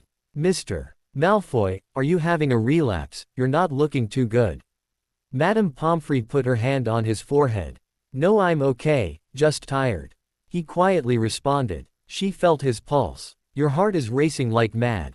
Does your shoulder hurt? What about your head? He shook his head. I was up walking around, asked Professor Snape. I'm fine. She nodded. He said you were, but he wants you to spend one more night here just to make sure. I'm worried about your heartbeat. You're not having a panic attack, are you? Try to take some deep breaths. He did, hoping that by doing so she would leave him alone. That's a little better, keep doing that. Must have been a little too much activity. I'm going to have to tell Professor Snape not to exhaust you like that again. Try and get some rest. She left him and went over to Potter. Harry, I'm glad. You were able to eat most of the bowl of porridge this morning and all of the broth for lunch. If you keep going like that you will be able to leave here ahead of schedule. Harry smiled with relief. Once Madame Pomfrey left the room, the silence enveloped Harry like a cloak. He was still furious with Malfoy for bringing up his reaction to the nightmare in front of Hermione and Ron. He had been so nasty. If only he hadn't been, Harry would have kept his temper in check. He sighed, but that was the difference between him and Malfoy. He felt horribly guilty for what he had said, while Malfoy had just sneered and laughed when he told Ron and Hermione. A new surge of anger welled up in him. He glanced over at Malfoy. He was lying on his side facing away from him, and aside from what he had said to Madame Pomfrey, he hadn't uttered a sound. Madame Pomfrey, from what he overheard, seemed to think he was having a panic attack. Harry closed his eyes for a minute. He didn't know why Malfoy was crying that day, but Malfoy was obviously freaked out by his knowing about it. He cringed, wondering what Snape would do when he found out that he had lost his temper and blurted it out after all. As angry as he was at Malfoy, he couldn't help thinking about what had put him here in the hospital wing in the first place. It was his fault he was trapped here, it was his fault that he had been hurt. He got up very gingerly. The only time he had been on his feet was whenever he headed for the washroom, and even that was with help down the long hallway. He gripped the side of the bed as he slowly made his way over to Malfoy. One arm wrapped around his still aching ribs. He bridged the gap between the two beds and slowly sat down in the chair by Malfoy's bed. Malfoy's eyes were shut. Malfoy. The gray-blue eyes opened and narrowed when he saw him. What are you doing here? He snarled at him. I wanted to talk about what I said before. Harry explained quietly. Draco's heartbeat started to race again, but his outward demeanor was cool and disinterested as he sat up. I don't care what you have to say, no one will believe you anyway. He challenged. Harry smiled grimly. He expected Malfoy to react with hostility. So you mean if I were to stand in the Great Hall and announce to everyone what I saw, you wouldn't care? A flash of fear reflected in Malfoy's eyes. Before he could respond, Harry continued. I know you couldn't care less about this, but it was a horrible thing when Cedric died in front of me. Then I lost my godfather. Harry stopped for a moment. The pain of that moment was still so raw it was hard to finish the sentence. I started having nightmares. I went into Snape's office one day and stole Dreamless Sleep Potion. You happened to be there. I was only there that 1 minute. I never told anyone. But today, when you were so nasty about my nightmare, I lost my temper. I shouldn't have said anything. I'm sorry, I really didn't mean to say anything. A door softly closed. If you think I'm going to accept an apology from you, you can forget it. And don't even think that I regret what I said. Draco shouted at him. Harry took a deep breath. Just leave me alone, Potter. Draco shouted again. Anger flashed through Harry's eyes. Can't you just for once stop being the arrogant, conceited, soulless Malfoy that you usually are? Do you always have to be replica of your father? Draco leapt off the bed and rushed at Harry, knocking him and the chair over. Before he could hit Potter, his arm was grabbed and he was roughly pulled back and thrown on the bed. He was breathing hard, overwhelmed by anger, but he froze when he looked into Professor Snape's furious gaze. Do not move. He watched as Snape gently bent down and helped Potter up. Harry winced, holding his ribs. For a second, Draco was glad that he had hurt him. Come on, Potter, you shouldn't have been out of your bed in the first place. Snape said curtly, but he gently helped Harry back into bed. Harry bit his lip as the waves of pain from his ribs washed over him. When Malfoy had run at him and the chair had tipped over, his ribs had made contact with the hard wooden armrests. A groan escaped him when Snape helped him lay back down on the bed. Take a few slow breaths, the pain will lessen in a moment. Snape spoke calmly. Draco felt like he couldn't breathe. He knew Professor Snape used to hate Potter, yet here he was taking care of him. Now he'd likely punish him for hurting precious Potter. He couldn't stand it anymore. He grabbed his robe and tore out of the room as fast as he could. Draco, get back here. Snape yelled after him. No, Professor Snape. Harry gasped. I'm sorry. What exactly are you sorry about? I heard you apologize when I was coming in. What happened in here? Snape's tone took on a demanding tone. Harry related what Draco had said to him when he had come back from his discussion with Snape. He explained how angry it made him to be humiliated once again, this time in front of Ron and Hermione. Then, dropping his gaze to the bedspread, he confessed to what he had blurted out and Malfoy's reaction. I really didn't mean to say that, it just came out of my mouth. He cautiously looked up into Snape's angry expression. You promised me you would never use that against him. He spat. I didn't mean to, but he was so nasty. I can't always be the nice guy that just takes everything. Subconsciously I guess I just wanted to shut him up for a minute. I'm sorry. Snape took a deep breath then sighed. I know Draco can try anyone's patience sometimes, but there are reasons. He shook his head and stopped mid-sentence. What kind of reasons? Harry asked. Never mind Potter. It happened and now we have to deal with it. He stated firmly, then reluctantly added. At least you apologized without being forced to, and he hesitated. Thank you for telling me what you did. Harry nodded. Just then Madame Pomfrey entered with dinner. Breathing raggedly, Draco collapsed near the library in an isolated dark alcove. He pulled his knees up to his chest and rested his head on them. He had never felt so utterly alone. Why couldn't he have just accepted Potter's apology? Potter after all had accepted his. Why did he goad Potter in the first place? If he hadn't, he wouldn't have lost his temper. Why was his life so screwed up? Why couldn't he have just stayed calm and in control? Like your father, came the little voice inside. No, he whispered, realizing that he had almost acted like his father. He shivered in misery. A warm hand suddenly covered his own. Startled, Draco looked up into the light blue eyes of Professor Dumbledore, who regarded him with deep concern. Draco had been so absorbed in his own thoughts he hadn't even noticed that Dumbledore had sat down beside him. Dumbledore smiled at him softly. You don't have to tell me what happened, but I want you to know that if you ever need me, you are welcome to come to my office. The password is Butterbeer. He looked at him intently. I want you to know, Draco, that no matter what you may feel, you are never alone here at Hogwarts. Draco bit his lip. It was almost as if Dumbledore knew what he had been thinking. He nodded, then, overwhelmed by the caring look in Dumbledore's eyes, his head dropped to his knees again. Dumbledore squeezed his hand. Draco, pain can be lightened when it is shared, but in order to do that you must learn to start showing some empathy to those around you. Think about what I'm saying. He heard Dumbledore get to his feet. Now I think it's time for you to get back to the hospital wing for a bite of supper. Reluctantly he got to his feet and followed the headmaster back. He trembled as they reached the door, dreading Professor Snape's reaction and Potter's gloating.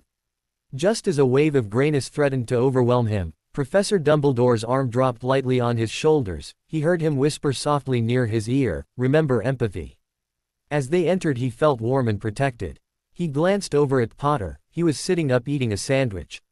Snape was standing by his bed glaring at him. Dumbledore lifted up his hand. Severus, Draco needs a good night's rest, nothing more upsetting tonight. Snape nodded. A part of him was furious with Draco for his actions, but the other part of him understood that all the bottled up hurt and anger needed to go somewhere. I'm going to go the hall to get a bite to eat. I expect you both to stay in your beds. If I find out otherwise, you will spending detention with Filch. Do I make myself clear? He glared at both of them. He received 2 nods in return. Dumbledore went over to Harry's bed, and smiled warmly at him. In a quiet whisper that no one but Harry could hear, he said, "Have patience, sometimes there's light in unexpected places." He then turned around and joined Snape in leaving the room. Draco reached for a sandwich on his tray. He glanced over at Potter, but he was ignoring him. He swallowed. Then, in a quiet voice, "Sorry." Potter looked up at him, his green eyes wide. He was silent for a minute, then, "Okay." They both went back to eating their sandwiches. Snape sat in a chair near the door at the entrance of the hospital wing. It was late and both Harry and Draco were sleeping. It had been remarkably quiet when he returned from dinner. Draco was still sulking for having to spend another night in the ward. He barely spoke to him and it was obvious he was angry. Perhaps he had made a mistake keeping Draco in here. If he had let him go, the scene with Potter would never have happened and he would have been blissfully ignorant that Potter had been in his office that day. Draco had obviously been embarrassed by it, but perhaps after some time Potter's apology would sink in and he would realize that his secret was safe. He frowned slightly looking at Potter. Sometimes it amazed him how much he was like Lily. He obviously had a temper at times but also surprising amounts of compassion. The fact he apologized to Draco and then confessed to him that he had told Draco made him see Potter in a different light. He was still furious with him for having lied about talking to Lupin and for having almost killed himself by stealing potions from his office. It would be interesting to see how Potter handled the explanations for that. He looked back over at Draco. He would need to keep a close eye on him. The last thing he wanted was for him to start thinking again about becoming a Death Eater. His worry over Draco kept him from falling asleep. He got up and settled in the chair beside his bed. The old chair creaked and Draco sleepily opened his eyes. "Shish, I didn't mean to wake you." He looked surprised to see him sitting in the chair by his bed. "What are you doing here?" Draco whispered. "Just wanted to make sure you didn't have any more nightmares." Draco shook his head. "You can go back to your room in the morning." Draco fell back asleep with a soft smile on his face. Snape also finally fell asleep. Draco woke early the following morning to find Snape asleep in the chair next to Harry's bed. He sneered in their direction. St. Potter had everyone at his beck and call, even Snape apparently.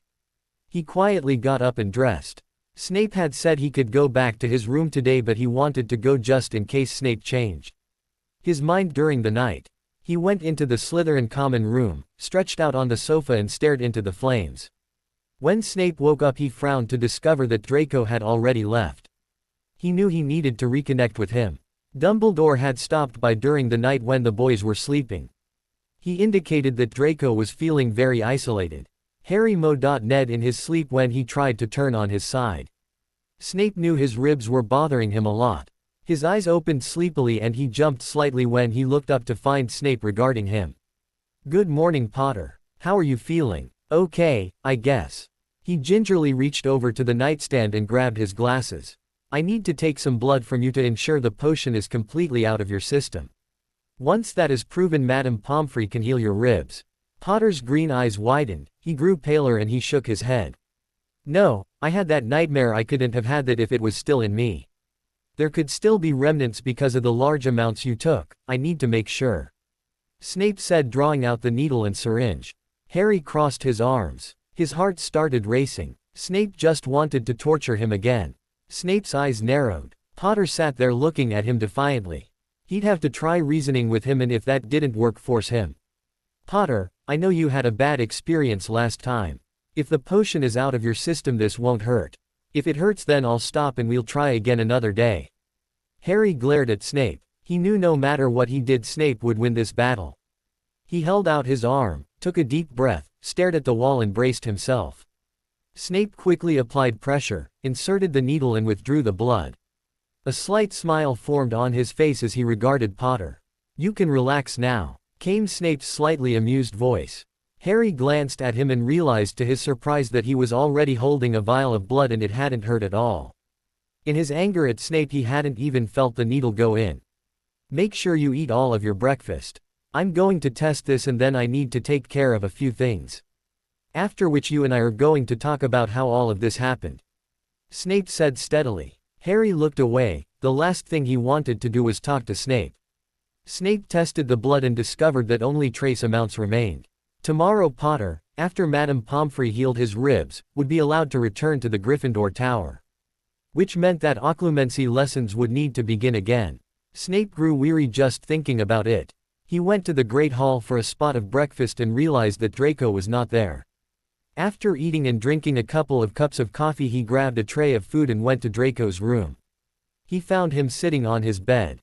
"You need to eat." Draco glared at him. "I'm not hungry. If you aren't feeling well, you'll need to go back to the hospital ward," Snape stated curtly. "Well then you'll have to make me because I'm not going on my own," Draco shouted. Draco, what is going on?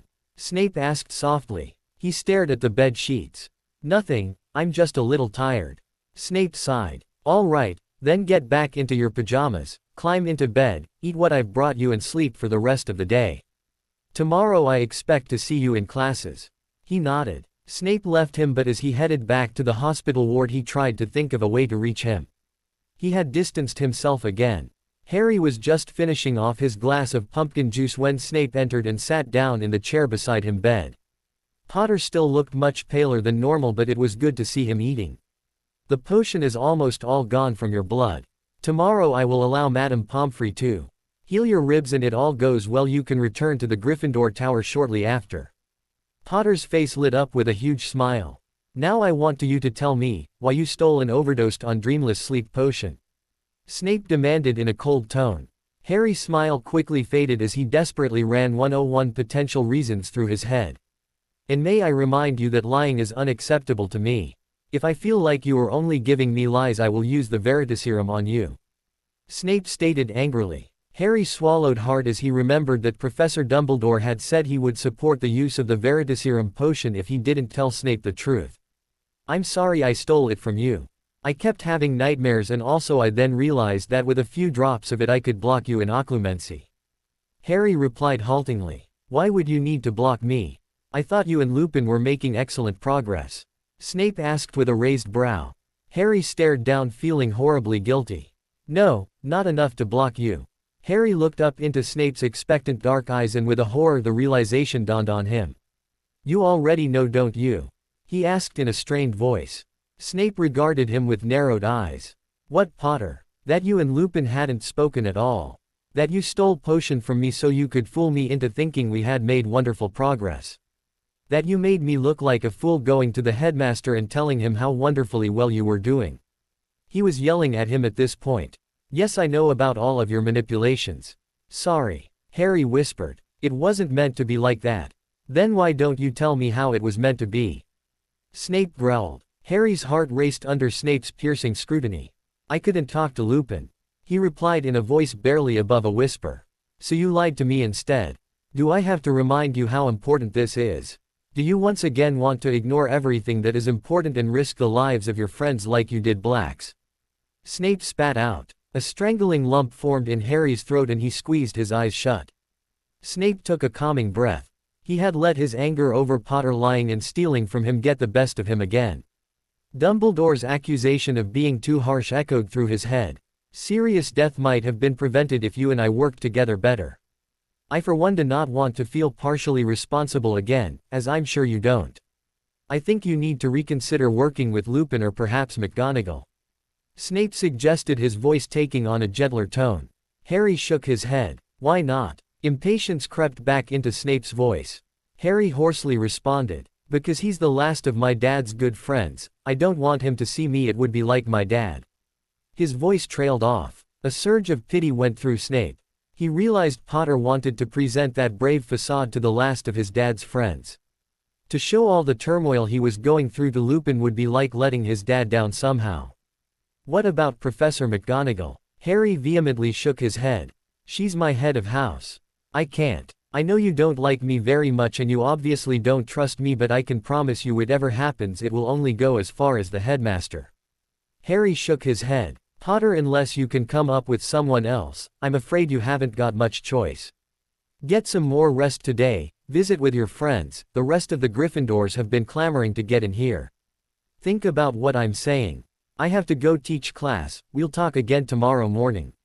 He looked at Potter again, but his head was down and he was once more looking rather pale. Fear and joy, he wound his way into Dumbledore's office. The door was open. Fawkes gave a piercing cry, but before the Phoenix could attack he reared up behind the startled Dumbledore and sank his teeth deep into the frail neck.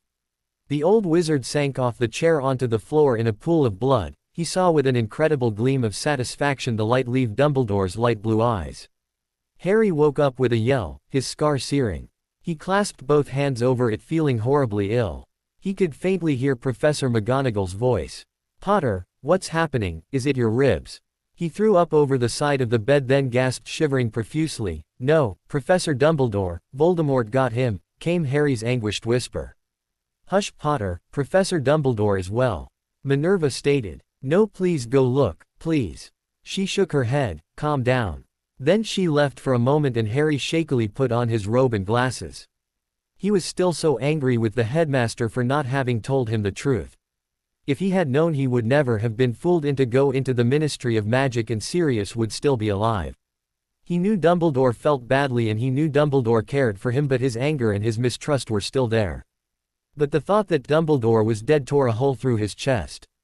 He had always treated him with kindness. Unwelcome tears welled up and threatened to spill. He breathed deeply, trying to get the horrible feeling that he usually associated with Sirius death under control. "Potter, get back into bed. Professor Snape is going to check." She pushed him back down on the pillows. "Was this like last time, when you saw Mr. Weasley being attacked?" Harry nodded miserably, his heart racing. The horrible vision of Dumbledore lying on the floor staring sightlessly just like Cedric made it hard to breathe. Harry closed his eyes, his hand going to his scar. Professor McGonagall patted his shoulder. Snape came into the hospital wing at a clipped pace. He was wearing a black robe over what looked like a gray nightshirt. "The headmaster is just fine. Potter, was this like last time?" Snape asked urgently. A huge flood of relief washed over Harry. "I think so. Are you sure he's okay? It was so real, like with Mr.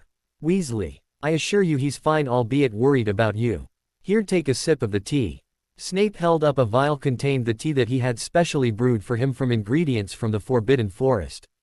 Harry drank some and immediately felt his stomach settle down, but the pain in his head still made the room spin. Potter had looked so devastated when he first entered. Snape realized that he was afraid of losing yet another person that cared about him. A pang of sympathy washed over him. He gently applied a cloth soaked with incense cooling balm to Potter's forehead. He looked up to see Minerva with a slightly amused smile on her face. He quickly sat back and gave Minerva an annoyed glare. Harry lay back with his eyes closed, trying to clear his thoughts. The cooling balm soothed the pain in his head. The dream had been so real, he wished he could have seen for himself that Dumbledore was okay. He felt a hand on his forehead softly stroking his hair. He opened his eyes and found himself looking into Dumbledore's very much alive blue eyes. "Harry, are you okay now?" "Yes, I had a nightmare," and his breathing became more rapid. "Calm down. I know it was very upsetting for you, but I need for you to tell me what exactly you dreamt." Harry nodded and slowly relived the horrible dream. He was shaking again as he got to the end. Dumbledore smiled softly. "I do not think that Voldemort was in your head this time. As you can see, I am fine. I think your own fears prompted this nightmare. But my scar hurt, and it usually only does this when I have a connection with Voldemort." Harry so wanted to believe Dumbledore's words, but the pain he had felt was like before. "Headmaster, if I may answer that question. Potter, when you and I worked on occlumency, your scar hurt because you were relieving things that had happened and that were painful to you." "I agree with the headmaster. I think your presence fears combined with events in the past to produce this particular nightmare."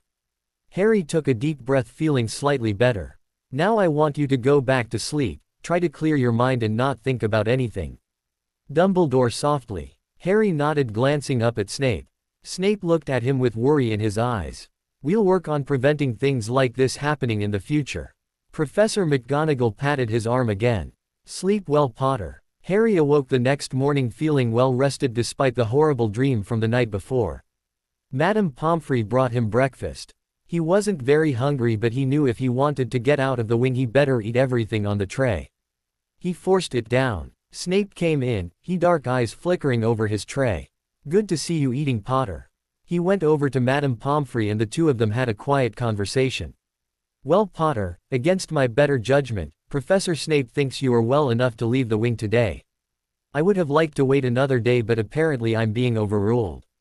So let's get your shirt off and heal your ribs." Harry glanced up at Snape. He still didn't like him and he certainly didn't trust him, but he was starting to understand that Snape was trying to help him. He reluctantly mouthed a, "Thank you." Snape curtly nodded his head. "All right, Potter, let me check those ribs." Her hands expertly fingered down his rib cage, while Harry bit his lip whenever she came across one that caused a stab of pain. "They are starting to heal well on their own, but this potion will help speed up the process. In 24 hours you won't even feel a twinge." She helped him sit up and gave him a glass of potion that almost made him gag. Why do these healing potions always have to taste so horrible? He asked, grimacing from the bitter taste. Madame Pomfrey in her no-nonsense approach sternly replied. If they tasted like honey they wouldn't be very effective. Snape sat down beside Harry. He pulled a bottle out from under his robe. I promised you once the overdose wore off I'd heal your arm. He stretched out Harry's bruised arm, the one he had originally taken the blood from, and smeared a cream that smelled like it had come from deep in a spruce forest. As it spread over his skin it created a warm soothing sensation and the residual pain he had felt disappeared. Harry lay back enjoying the feeling of being pain-free for the first time in many days. Potter, I have brought you some clothes, I assume you'll be able to dress yourself. Professor McGonagall asked. Harry's eyes flew open. Yes, of course. He sat up as Madame Pomfrey and Professor McGonagall stepped back and Snape pulled the curtains around him to allow him some privacy. I have a class to teach, Minerva. I'm assuming you will help Potter up to his room. Snape inquired. Actually, I have already arranged an escort for Mr. Potter. She smiled as Hermione and Ron entered with beaming smiles. Harry, now fully dressed, stepped out from behind the curtains to be enveloped in a huge hug by Hermione and Ron. We missed you dreadfully. Hermione smiled up at him. We're not the only ones. Ron smiled broadly with a twinkle in his eyes. I missed you both too, I'm so glad to be getting out of here. Harry smiled. Potter, keep in mind you haven't been doing much moving about. Walk slowly, you are likely to experience some dizziness until you get your strength back. Madame Pomfrey ordered. I insist that for today you stay in bed, came Professor McGonagall's stern order. Harry agreed to everything. He was just so happy to finally be feeling better and walking around. They slowly made it up the stairs with Ron and Hermione chatting with him the whole time. I'm so glad you're going to be able to go to the Halloween party. Harry smiled. I wouldn't miss that. They entered the Gryffindor common room and Harry's heart jumped when suddenly people jumped up from behind the chairs and sofas yelling surprise. Balloons floated up to the ceiling and his fellow Gryffindors hugged him. Welcome back. Harry smiled gratefully over at Ron and Hermione. He knew that they had thrown this together very quickly. After a half hour they helped him get into bed. Hermione surrounded him with books and all the homework he had missed while Ron emptied a bag of candy and chocolate on the bed. In case you get hungry. He grinned broadly. We have to get to potions or Snape will give us detention. Harry nodded gratefully. Thanks so much for doing this. Hermione hugged him again. You know we all love you. She whispered in his ear. Harry lay back in bed feeling happier than he had in a long time. Draco went into potions class with Crabbe and Goyle by his side. Pansy kept fussing over him and he found her terribly irritating. He sat down, his heart racing and his stomach in turmoil. At breakfast this morning the mail had come and a letter had fallen into his lap. He recognized the writing immediately. It was from his father. He had tucked it under his cloak. A part of him just wanted to shred it without ever even looking at it, but the other part wondered what his father would be writing to him about. He resolved to find a quiet place after class to read it. It was mid-morning when Harry woke up. He hadn't planned on falling asleep, but the combination of having the nightmare last night and finally being back in his own bed made sleep irresistible. He got up, hesitating for a moment as a wave of dizziness overwhelmed him. It passed quickly and he made his way over to the window. A heavy layer of fog had rolled in. He loved the fog, especially lately. The summer had been so sunny and the pain of losing Sirius was even worse when everyone was enjoying the warmth and the brightness. He rested his head against the wall when he suddenly noticed some movement below. He frowned when he recognized Malfoy heading across the lawn down to the lake. What was he doing? There was something up with him, something almost desperate. Harry's instincts told him something was wrong. Harry, what are you doing out of bed? Professor McGonagall would be really angry if she walked in. Hermione scolded. I'm okay, I just wanted to look out of the window at the fog. He kept looking out, watching Malfoy slowly disappear into the drifting clouds of gray. Do you know why Malfoy would be out in the fog? What? Hermione looked out of the window and just caught a brief glimpse of Malfoy before he disappeared from sight. He really shouldn't be out there. He's not fully recovered yet. I mean, he's always been pale, but he looked positively white in potions today. Was he his usually nasty self? Actually, I doubt he barely even said a word to anyone. She looked at Harry, who seemed to be staring out into the fog, looking rather concerned. Something is up with him. Harry, 2 days ago when we were in the wing, you said something about Malfoy crying on Snape's shoulder. Did that really happen? Harry looked at her wide-eyed. She could tell he was really uncomfortable. He opened his mouth to say something, then closed it again, staring at the wall. I can't talk about that. Sorry, I promised. Do you want me to follow him to make sure he's okay? Harry frowned. No, he could be meeting with Lucius. Look, Harry, you obviously know more than I do about Malfoy. If you think something is wrong, I can go and check. I'll be careful, and I have my wand with me just in case. Hermione stated confidently. It's not that I care what happens to Malfoy, it's just I feel guilty for causing the accident and for saying what I did. Hermione smiled at him warmly. Don't worry, I'll make sure he's all right, and I will likely get my head bitten off for it. Harry smiled at her. Thanks, but be really careful. You don't know who could be out there. I'm on Hogwarts grounds, I'm pretty safe. Harry watched as Hermione walked through the fog into the direction that Malfoy took. The fog was incredibly thick, casting everything into a white oblivion. It suited Draco's mood as went to sit under one of the trees by the lake. With shaking hands, he opened the envelope. Dear Draco, as you have no doubt heard by now, I have escaped from Azkaban. My time there gave me opportunity to think about things. Especially you. I have been busy in service to the Dark Lord. I have much to share with you. Come to Hogsmeade on your next outing and meet me behind the leaky cauldron in late afternoon. I have missed you, son. Your father. A strange feeling coursed through Draco. What did he mean when he said he had thought about him and even missed him? Had his time in Azkaban really changed him? A flutter of hope entered his heart. He read and reread the letter. Snape had said that he would never be the father that he wanted, but what if he was wrong? A chill coursed through him as he remembered all the times when his father was angry with him. He closed his eyes tightly, remembering all the times he could hardly move after his father was displeased with him. He read the line, I have missed you, son, again. What if all he missed was bringing him to his knees, being the stronger one, hurting him? Tears fell down his face. What was he going to do? He sat there while his heart raced and a cold chill settled over him. Malfoy. He looked up in shock to see the mudblood standing in front of him. He scrambled to his feet, dropping the letter in his haste to wipe his face. A soft breeze picked up the letter, depositing it at Hermione's feet. A look of panic crossed Malfoy's face as she picked it up. Give me that, he said shakily. She frowned at him. He pulled out his wand.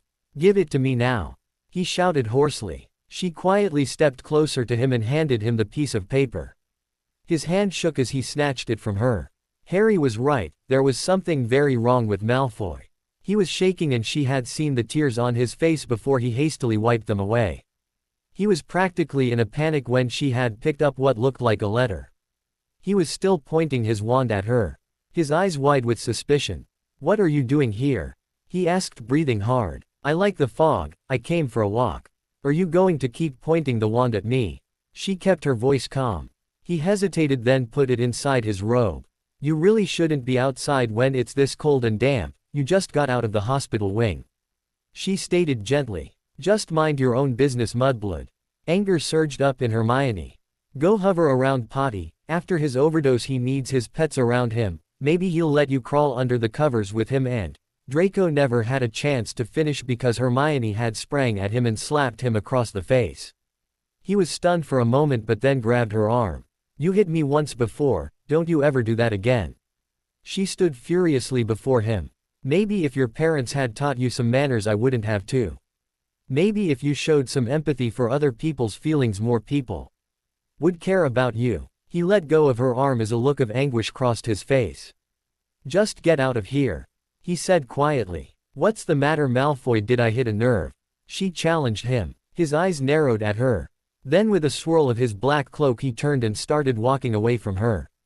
Unbelievably, the fog had thickened even more. Hermione stomped up the hill back to Hogwarts. She was furious with him, she wanted nothing more than to slap him again. Suddenly she heard a cry and a soft curse. She peered through the fog and saw Malfoy on the ground. She stopped. What's the matter, Malfoy? Falling over your own feet? Shut up, Granger, came the pained reply. He got to his feet after tripping over a tree root. only to fall again a second later when he tried to put weight on his twisted ankle.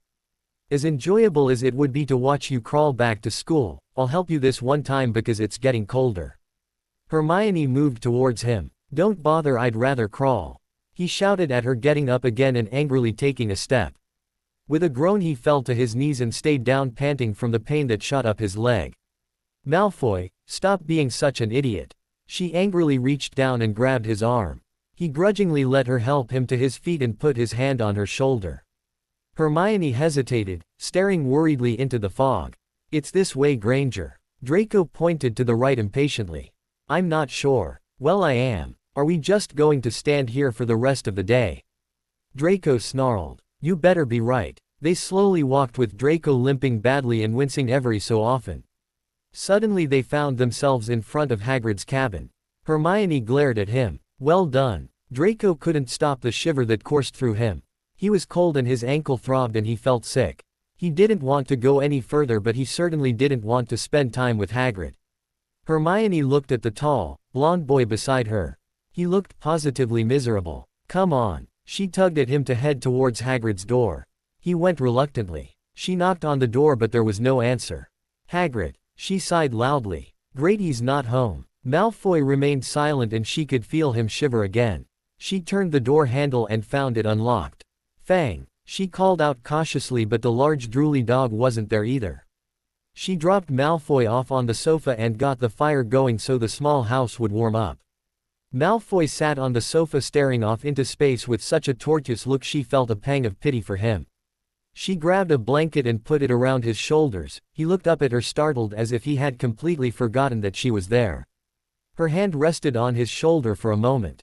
What's wrong? She asked him softly. For a moment his gray-blue eyes looked at her with such overwhelming sadness that she almost wanted to hug him, but then it was replaced by a sneer. I'm trapped here with a mudblood. What do you think is wrong? She stood before him, clenching her fists. What are going to do? Hit me again? Do you think your little slap is going to hurt me? He challenged her, his gray-blue eyes defiant. Hermione's dark eyes bore into him. No, but something obviously has. Tell me, Malfoy, why were you outside crying in the fog? Harry stared out the window anxiously, waiting for Hermione to return. Potter, what are you doing out of bed? Sitting by a cold window isn't going to speed up your recovery. Harry jumped, startled to hear Snape's voice. He had forgotten Snape was coming to hear his decision. I was just looking at the fog. Are you done? Snape's eyes bore into him. Yes. Harry got up and slowly got back in the bed. Have you made a decision? Who are you going to talk to? There isn't anyone I want to talk to. I don't need to talk to anyone. It won't change anything. Harry responded, frustration evident in his tone. No, it won't change the past, it won't bring Sirius back or Cedric, but it might change the future and prevent more of those you care about from losing their lives. Snape said quietly. It doesn't matter what I do. Voldemort already knows who is close to me, Creature ensured that. Everyone who I am close to is in danger. Harry's voice grew louder. So it's better to just push everyone away, keep everything inside yourself, not let anyone in. Snape pushed. Harry glared at him, then angrily looked past him at the wall. There's no one. Snape got up abruptly. I expect you in my office tomorrow at 6:30 p.m. for detention. If there's no one you want to talk to, then it will have to be someone you don't want to talk to. Snape looked at him angrily. Don't be late. Harry stared after him with a sinking feeling in his stomach. Draco felt a surge of momentary hatred for the girl standing in front of him. How dare she try to goad him into telling her anything? Not that it's any of your business, Granger, but I had something in my eye. She raised an eyebrow at him. You're lying and you're hiding something. She challenged him quietly. Just shut up, mudblood. He yelled and leapt to his feet. His ankle gave out and with a hiss of pain he fell to his knees. Hermione stepped back, watching him for a moment. He was so arrogant and cruel and he made her so angry. Breathing hard, he closed his eyes tightly and shakily got up on his good leg, turning to collapse on the sofa again. He lay back, still panting. She went over to a bucket of water and with a spell turned it to ice. She grabbed an ice pick that she found thrown in amongst the dishes and proceeded to pick away at the ice, secretly wishing she could pick away at Malfoy the same way. She wrapped the ice in a cloth and brought it over to the sofa. He lay there quietly with his arm flung across his eyes. She started to untie his shoelace, when he sat up with a gasp. "What are you doing? Putting ice on your ankle unless of course you want to stay here indefinitely," she said matter-of-factly, daring him to stop her. His eyes glared at her.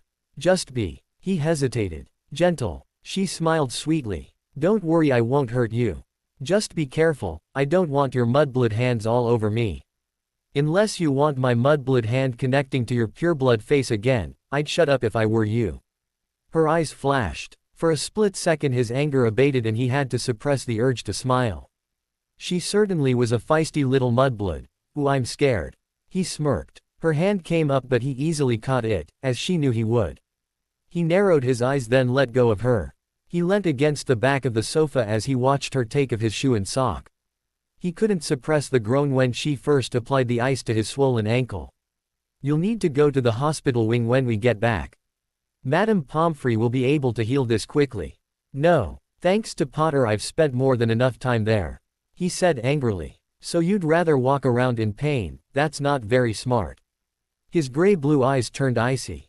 "Well, I guess we can't all be as smart as you, Granger." He lay back down, ignoring her. Hermione propped some pillows up under his foot and left the ice resting on his ankle. She got up and went over to the window. The fog was so heavy now she couldn't see a foot past the window. Harry would be so worried about her. She had to get back. Draco sat up again. He could see that the fog had gotten even thicker. Snape would be furious if he knew what had happened. He was finally starting to get a little warmer. He didn't relish the prospect of having to go out into the dampness again. With the blanket wrapped around him he put his good foot down and gingerly tested his bad ankle. The ice had helped numb the pain somewhat. With one hand gripping the sofa he propped himself up and took a step. A stabbing pain shot up his leg. He yelped as his ankle twisted again. Hermione got to him just in time to catch his arm and push him back on the sofa. She lost her balance and fell against him. His arms went around her gently. Hermione froze for a moment. Draco froze. For a split second he wanted nothing more than to have her or anyone's arms around him telling him everything would be okay.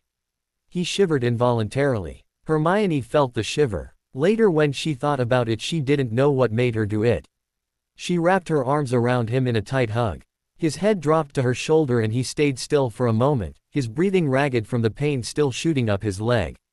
The door opened. "Hermione." Malfoy pushed her away so fast she almost fell off the sofa. They both looked at the door to find Hagrid, Crabbe and Goyle standing there. "I've been out checkin' on the pumpkins fair Halloween. And I found these two looking for Malfoy." "Well, you found him. I was out for a walk in the fog and he had fallen and hurt his ankle. We got lost on the way back and ended up here. I just tripped and accidentally fell on the sofa." The words came out of Hermione's mouth in a fast gush and she was almost breathless at the end. Hagrid raised his bushy eyebrows. Crabbe and Goyle stared at Malfoy. Draco put on his most arrogant sneer. "What are two looking at? Help me up and back to the castle." He would be sure to tell them how much he detested the time he had had to spend with the mudblood. He looked back at her one more time just before they headed out the door. It was an odd look, one she was not used to seeing on his face. There was no sneer or coldness or arrogance. For a brief moment the thought crossed Hermione's mind that Malfoy was always so nasty to her and Ron and Harry because he was jealous of their friendship. She almost laughed out loud at that absurd thought, yet despite all his nastiness there had been something different about him. Hagrid and Fang brought her back to the castle. She thanked him and he patted her shoulder. "Say hi to boys for me." She tore up the stairs, breathlessly blurted out the password and headed for Harry's room. She was about to knock when the door opened and Harry stood there all dressed with his cloak on. "What are you doing? You shouldn't be dressed and out of bed." He looked at her stunned and then with a big sigh of relief threw his arms around her and held her tightly. "Hermione, I was so worried about you. I've been going crazy up here." "It's okay, I'm fine, we were in Hagrid's cabin." "We, you mean you and Malfoy?" She nodded. "You were right, there is something going on with him but he wouldn't tell me.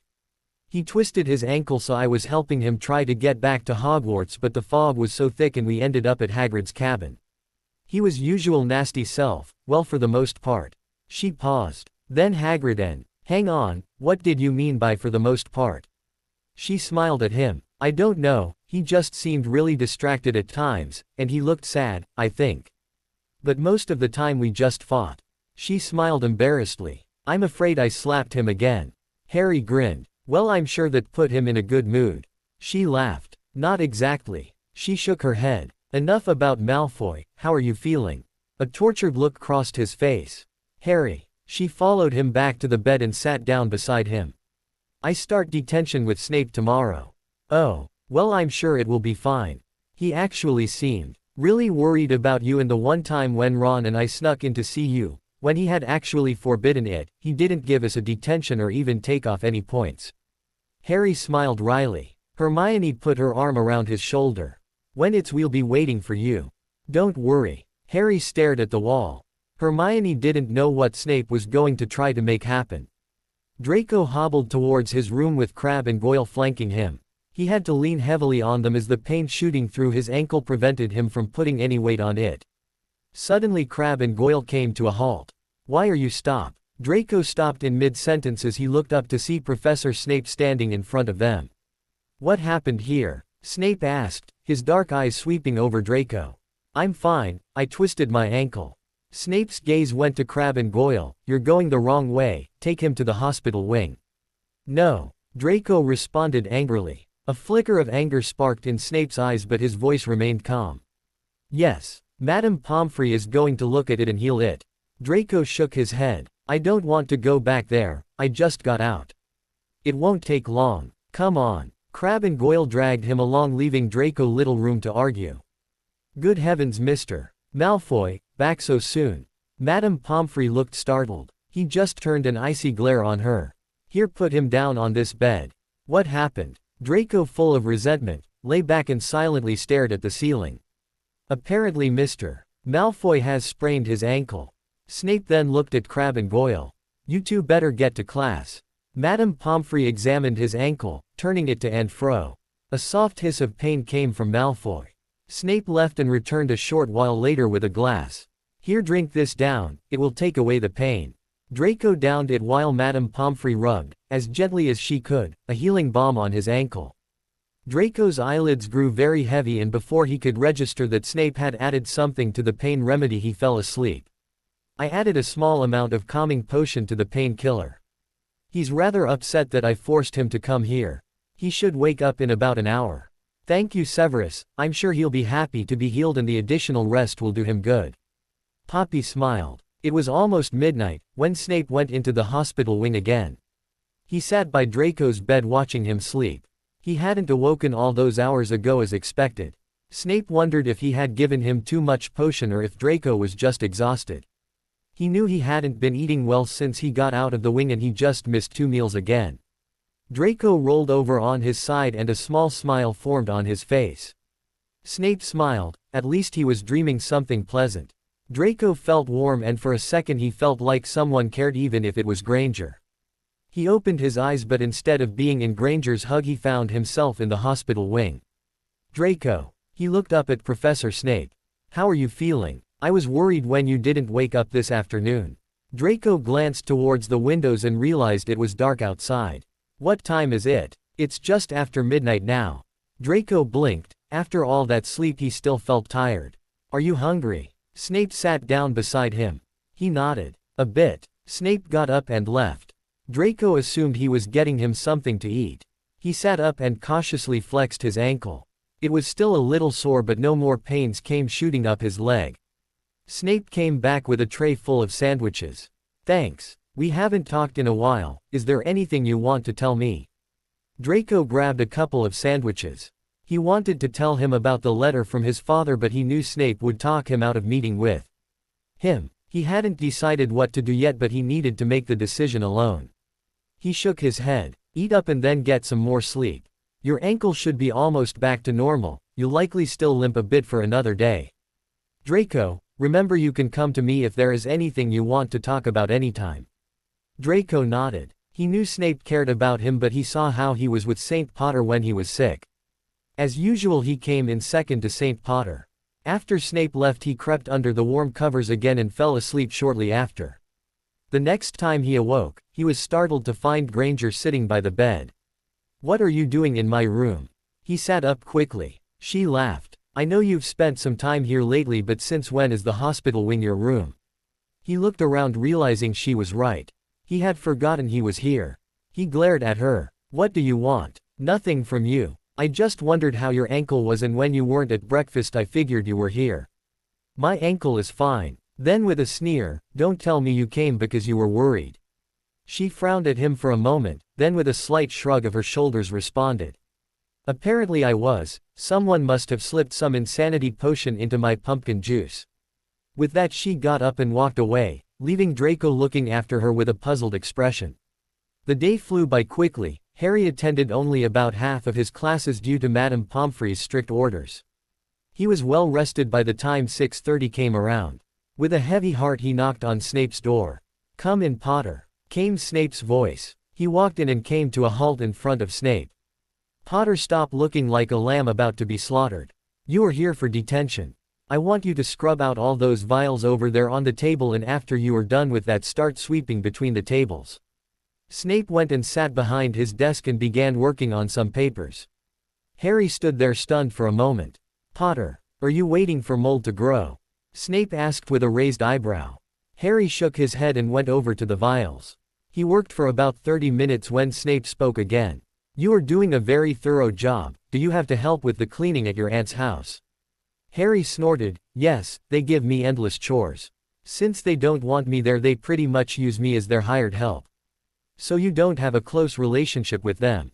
Harry laughed. "They would be thrilled if Voldemort," he stopped and corrected himself, "if he who should not be named, killed me. Perhaps she's not good at showing it, but don't you think your aunt has some feelings for you? You are after all her only nephew and she raised you." Harry shook his head. "She doesn't love me." "How do you know?" came Snape's soft reply. "Because I ended up having to spend the first 11 years of my life in the broom closet under the stairs." "Does that sound like love?" he responded bitterly. The conversation had started so slowly and so innocently that Harry hadn't consciously realized that Snape had tricked him into talking. "What about your uncle and your cousin?" Harry just glared at him resentfully. "Potter, please tell me about them." Snape's request came politely but with a quiet, dangerous tone. "Why should I? I'm supposed to talk about things I'd rather not talk about, while you and Dumbledore get to keep huge secrets from me, and they are secrets that are about me." Harry yelled at Snape, his breathing speeding up and his hands shaking. "The headmaster has told you everything. There are no more secrets." Harry laughed bitterly again. "I'm supposed to believe that after what I learned last year. I can't trust anyone." Potter was visibly paling and getting upset. "Calm down. Take a deep breath." Snape waited till he did. "We better stop here for tonight, but you have to realize that there are many people you can trust. If you had come to me after your nightmare about the Dark Lord torturing your godfather, I would have helped. You may not like me, but you can trust me." Harry didn't say anything, his green eyes still blazing in anger. Snape knew that getting Potter to open up was going to be difficult, considering the extremes he went through to avoid occlumency. He wasn't about to spill all his feelings to anyone, especially himself. He needed to build the trust slowly. It would be as hard for Potter as it was for him. He added softly, "Before you go to sleep tonight, I want you to clear your thoughts. Relax and take deep breaths. Don't lie in bed thinking about things. Block it all out. Make your mind go blank." Potter nodded and then left, leaving Snape wondering if this would ever work. "Here comes the circus now to steal your life away, catch unwary children at their play, disturb what was a peaceful island of calm. A storm is coming on the horizon. The traveler begs for you for his words to heed, to fear the evil thing that he precedes, recurring evil in the autumn times of sin, a mad collection of broken men, thunder ripping out across the sky, draw the lightning out of my mind by the prickling of my thumbs, something wicked this way comes, the house of mirrors is your place of play, 10,000 faces driving you insane, a carnival of hate now crawling through your mind, a gripping fear that leaves you paralyzed, thunder ripping out across the sky, draw the lightning out of my mind by the prickling of my thumbs, something wicked this way comes." Credit: Nuclear Assault, Something Wicked, and of course Shakespeare's Macbeth. Hermione's long shimmering gown swished down the stairs as she made her way to the Great Hall. Peeves and nearly headless Nick swept past her, reveling in their favorite celebration of the year. The Great Hall was done up with magical spell that made the ceiling appear to be lit by a huge orange full moon, towering trees cast spooky shadows and bats screeched overhead. The hall was lit by large flickering candles and spooky music played. A dark-haired handsome knight walked towards her. Despite the black mask shielding his face, she knew those striking green eyes anywhere. Harry. She smiled at him. He shook his head. I'm not Harry tonight. Oh, excuse me, should I just address you as the Black Knight? Harry smiled. Sir Knight will do. She playfully smacked his arm. You are supposed to be the knight in shining armor, so why are you the Black Knight tonight? Harry's smile briefly disappeared. I guess I'm rebelling tonight. He then added, you look lovely, Hermione, although I know you are not, but you do look like a perfect angel. Thanks, Harry. Hi Hermione, you look nice. Ron stumbled. He was dressed in brown and wore a mask to resemble a spider and had 4 more additional arms and legs dangling off him. Of all the things you could have been, why are you a spider? He laughed. To try and confront my fears. An unearthly scream shattered the air as fog swirled at their feet. What was that? Neville asked. Neville was dressed in blue as a large Cornish pixie. Nothing to worry about, it's just the banshee that was hired for tonight. She's up there in the tree, explained Luna. She was dressed as a genie. They looked up to see the luminous figure with long black hair swirling around her white pale face. She peered down at all the revelers as if looking for the one whom death stalked. Harry looked around and shuddered slightly when he saw Snape. Snape as usual was dressed in black. He had a long cloak around him and his face had a paling charm. His skin had a deathly pallor and on his neck were 2 bloody puncture wounds. He smiled at Professor McGonagall and Harry saw 2 long sharp gleaming fangs. Doesn't Professor McGonagall look great? Asked Ginny, who was disguised as Emerald Green Mermaid. Professor McGonagall wore a silver gown and her hair hung down past her waist. She was obviously an enchantress. Suddenly a cloud passed over the moon and the candles blew out. The banshee screamed again in a voice that everyone recognized as Dumbledore's spoke. The cloud will move from the moon in 5 minutes. During that time chocolate bats will fly rapidly around you. Those who catch the most bats will win the enchanted goblin cup. It will automatically refill with steaming mugs of hot chocolate with marshmallows whenever you so desire. Good luck. Pandemonium broke out as everyone tried to catch the tiny chocolate bats. Once the 5 minutes were over, the winner turned out to be Seamus, who immediately drank a rich creamy hot chocolate from his steaming goblin cup. A werewolf then howled long and sorrowfully. Professor Lupin came into view holding a candle. He was disguised as a werewolf. Since it wasn't really a full moon, Harry and the others knew that it was just a disguise and no one had anything to fear.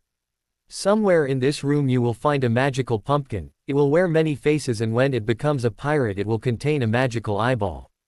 If you hold it in your hand it will look at the person you are to dance with. Leading off the first dance of this spooky night and award the 2 winners a big mug of warm butterbeer and free supply of 1 butterbeer per weekend for the rest of the school year. The Sticky Webs group started singing while the students scrambled to find the magical pumpkin. As Hermione searched, her halo fell off and bent down to pick it up. She saw something orange gleaming in a hollow of the towering oak tree. She made her way over to it and picked up the magical pumpkin. Its faces changed while the Sticky Webs sang. When she saw the evil face of a pirate she opened it and took out the slippery eyeball. Professor Lupin's voice echoed across the hall again. Congratulations, Ms. Granger, enjoy your dance and your butterbeers. The eyeball spun and landed on a lean figure in black wearing a hood and a black mask. She squinted but whoever it was sank back further in the hood. He carried a scythe in his hand and Hermione laughed. I'm the good angel and you are the angel of death, light and dark, how appropriate. The dark angel didn't respond but held out his gloved hand. Hermione took it and his arm slipped around her waist as they moved across the floor. He was a fabulous dancer and Hermione was almost sad when the dance ended.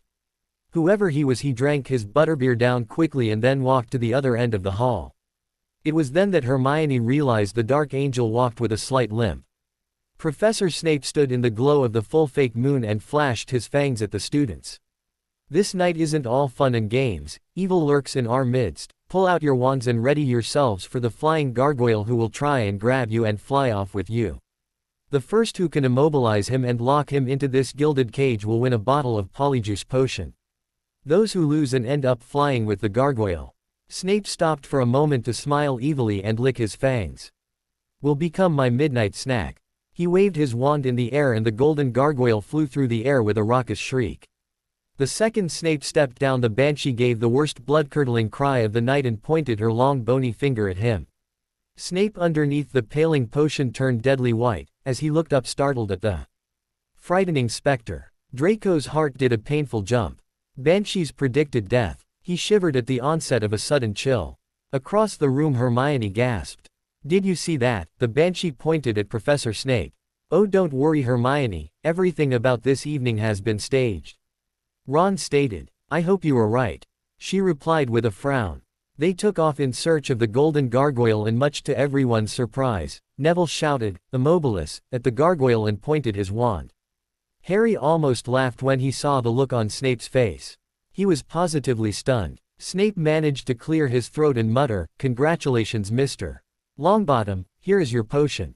Be careful what you use it for." Neville beamed. The music started to play again. "I love this song, do you want to dance?" Hermione asked Ron, who blushed. Yeah, okay." They made their way out to the floor. Harry danced with Luna, but he couldn't get the banshee out of his head. A touch of fear entered his heart as he glanced at Snape. What if Hermione was right?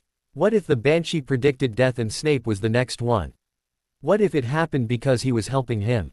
He shivered slightly. Harry was grabbing a drink of butterbeer when he turned to find Snape standing beside him. "Potter, I need for you to come with me." "Why?" Harry narrowed his eyes. What did Snape want with him on Halloween? "It's important." Snape didn't elaborate, just stared at him with his dark eyes. He put down his butterbeer and followed Snape out of the Great Hall. Snape went up to one of the alcoves and loosened a brick. He turned to Harry, grabbed his arm and then reached for something inside the brick. Harry gasped when he felt the familiar tug of a port key. When he next blinked, he froze at what lay before him. Panicked, he looked at Snape. "Why did you bring me here? Why do you hate me so much?" "Potter, calm down," Snape said quietly. "Give me the port key, I want to go back." Harry tried to grab it from the ledge Snape had placed the small unicorn on. "Potter, no, you need to be here right now." Snape put his hands on Harry's shoulders, restraining him from grabbing the unicorn. "Get your hands off me." Harry pulled back and glared at Snape, anger overwhelming him. Snape realized that aside from that first shocked glance, Potter had completely avoided looking at the arch with the ragged veil. "There is a reason I brought you to the Ministry of Magic tonight, and it's not to torture you, it's not to be cruel, and it's not because I hate you," Snape quietly explained. "Why then? To try and force me to talk about." His eyes went to the veil for a split second. "I won't, and there is nothing you can say or do that will make me," Harry said defiantly. "This is not part of our lessons or our talks. You don't have to say a word to me. I have done this because I know how much the loss of Sirius hurts you. Then forcing me to be here is the cruelest thing you could do." Harry yelled at him. "I want to go back to Hogwarts, now." Snape took a breath to calm himself so he could continue to speak quietly. "We aren't going back until you listen to me." Harry turned and headed for the door. Snape grabbed his arms and pinned him against the wall. "Stop for a moment. Aside from being known as Halloween, this night is also known as Samhain. It is special night for witches and wizards." Harry stopped struggling, although anger was evident in his green eyes. Samhain marks the end of the old year, a time when the veil between this world and the next is at its thinnest and contact with those from the other side may be made. On this night we celebrate and honor those we have lost. I thought you might like to be here tonight. Harry swallowed heavily. "You mean I could see Sirius? My parents?" he asked hoarsely. "You won't see them in their physical form outside of the veil. They won't come to life, they won't step outside the veil, but you might see shadows of them behind it. You can talk to them through it, they won't be able to talk to you, but you may feel their presence." For the first time that night, Harry did more than quickly glance at the veil. He looked at it as if trying to see someone behind it. Snape released his grip on him and went over to the arch. Out of his pocket he took a small candle and lit it. He placed it on the floor in front of the veil. Harry followed him, his heart beating rapidly. He sat down on the floor near the candle. "Can I please be alone with it?" He looked up at Snape. Snape shook his head. "No, I don't think that would be a good idea." Harry stared at him. "I won't go through it." Snape's eyes closed. "You almost overdosed on Dreamless Sleep Potion. I can't take that chance, I can't trust you." "I'm sorry." Harry tried again. "Please, Professor Snape." Snape stared at him for a long moment, then shook his head. I promise I'll stay right here, I won't move. You want me to trust you but you won't trust me. Please, if Sirius or my parents show up, I want to be alone with them." Potter's voice was a desperate plea. He blinked quickly and dropped his gaze to the flickering candle. Snape knew he was fighting back the emotion creeping over him. He sighed, "Against my better judgment, I'll give you a few minutes. Don't break my trust again," he added sternly. As soon as Snape left, Harry looked up at the veil. "Sirius, Mom, Dad, are any of you there?" The ragged veil just fluttered slightly from the breeze left when Snape had shut the door. "Please, if you are there, please let me see you." His voice broke. Tears started falling from the corners of his eyes. His throat closed up as he remembered Sirius falling through the veil. His heart jumped when through the glaze of tears he saw a shadowy figure. It slowly took shape and suddenly he saw Sirius. A sob caught in his throat. He took a ragged breath. "Sirius, I'm so sorry." He choked. "It was all my fault, I didn't listen to anyone. Voldemort totally fooled me and you died because of it. I didn't mean to, I just wanted to help. All I keep seeing is the look in your eyes when you fell through the veil. You shouldn't have died, it was much too soon." Sirius shook his head sadly at Harry. Harry felt him trying to reach out, to comfort him, to tell him to stop blaming himself, but he couldn't any more than Harry could stop all the pain. "No, please don't go again."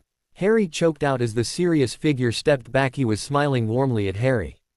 "No." The last bit of control he had disintegrated. His hands came up to cover his face as racking sobs shook his body. Snape stepped back into the room when he heard Potter's cry. He hoped what he had done wouldn't be a setback for him. Just as he was about to go over to him, Lily stepped up to the veil. His heart jumped when she looked at him, smiling warmly and silently mouthed the word, "Thank you." He nodded to her before her gaze dropped to her son. Tears came unbidden to Snape's eyes and the enormous hollow ache he felt when she had died came back tenfold, knocking the air out of him. Harry grew quieter. He looked up at the veil again and found himself looking into the sad eyes of his mother. "Mom." He wished he could throw himself into her arms just once, but he knew it would never happen. After a warm smile, she too then faded back. His head fell into his hands again, and he shook from head to toe. Snape had finally managed to compose himself. He went over to Potter, putting a hand on his shoulder. "Come on, Potter, we need to get back," he said, trying to keep the emotion out of his voice. It had been sheer torture watching Lily step further back into the veil, once again lost to his sight. After clearing his voice, Harry asked, "Can't we stay a while longer? I haven't seen my father yet." Snape looked at the veil once more time. It was vacant. "No, Potter, I'm sorry. He would have come with Lee, or your mother if he were able. We need to go now, it's late." Harry shakily got to his feet. Chills were sweeping through him, and the room had grown cold in the last while. He wiped his face repeatedly, the tears wouldn't stop flowing. Snape grabbed his arm and the unicorn again. They were in the corridor of Hogwarts once more. Snape regarded Potter. He was pale and shivering. It was obvious to anyone that he had been crying. He realized he couldn't just let him be alone tonight with others who had no idea how he felt and how consumed with grief he was. "Come with me, Potter." Snape took him down to his rooms. He threw some blankets and a pillow down on the sofa. Harry stood in the doorway of Snape's room. He didn't want to spend the night here, but he didn't want to go to the Gryffindor dorm either, where everyone would be happy after the party. "Come in. I'll let Professor McGonagall know you are here and she can assure your classmates that you are okay." He looked at Potter, who looked as if he would bolt out the door at any given moment. "You don't have to talk, you don't have to do anything. You are here to rest and to try to get a good night's sleep. That's Loki, by the way." He pointed at the large black furry cat that wound his way around Harry's legs. "Come on." Harry felt extremely uncomfortable being in Snape's dark rooms. He had to fight the irrational suspicion that Snape would secretly poison him in his sleep, yet he countered his suspicion with what Snape had done today. He knew it was likely only because he was acting on Dumbledore's orders. He would be safe. He lay down on the sofa and the large black cat jumped up beside him. The cat peered at him intently with its large orange eyes and started kneading his arm.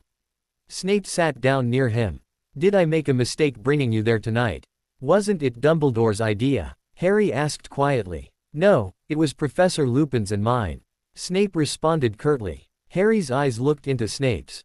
"Why? We thought you might want the chance to see them again. To know that they aren't gone forever, that they are there just beyond the veil. Since you and I have been working together, I thought it would be a good idea for me to take you." Harry closed his eyes for a moment to suppress the tears that were welling up again. He would have to thank Lupin, but he couldn't quite believe Snape had done this for him. Snape continued talking. "I know how raw your emotions still are.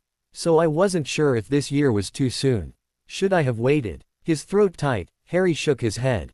He had gotten to see Sirius and his mother again. He was very grateful. He wanted to thank Snape but couldn't get any words past the enormous lump in his throat. He hid his face in Loki's soft fur. "Sleep now," came Snape's voice softly. Snape went outside, sitting on the massive stone steps to calm himself. The second he had seen Lily, his heart had started to race, and it hadn't quieted yet. She was so beautiful. The only bit of beauty he ever had in his life. Her heart was full of compassion and forgiveness. She was the only person in his entire life he had ever confided his childhood to, and she had understood. Tears welled up in his dark eyes and his hands came up to cover his face. A hand suddenly rested on his shoulder and a voice softly said, "Severus." He hastily blinked and looked up to find Minerva standing beside him. She sat down and kept her hand on his shoulder.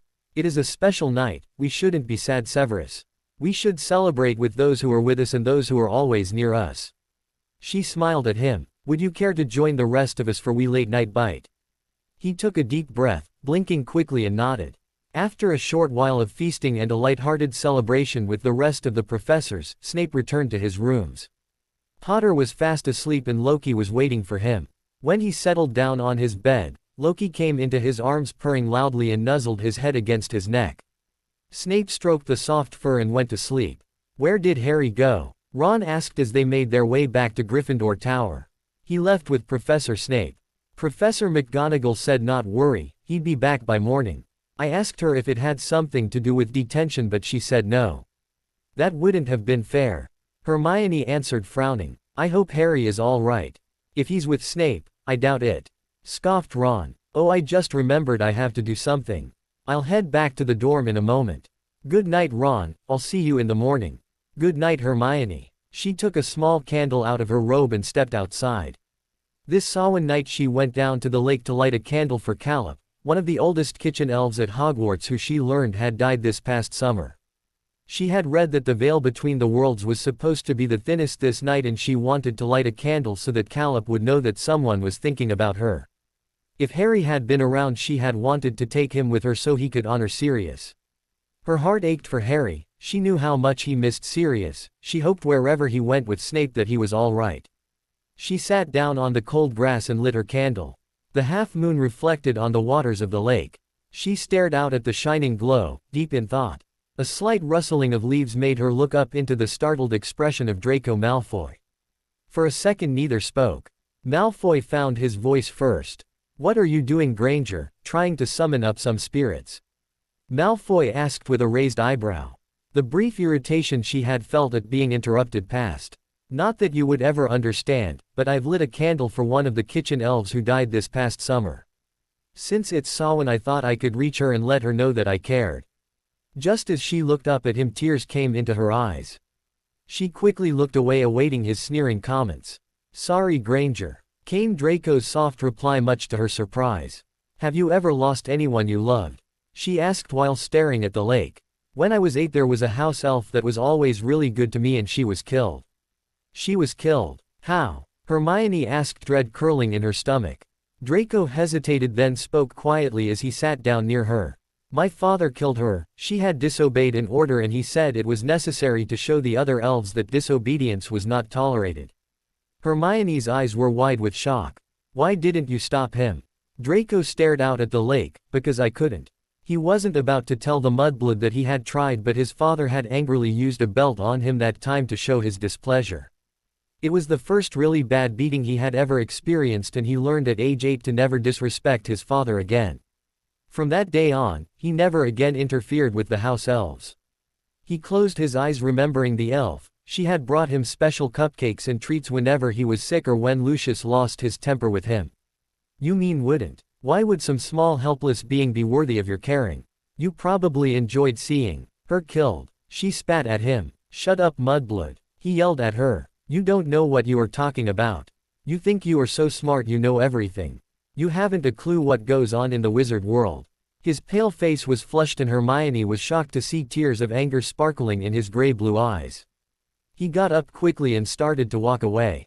"Malfoy, stop," she called after him. Much to her surprise he did.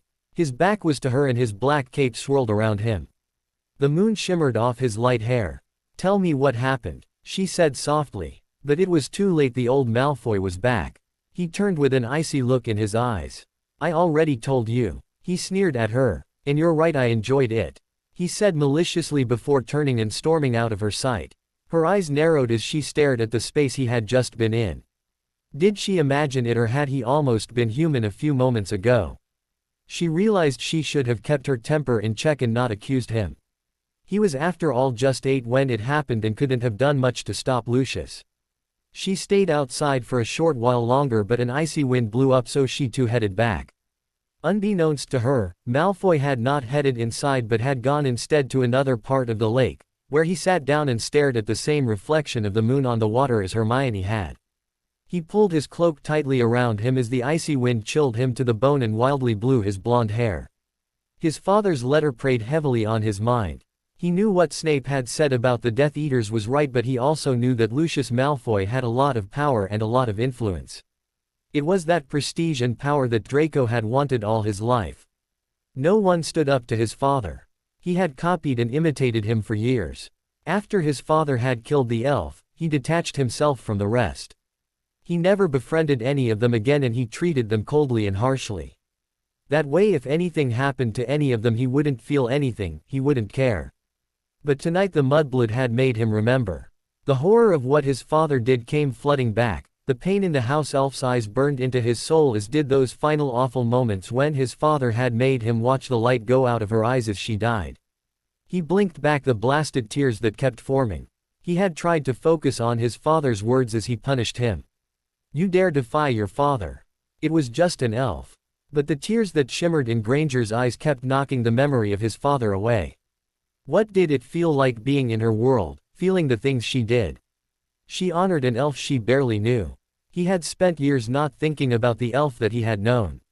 He looked up at the stars and choked out, "I'm sorry, Lipsa." Despite his best attempt to fight them off, a few tears shimmered their way down his face as he shivered in the night air. He sat outside for a long time until the cold almost made him numb. Then he headed inside and sat in front of the fire in the Slytherin common room, trying to get warm again. Harry awoke the next morning feeling rather embarrassed as well as tired. He had slept restlessly all night, seeing the veil over and over again. His sense of loss almost as strong as it was at the beginning, yet combined with the bittersweet memory of having seen Sirius and his mom. He put his glasses on and petted Loki, who had come into the room and jumped up beside him. "Potter, you better get to your dorm and get ready for breakfast." Harry nodded and hesitantly looked up at him. "Thanks for letting me stay here last night." Snape nodded his head curtly. His dark gaze flickered over him. "How are you feeling?" "Fine," Harry answered, then looking at the floor added, "Thanks for taking me there last night." "You're welcome. Don't forget you have detention this afternoon." The familiar curl of dread formed in his stomach. He went to the Gryffindor dorm and changed. When he walked into the Great Hall, everyone from Gryffindor's eyes turned to him. He headed for his seat. Before anyone could say a word, he spoke up. "I'm fine, I just had to take care of something last night, everything's fine." He forced a smile on his face and everyone went back to talking about the night before. Everyone except Ron and Hermione. "What happened with Snape last night?" whispered Hermione. Harry shook his head. "It was just part of my detention." They both looked at him with disbelief.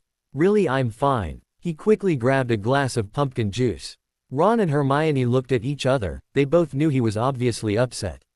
After breakfast, as they were heading back to the common room, Hermione saw Malfoy. I forgot to do something, I'll catch up with you both in a minute." "Sure." Harry smiled at her. She followed Malfoy and Crabbe and Goyle as they headed to the dungeons. "Malfoy, can I speak with you for a minute?" He turned, his gray-blue eyes narrowed and the familiar sneer showed up. "Oh look boys, the Mudblood wants to spend time with me." Crabbe and Goyle snickered. They kept walking while Malfoy stood still glaring at her. Hermione waited till Crabbe and Goyle were out of sight. "I just wanted to say I'm sorry for snapping at you last night. That's all." The sneer dropped and his eyes widened, looking startled. She turned to walk away. "I tried to save her." His voice was quiet. She turned back to him and smiled softly. "I wondered about that, since you got so mad at me last night. You were only 8, I guess there wasn't really any way for you to stop your father." He shook his head. She added, "I'm sorry she died." A softest of smiles crossed Draco's lips. "Thanks." She turned and walked away, realizing that for the first time ever she had seen Malfoy smile, a genuine smile that was gained from humiliating or bullying someone. Draco turned and headed for the dungeons with the soft smile still on his lips.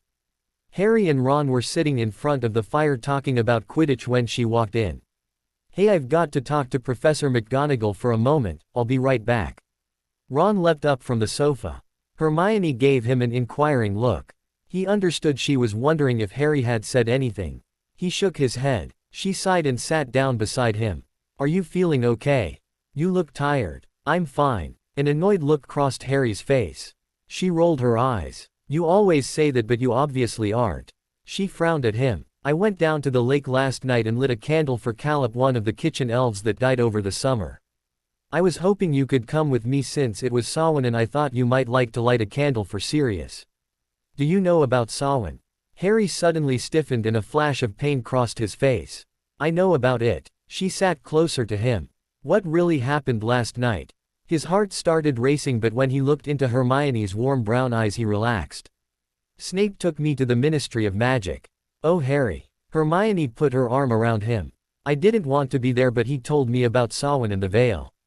Hermione saw how painful it still was for him to even mention the veil. "Did you go over to it?" she asked softly. He nodded, looking at his shoes. Her heart ached for him. "I saw Sirius and my mum." He said it in such a soft whisper it was barely audible. She felt tears well up in her eyes. She put her other arm around him and pulled him close. He let her, his arms came around her tightly. "Thanks, Hermione. I'm really glad I got to see them, but..." He couldn't go on. "Shush, it's okay, I know, it hurts so much because they aren't in your life." He nodded, miserable. She shifted her position so his head was on her shoulder and he was stretched out beside her. She held him and stroked his hair, her cheek resting against his forehead. Sleep overcame Harry as his eyes closed. A while later Ron came into the room and found them like that. At first his eyes narrowed. "Snape took him to the veil last night," Hermione whispered. Incredible sympathy entered Ron's eyes.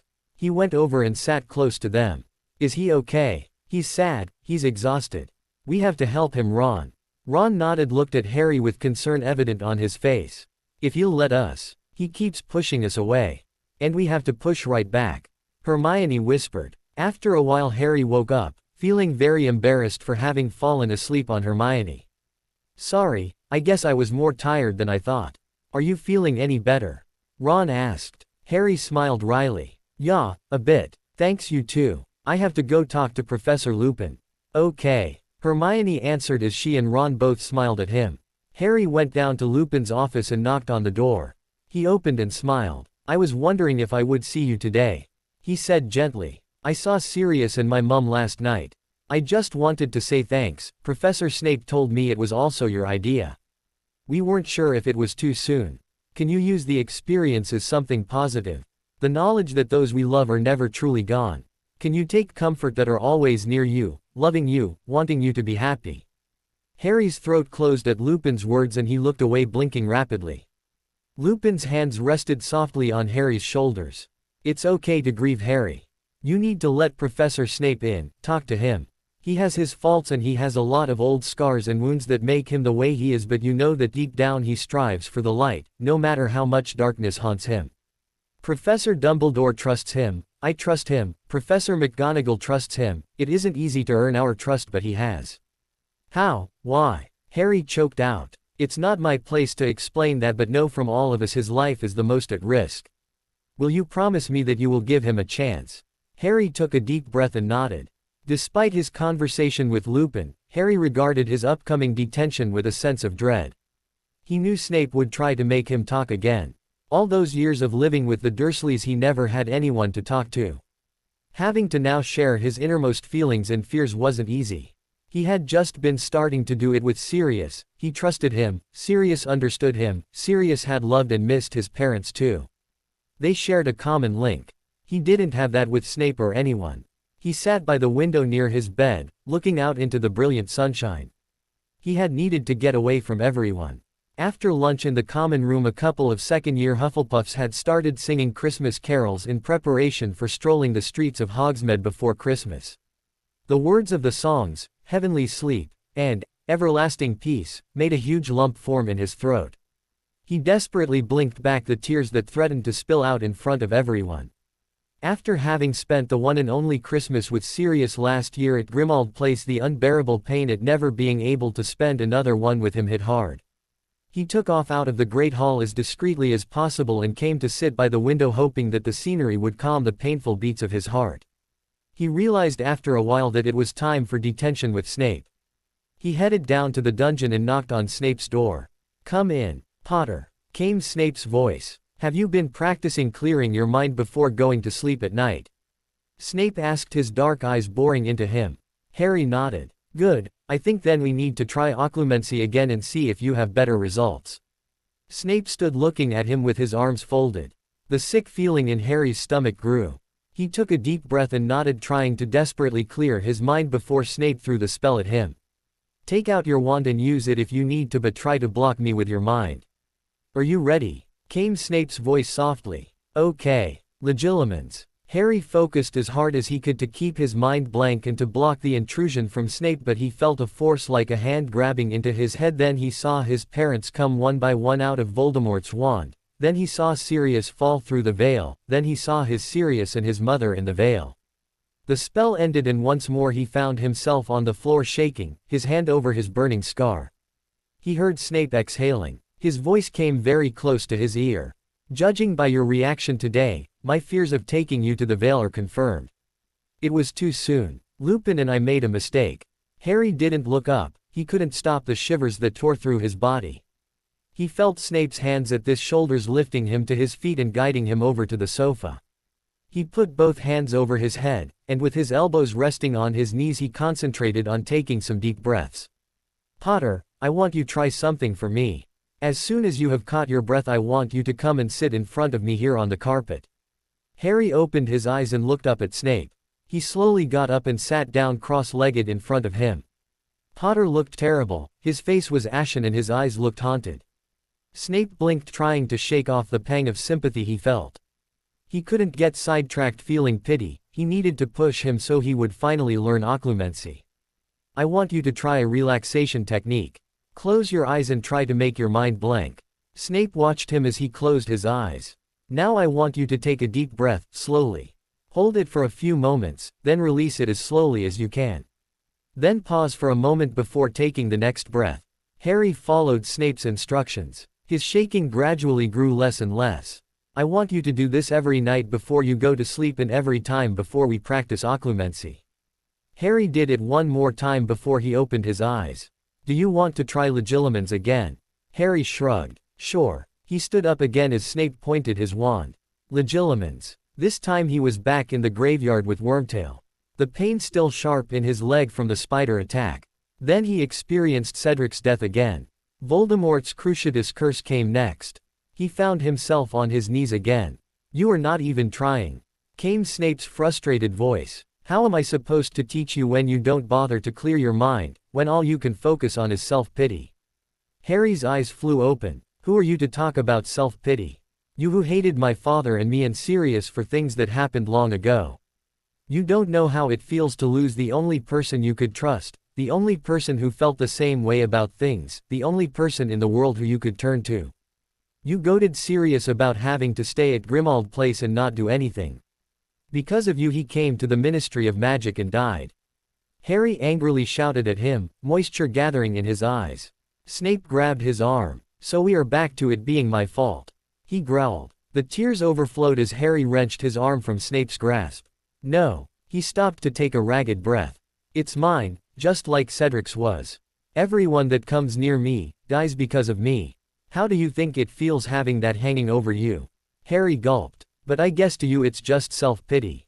Harry snarled the last sentence at him as he tore through the door, leaving Snape standing there stunned. Harry tore down the hallway, coming to rest against a wall. He felt nauseous and his heart literally hurt.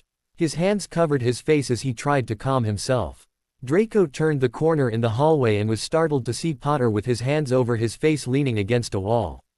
He was breathing heavily. Professor Snape suddenly turned the corner. Potter. Potter turned to him and yelled, "Just leave me alone." He ran past Draco, not even seeing him in his haste to get away. Draco looked up at Professor Snape. "What's with him?" "None of your business." Snape growled and immediately regretted his words when he saw Draco take a step backwards. "Sorry. He's just being difficult as usual." "Did you want to come talk to me?" Snape asked, keeping his voice controlled this time. Draco narrowed his eyes. He had wanted to talk to Snape, but when he snapped at him about Potter, he changed his mind. He shook his head and walked past him. Snape clenched his teeth. Why did he ever think he could help either boy? Snape went back into his office and sat in front of the fire. Draco had stormed off after he spoke to him. He assumed he was angry because he had snapped and not revealed why Potter was upset. At least Draco was safe at school and didn't have to worry about the Dark Lord invading his thoughts. Also, Lucius was in hiding and wouldn't dare show his face on school grounds. Still, he was very worried about the blonde teen. What if he was debating becoming a Death Eater again? Then there was Potter. He was on a self-pity cruise, Snape told himself. However, he had to admit no one he knew had tackled as much and suffered as much as Potter. Although he never talked about it, the shadow of the prophecy must weigh heavily on him. It was no wonder he was so afraid of letting anyone close, and if he had really listened to what Potter was saying today, he would have truly heard the fear in his voice and the desperation of losing yet another person he cared about. He had obviously still not earned Potter's trust, and accusing him of self-pity when he was still so raw from the loss of Sirius was, as Dumbledore would have said, harsh. He frowned at the thought. He didn't know how to help Potter. Every time when he thought progress was being made, he stepped back again, the accusations flew and the walls went up. It pained him to see into his mind today and to realize how much seeing Lily and Sirius through the veil upset Potter. The trauma of seeing Sirius fall through the veil the first time, and then the realization of knowing he was there and would never be a physical presence in his life again, must have led to his emotional outburst today. Potter acted like he was the only person who had ever suffered loss. Snape knew he had to help him, but he didn't want to make the sacrifice of letting his own closely guarded secrets go. Could he reveal to Potter what his own childhood was like? Could he reveal what Lily meant to him? Could Potter handle it? Would he trust him then, or resent him, making future lessons even more impossible? He poured himself a cup of coffee, sipping at the warm dark liquid. Could he trust Potter to keep his mouth shut? Could he trust himself to talk to him about the past when it was tightly locked inside of him? Perhaps Potter was right. He had indulged in his own self-pity for all these years. Had it blinded him? The door to his office opened and Lupin came in. "You wanted to see me, Severus?" Snape nodded. "We made a mistake with Potter. It was much too soon for him to handle the veil." Lupin's brow wrinkled. "I think you were wrong.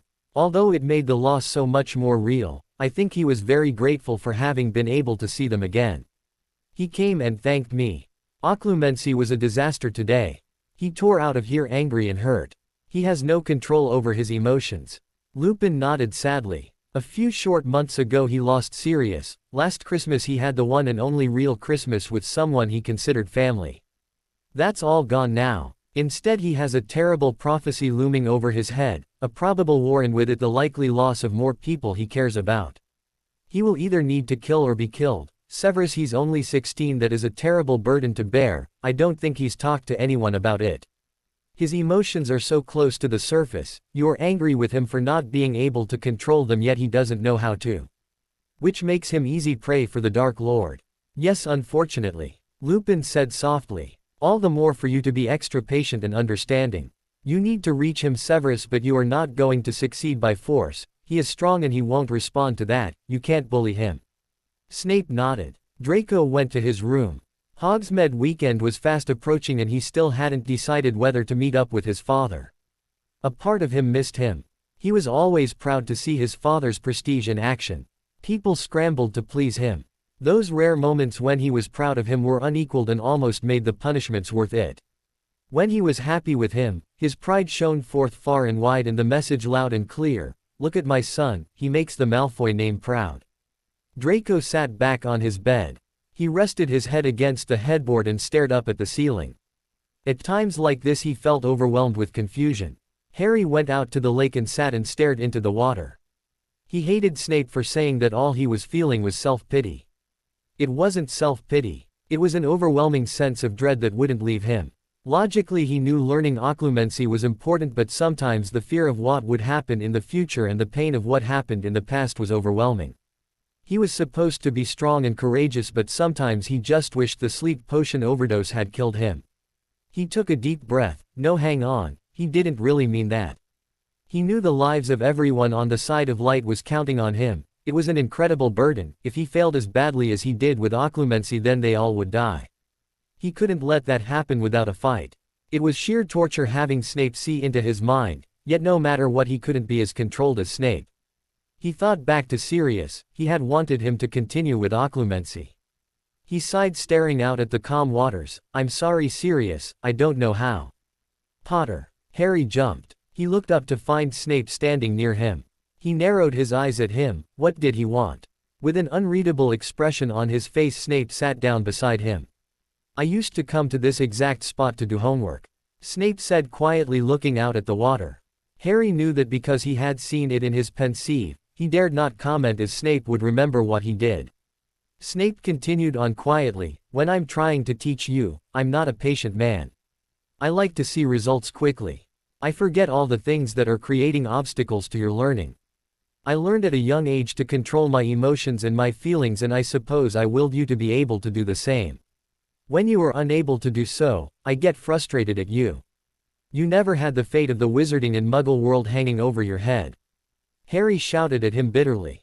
"Relax, Potter." His dark eyes bore into him. "I didn't come out here to accuse you, I came out to explain. You may continue to hate me, but for the sake of the light we need to reach an understanding so we can move forward." Harry stared down at the grass, thinking about what Snape had said. His heart racing uncomfortably. "I don't hate you, but..." He stopped, not sure how to continue. "But what?" Snape asked curtly. Harry swallowed hard. A shadow of understanding flitted through Snape's thoughts. "But you still blame me partially for Black's death." Harry glanced up at him, expecting an explosion from Snape, but his face was unreadable, his eyes calm. He looked away, nodding. "Do you also blame the headmaster?" Harry nodded again, not liking the silky tone in Snape's voice. "Do you blame yourself?" A stab of pain shot through his heart. He choked out, "Of course." Snape's voice came softly. "Why?" Snape could see Potter visibly tense. Harry swallowed hard and glanced at Snape. He was looking at him calmly, with what almost looked like a bit of understanding. That softened look in his eyes that had never been there before made Harry blurt out the guilt that he had been feeling since it happened. Everything came out in a rush. "I did everything wrong. I didn't listen to Hermione. I didn't listen to Sirius when he said I had to resume occlumency. I messed up lessons with you. I didn't go to you when I dreamt that Voldemort had Sirius. I believed Creature. I almost got everyone killed. I could have used the mirror, but when I tried it was too late. Sirius was gone." He closed his eyes tightly, breathing very fast and hard. It was hard for Snape to stay detached seeing Potter like this, a bundle of visible pain. For the first time since he had been coerced by the headmaster to work on occlumency with him, an overwhelming urge to offer some comfort possessed him. Harry felt Snape's hand on the back of his neck. "Remember the relaxation exercise we practiced today. Take a deep breath, and focus on controlling your breathing. Let all the anxiety you are feeling right now flow out with each breath," came Snape's quiet voice. Harry tried, but his first few attempts at a deep breath failed. "Shish, calm down." Snape patted the back of his neck. "Just take it slow." After a few moments, Harry felt in control again, yet completely miserable that he had just blurted everything out to Snape. He felt sick and feverish and couldn't stop trembling. "You just mentioned a mirror. What did you mean by that?" He still had his hand on Potter's neck and instantly felt him grow tense again. Harry hesitated, then squeezed his eyes shut, thinking about last Christmas.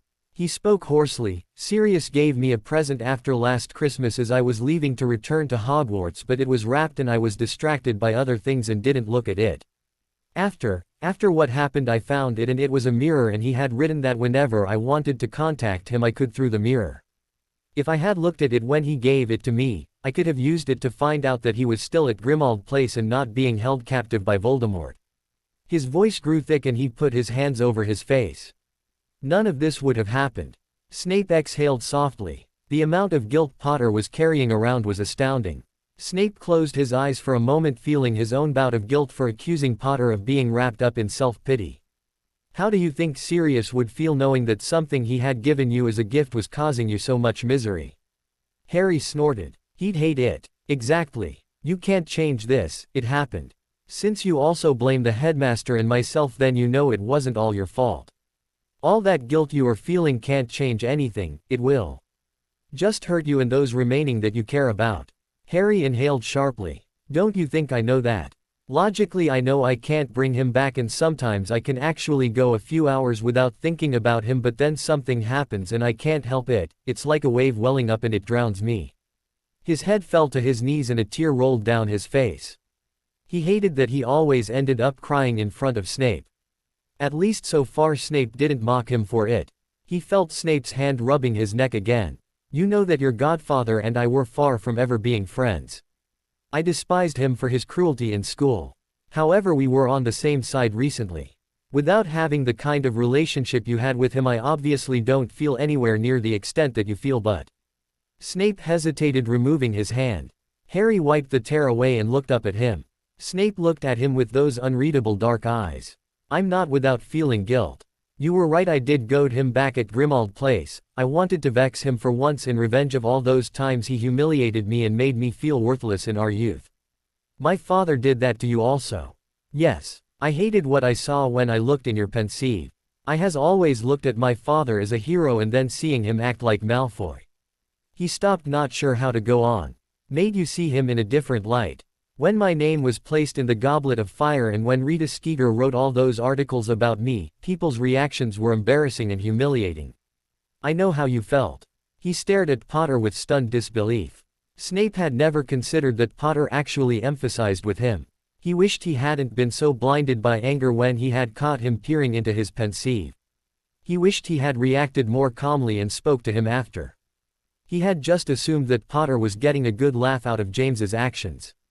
Try not to get caught up in those feelings. I let my anger and my frustration lead me into making a terrible mistake, one that I can't ever reverse. Harry looked at him. When you joined the Death Eaters. He nodded, his dark eyes shadowed. But you're working with Professor Dumbledore now, you're on the side of light. Yes, but it doesn't erase all the things I did before that. Snape's tone took on a curt edge at this point. Harry realized he wouldn't welcome any further questions about his time as a Death Eater. You do realize that if the Dark Lord gets into your head, he will know I'm a spy? Snape asked. Harry looked at him startled. I hadn't thought about that. Will you resume occlumency lessons tomorrow afternoon? Snape asked, his eyes guarded. Harry looked troubled again. I don't know how I'm ever going to learn, but I'll try. If we continue to talk about things like we have today, I think you will find it easier as time goes by. Snape stood up. It's getting darker and colder, I think you need to go in now. Harry stood up and followed Snape back inside. Unbeknownst to either Snape or Harry, Draco stood near where they had been. It pained him to see Professor Snape sitting there talking to the Golden Boy, his enemy. As he had walked closer, he heard Snape asking him about resuming occlumency lessons. Anger rose in Draco. He couldn't believe Snape was teaching Potter occlumency. He never offered to teach him that. Lucius didn't know how to do it, so he had never learned. All these years he had thought Professor Snape was on his side. Now it seemed he was just as much or more on Potter's side, but in secrecy. Acting like he despised him, yet helping him on the sly. The one person in the world that Draco thought he could count on was apparently befriending the enemy, the boy who everyone loved and admired. He sat down miserably against a tree, biting his lower lip. St. Potter had everyone. Snape walked into the Slytherin dorm, Draco's room to be exact. Draco, I've been looking for you. Draco looked at him resentfully. Snape narrowed his eyes. Are you all right? Perfect. Draco replied coldly. Good, I want to talk to you about the upcoming Hogsmeade trip. There is a potions convention occurring with a well-known expert from the Far East wizarding world. Since you excel at potions, I wondered if you would like to join me in attending. For a moment a flash of interest lit up Draco's gray-blue eyes, then his expression grew sullen again. Is Potter going too? Snape couldn't stop the small smile from forming on his face. Potter. He'd likely blow the place up. Draco smiled sarcastically. Oh yeah, I forgot he's still taking remedial potions, right? Yes, came Snape's reply. Draco was acting very oddly. Are you sure you are all right? You seem tense. Like I said before, everything is perfect. His gray-blue eyes flashed as he turned away. And Lucius is a kind and gentle man. Snape responded sarcastically. Spill it, Draco, I'm not leaving until you tell me what's got you in a knot. Draco's eyes narrowed and he sneered at Snape. None of your business. He yelled at him, a raw edge to his voice. Snape recognized the words as being the same ones he had snarled at Draco earlier when he asked what was up with Potter. He glared at him. Stop acting like an infant. Draco seethed with anger and made a move towards the door. Snape grabbed his arm. You are not leaving this room until you tell why you are so angry at me. Snape snarled in a controlled voice. Draco wrenched his arm out of Snape's grip. Sit down, now. Snape snarled in an increasingly angry tone. Draco's heart raced furiously. He spat at him. You aren't any better than my father. Really? Came Snape's voice silkily. Have I pulled out a whip? Maybe not that way, but you are always trying to control me just like he is. He may be a South Avenue to Voldemort, but you are one to Potter. He angrily burst out. Snape's eyebrow shot up. Potter. How exactly does Potter figure into all this? Draco glared at him resentfully but stayed silent. Draco. Snape said in his most dangerous tone, his dark eyes glittering. You're not teaching him remedial potions, you're teaching him occlumency. Draco shouted. A flash of fear entered Snape's heart. He had been careless. Draco had found out, if he told the wrong person his life was instantly forfeit. He tried to control his racing thoughts. Why do you say that? Snape asked in measured tones. Because I went down to the lake to do some homework and heard you asking Potter to continue occlumency. Draco responded with anger, however Snape also detected the hurt in Draco's tone. What else did you hear? Nothing. Why did I miss the part where you told him he could always count on you, that you were there for him? Draco shouted, his breathing labored. Snape paused, realizing finally why Draco was so upset. He obviously felt betrayed. No, I didn't tell him that. I meant what I said to you, Draco, and that's one of the reasons I am here, to invite you to come with me. Potter is not invited. Draco turned to the wall and leaned his forehead against it. Snape stared at his back. If you're teaching occlumency, why haven't you ever taught me? Came his voice softly. Because Professor Dumbledore asked me to teach Potter. Snape explained. Draco snorted. Of course, Saint Potter always gets special privileges. Perhaps he needs them, he is the one after all constantly fighting off the Dark Lord. I wish the Dark Lord would just get him and Dumbledore. Draco never got to finish his thoughts as Snape angrily turned him and pushed his shoulders into the wall. Stop acting like some spoiled, jealous little brat. There are some things you are not privy to know, and what happens between Dumbledore and Potter is one of them. You are not to say a word to anyone about the lessons he is receiving, understand? Draco swallowed, furiously blinking back tears. Snape exhaled softly, releasing his grip. Draco, this is very important. My life would be at stake if you say anything to anyone. Can I count on you to keep this to yourself? Once I'm finished working with Potter, I promise you I'll teach you. Draco shrugged nonchalantly. Fine, I won't say anything, but don't bother teaching me. His voice strained as he stared at the floor. I thought you wanted to learn. Isn't that the main reason you are sulking? Draco glared at him again. I'll find someone else to teach me. There is no one else, I'm the best. Snape responded. Can you just go now? Snape looked at him. He was as usual pale. His white blonde hair mussed now that he no longer gelled it back, his gray-blue eyes stormy and unreadable. Everything about his stance made Snape determined to reach him again. He stepped away from him and went and sat on the edge of the bed. Do you think about Lucius? I don't want to talk about him. Draco scowled. I hope you have given up the idea about becoming a Death Eater. The ensuing silence worried Snape. Draco, I don't want to become a Death Eater. His voice was quiet. I'm very glad to hear that. Will you come to the potion seminar? I promise you will enjoy it. Snape said softly. Draco's gaze lit on him. those gray-blue eyes full of confusion. He stumbled over his words. I can't, I have plans to do stuff with Crabbe and Goyle. Snape nodded. Very well, but we would have had a great learning experience. Why don't you just take Potter? He could use the extra lessons. Draco slipped in with a touch of malice. Snape regarded him with anger. Draco's moods changed like quicksilver. Don't you think it's time you grew up a bit and got over this jealousy of Potter?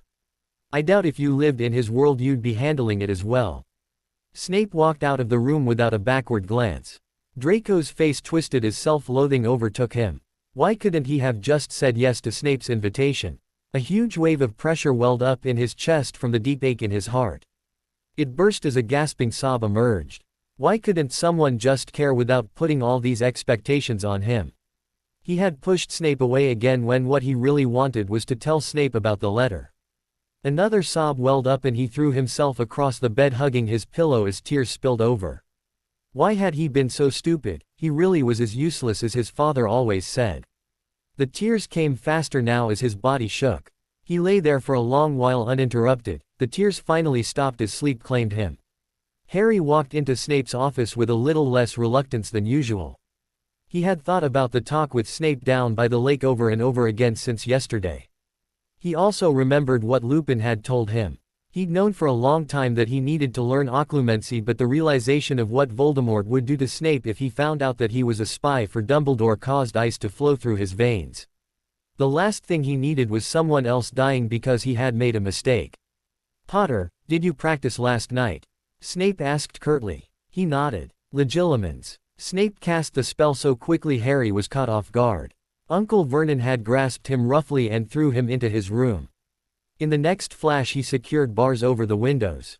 Then Harry lay on the bed feeling miserable, his stomach growling. Through all this he managed to stay on his feet, just panting slightly. He blinked and tried to take deeper breaths once he realized the spell was over. Much better, especially since I didn't give you time to prepare. Snape acknowledged. Why did you get locked into the room? Harry, shaking slightly, sat down on one of the chairs by Snape's desk. Uncle Vernon had a dinner party with some influential people. Dobby, the Malfoys' former house elf, was trying to keep me from going to Hogwarts my second year and with magic dropped a desert on one of the guests' head. I was thrown into my room and locked in for what was supposed to be forever, but Ron and his brothers got me out later that night. I see. Snape frowned. Shall we try again? Okay. Legilimens. Aunt Petunia was screaming at him, go to your room. I wish your parents hadn't died and we weren't stuck having to take you in. The next memory was a young Harry with his arms around his knees sobbing in the cupboard under the stairs, as Dudley had a birthday party and he wasn't allowed to attend. The third memory was Aunt Marge insulting his dead parents. This time had fallen to his knees, but he shakily managed to pull himself upright again. He had managed to clear his mind this time before Snape ended the spell. Snape looked shaken. He had never realized how bad Potter's childhood had been. Harry hated for Snape to see some of those memories, but he still couldn't ward all of them off. You are improving, but obviously you haven't been able to block off some of those memories as they are still influencing you and making you react with weakness. Has your aunt always treated you like this? He nodded. Did she or your uncle ever beat you? Snape asked in a quiet, hesitant voice. Harry thought quietly. I was punished when I did things wrong, but no, the punishments were never excessive. Snape breathed a sigh of relief. That's at least one thing in their favor. Nothing messes a child up more than being unloved combined with constant beatings. Harry wondered if Snape was talking about himself. He didn't dare ask though, now that a tentative truce was in place. Hermione was deeply immersed in a book on animagus, but inexplicably something broke her concentration and made her look up. Malfoy had just entered the library. He walked slowly as if some heavy weight pressed on his shoulders. He had a lost and tired look about him, as if he had a lot on his mind and had had very little sleep. He suddenly noticed her as his icy eyes narrowed. Even from halfway across the room she saw the shadows under his eyes. He wearily dropped down into a chair 2 tables over from where she sat. She couldn't describe the feeling she felt in the last while whenever she saw Malfoy.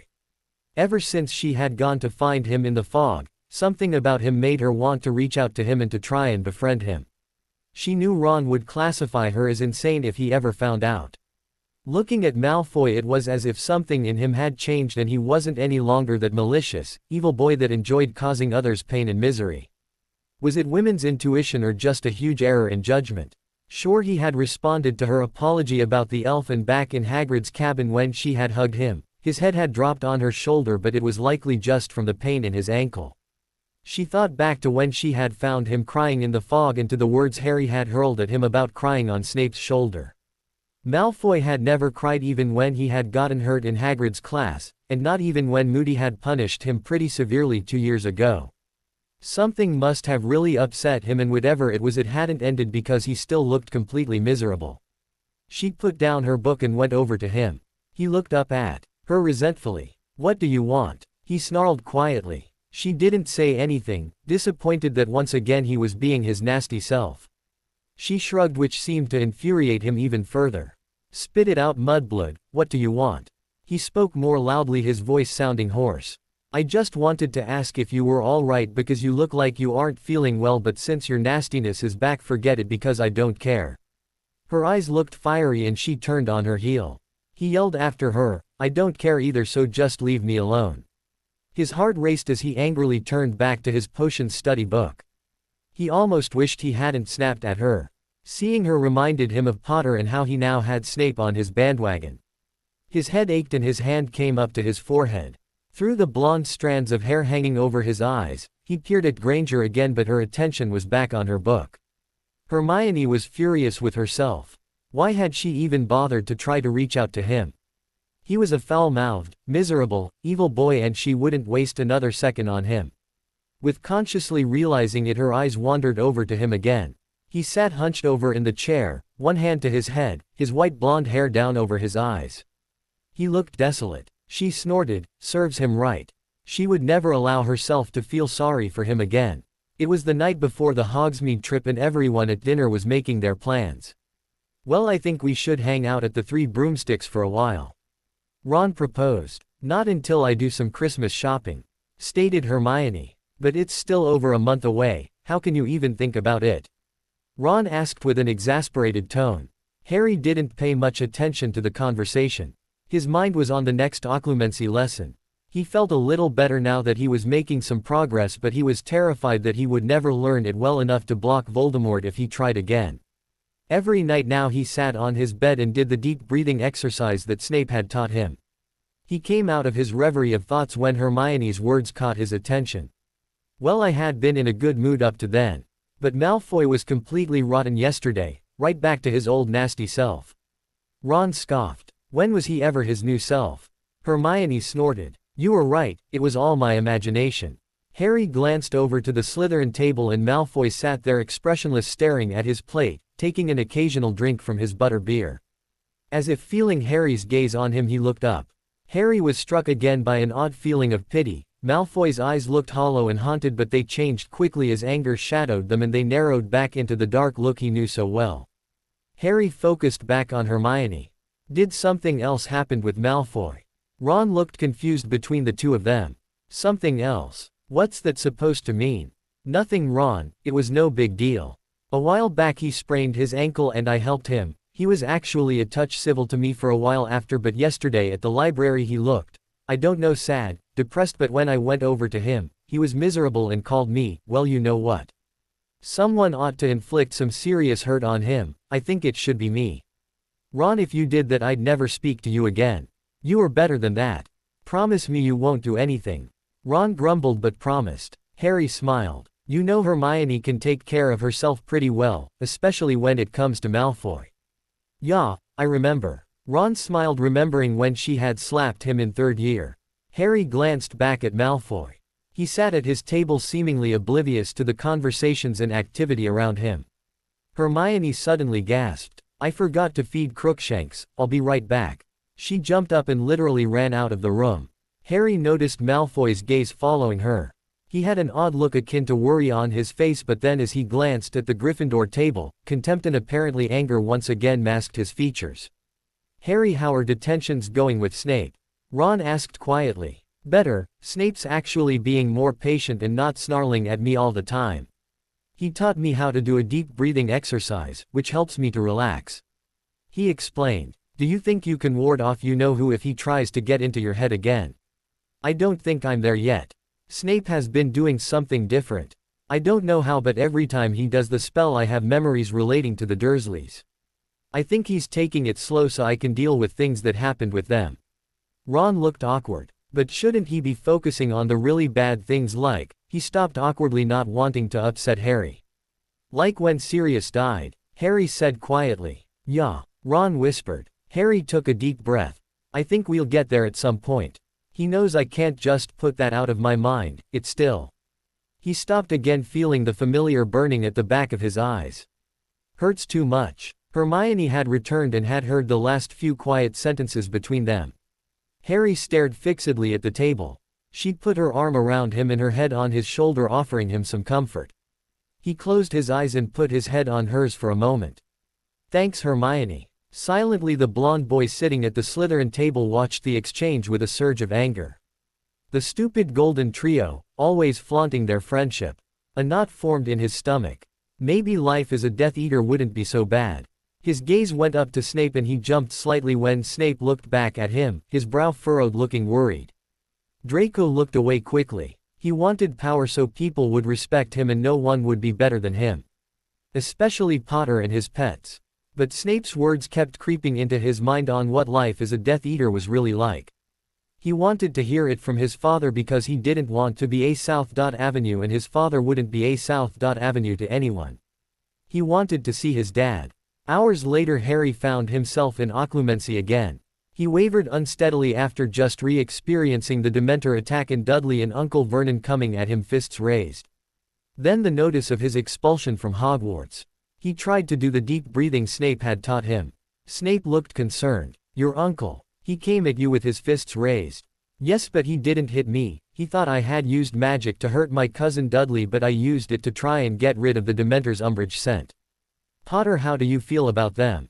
Snape asked. Harry shrugged. I don't feel anything, they don't care about me and I don't care about them.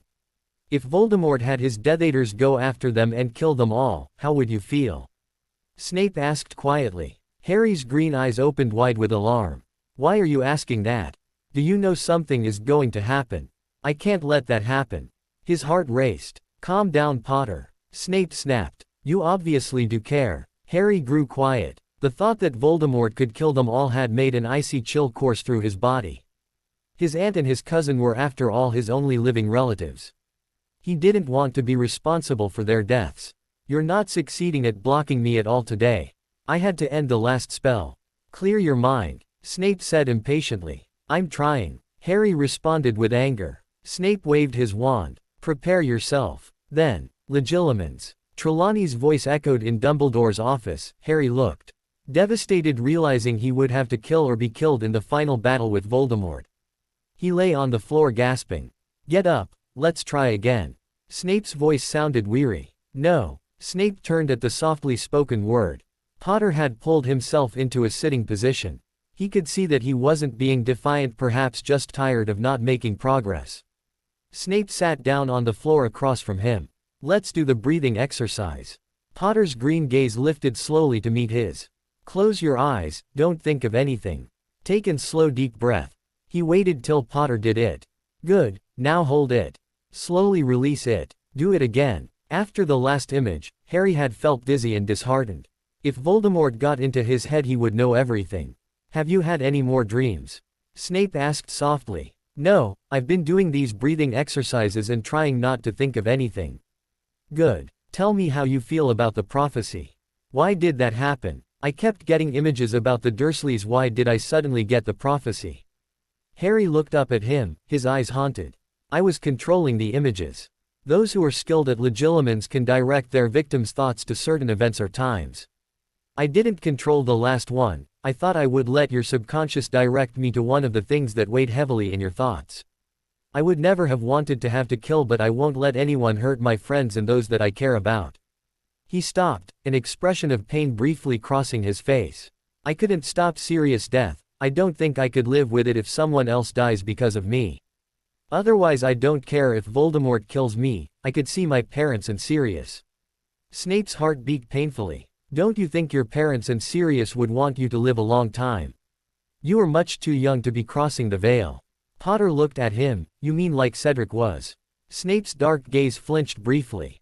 Yes. He sighed. You're tired and Hogsmeade is this weekend. We'll end here tonight and talk during your next detention. I think we need to discuss a few things before continuing again. Continue as you have been with clearing your mind and breathing exercises. Harry stood up. Potter, you carry a great weight on your shoulders, but tomorrow don't think about any of this. Have a good time, came Snape's surprising advice. Harry looked up into the dark eyes and smiled softly at Snape.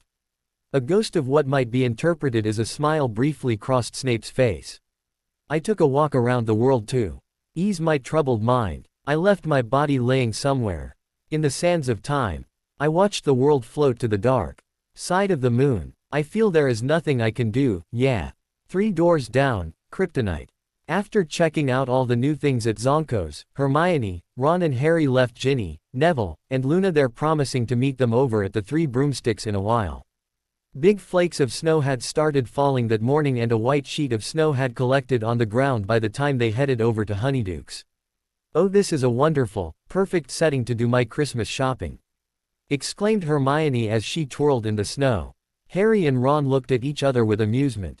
Hermione sighed at them, then a mischievous grin formed on her face as she scooped down, grabbing 2 handfuls of the soft fluffy snow and throwing it in their faces. She burst out laughing with glee as they sputtered, but then with a shriek started running as they each bent down to grab handfuls. Draco shivered slightly as he waited behind the shrieking shack. He felt sick, like he had just done something terribly wrong. He stood there wishing he had gone to the potions seminar with Snape. "Hello, Draco," drawled Lucius' voice. Draco jumped when suddenly his father apparated in front of him. "Hello, father." They stood staring at each other for a moment. Draco noticed that despite the time spent in Azkaban, his father looked much the same. Tall, arrogant, with long silver blonde hair and eyes of steel. "So Draco, tell me, what have you accomplished while I've been away? Other than getting yourself injured by Potter during Quidditch?" came the cold voice. Draco shivered under his cloak again. "I'm at the top of my class in the dark arts and in potions." "I see. Am I to assume Granger is at the top in the rest?" Draco swallowed. "Yes, but I'll beat her before the school year is over." "I hope so, Draco. The Dark Lord wants his Death Eaters not only strong but also smart. If you graduate at the top, he will be very impressed, as of course will I. I have been telling him what a wonderful heir to the Malfoy name you were and how you assisted Umbridge last year. He admires your loyalty to the dark side. You will go far, Draco, perhaps even farther than I." Draco looked down at the snow for a moment. "Would that make you proud?" He hesitantly looked up. "Very." Lucius smiled at him. Draco smiled back. "What's it like being a Death Eater?" There was a tone of uncertainty in his tone. Lucius smiled again. "There is no greater honor than being made a Death Eater. The power you have is supreme, outshined only by the Dark Lord himself.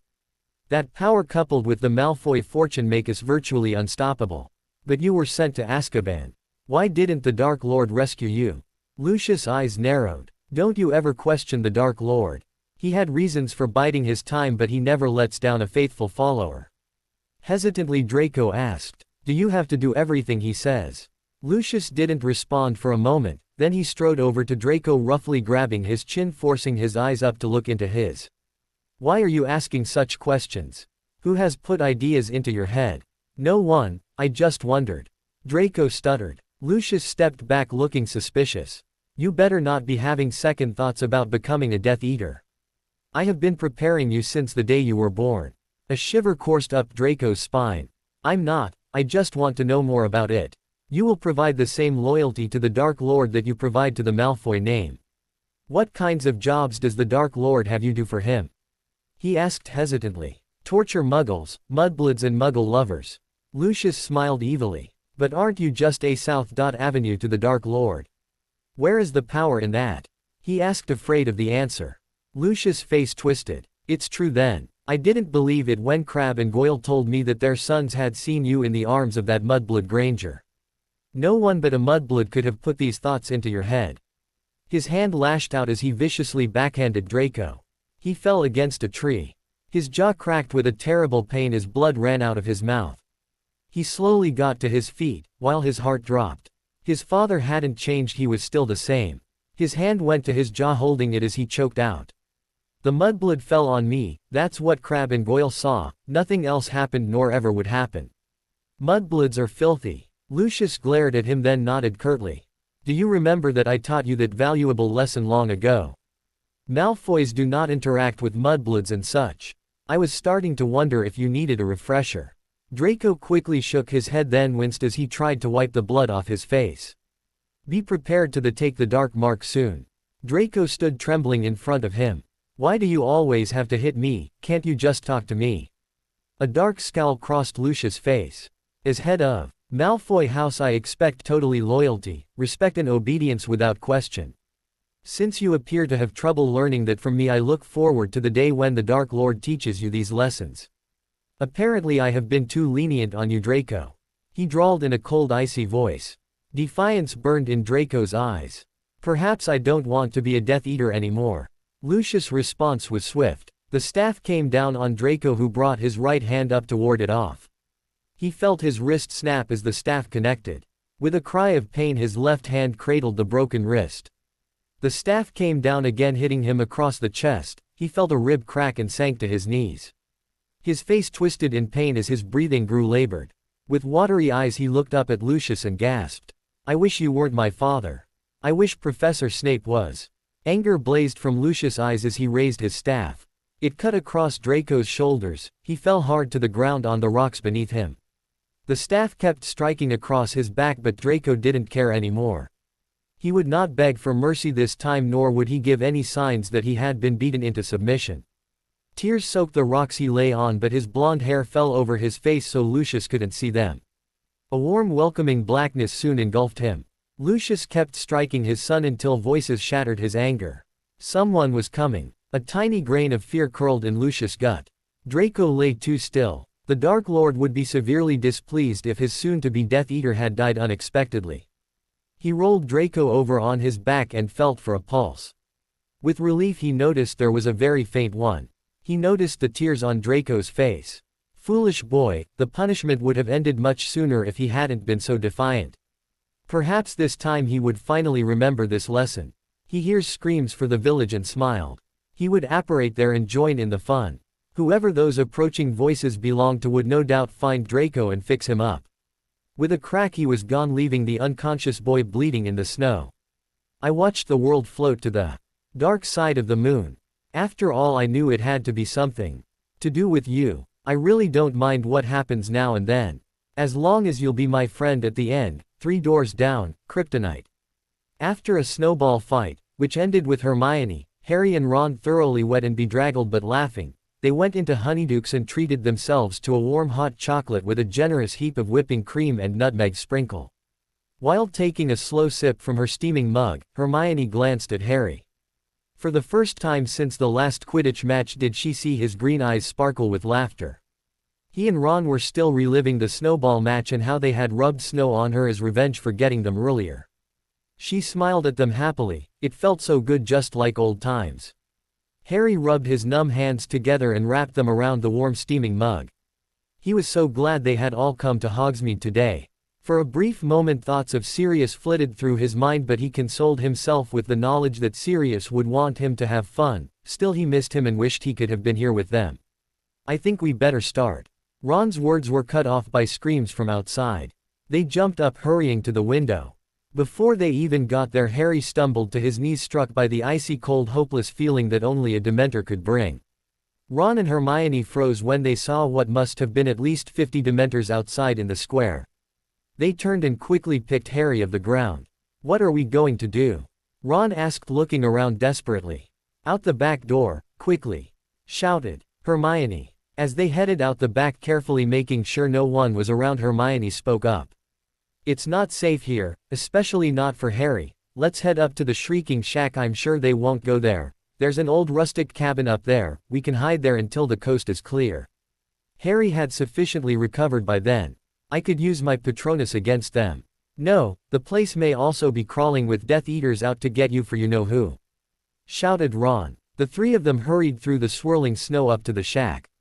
Come on, the cabin is this way, Hermione directed as she led them to the back. She suddenly froze, staring horrified at the ground. Sprawled and covered in snow was a body. They recognized the black cloak and barely discernible emblem as belonging to a Hogwarts student. Harry ran over, dropping to his knees, brushing the snow off the student's face. Inhaling sharply, he recognized Malfoy. Someone has attacked him. Hermione spoke with panic evident in her voice. Draco's face had dried blood on it and a terrible green-blue tinged bruise on his jaw. Hermione lightly ran her hands down his chest. He has broken ribs. His hand isn't looking too good either. Ron pointed out, looking at the unnatural angle of his wrist. We've got to get him to the cabin. Harry lifted him under the shoulders while Ron grabbed his legs. They carried him slowly, following Hermione into the forest to the small snow-covered cabin. With a quick, "Alohomora," she unlocked the door and led them inside. There was an old wrought iron bed in the corner and they carefully lay Malfoy down on it. Hermione waved her wand and a fire appeared in the large stone fireplace. He's badly injured, we need to get help from a professor. Harry, you are the most affected by Dementors, you need to stay here. Ron and I will head into town. I'll see if I can get some supplies from somewhere, and Ron, you will need to find a teacher. I've seen Madame Pomfrey at the Three Broomsticks in the past, maybe you can find her there. Professor Snape would also be good, he might have a healing potion he can use. Fear entered Harry's heart. No, you can't go. I'll go. I won't let you risk your lives. I can conjure up a Patronus to ward off Dementors, you haven't learned that well enough yet. Harry, we don't have time to argue. Malfoy is barely breathing, he could die. We have to get help. You need to stay safe. Come on, Ron. Hermione barked out the orders and grabbing Ron's arm pulled him out of the cabin, locking the door behind her. Harry went over to Malfoy. Hermione was right, he was barely breathing. His skin tone was an awful shade of gray and his skin cold to the touch. He searched the cabin for more blankets and covered Malfoy with them. After what seemed like a long while, Malfoy mo.ned and seemed to grow restless. His eyes opened and he struggled to sit up. His vision was blurry. Every fiber of his being hurt. What had happened? Where was he? Then the memories came rushing back. He whimpered at the memory of his father's fury. An arm came around him and helped him up. He stared to retch as his stomach cramped up from all the blood he had swallowed. A bucket appeared in front of him as he weakly threw up into it. Waves of pain coursed through him as his ribs screamed from the effort. There was a severe pain in his chest and he could hardly breathe. He felt himself break out in a cold sweat and he shivered uncontrollably. Someone was holding him up with an arm on either side of him. He grabbed onto the arm in front of him with his uninjured hand for support and tried to work through the pain tearing through him. Malfoy was shivering violently. As Harry held him up with one hand, he cast a spell with the other and cleaned out the bucket. He remembered how badly his ribs had hurt after the Quidditch tournament. He didn't envy Malfoy what he was feeling right now. He tried to maneuver him to lie down again, but Malfoy let go off the tight grip he had on his arm and grabbed the bucket once more. He threw up again and Harry realized it was likely from the shock and pain of his injuries. Easy, Malfoy, just try to breathe through it. Try to take as deep a breath as you can, then hold it and slowly release it, it will make you feel better. Draco, recognizing the voice, started fighting back tears, not quite believing that his father must have just left him lying there bleeding. Of all people to find him, why did it have to be Potter? He glanced up at him with bleary eyes. He looked away quickly as his eyes welled up. He'd rather die than cry in front of Potter. Harry noticed him struggling and knew exactly how he felt. He hadn't wanted to cry in front of Snape, yet when it happened Snape didn't hold it over his head. It's okay, Malfoy, I won't tell anyone. But Malfoy kept the tears at bay. The sound of his breathing scared Harry. It is shallow and almost sounded like he was underwater. He carefully lowered him back down on the bed. Malfoy gasped out in pain. What is it? What's hurting? Harry knew it was a stupid question, as likely everything hurt. Malfoy didn't answer and his eyes were tightly closed, his breath coming in shallow pants. Harry gently pulled his hand out from his back. His heart jumped when he saw faint streaks of blood on his hand. You're bleeding. You've got more injuries. He gently rolled him over a little more. Malfoy sprang to life and struggled against him, murmuring a weak but desperate, "No."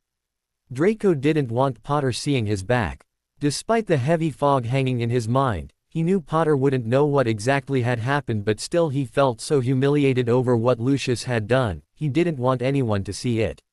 "Shish, you're bleeding, I have to find the wound." He gently untied the cloak and lifted his shirt up. He froze, his stomach churned at the bloody sight.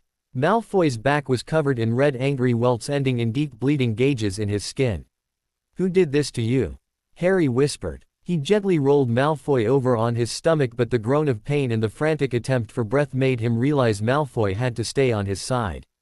The pressure from his ribs was too painful. He got him on his side again.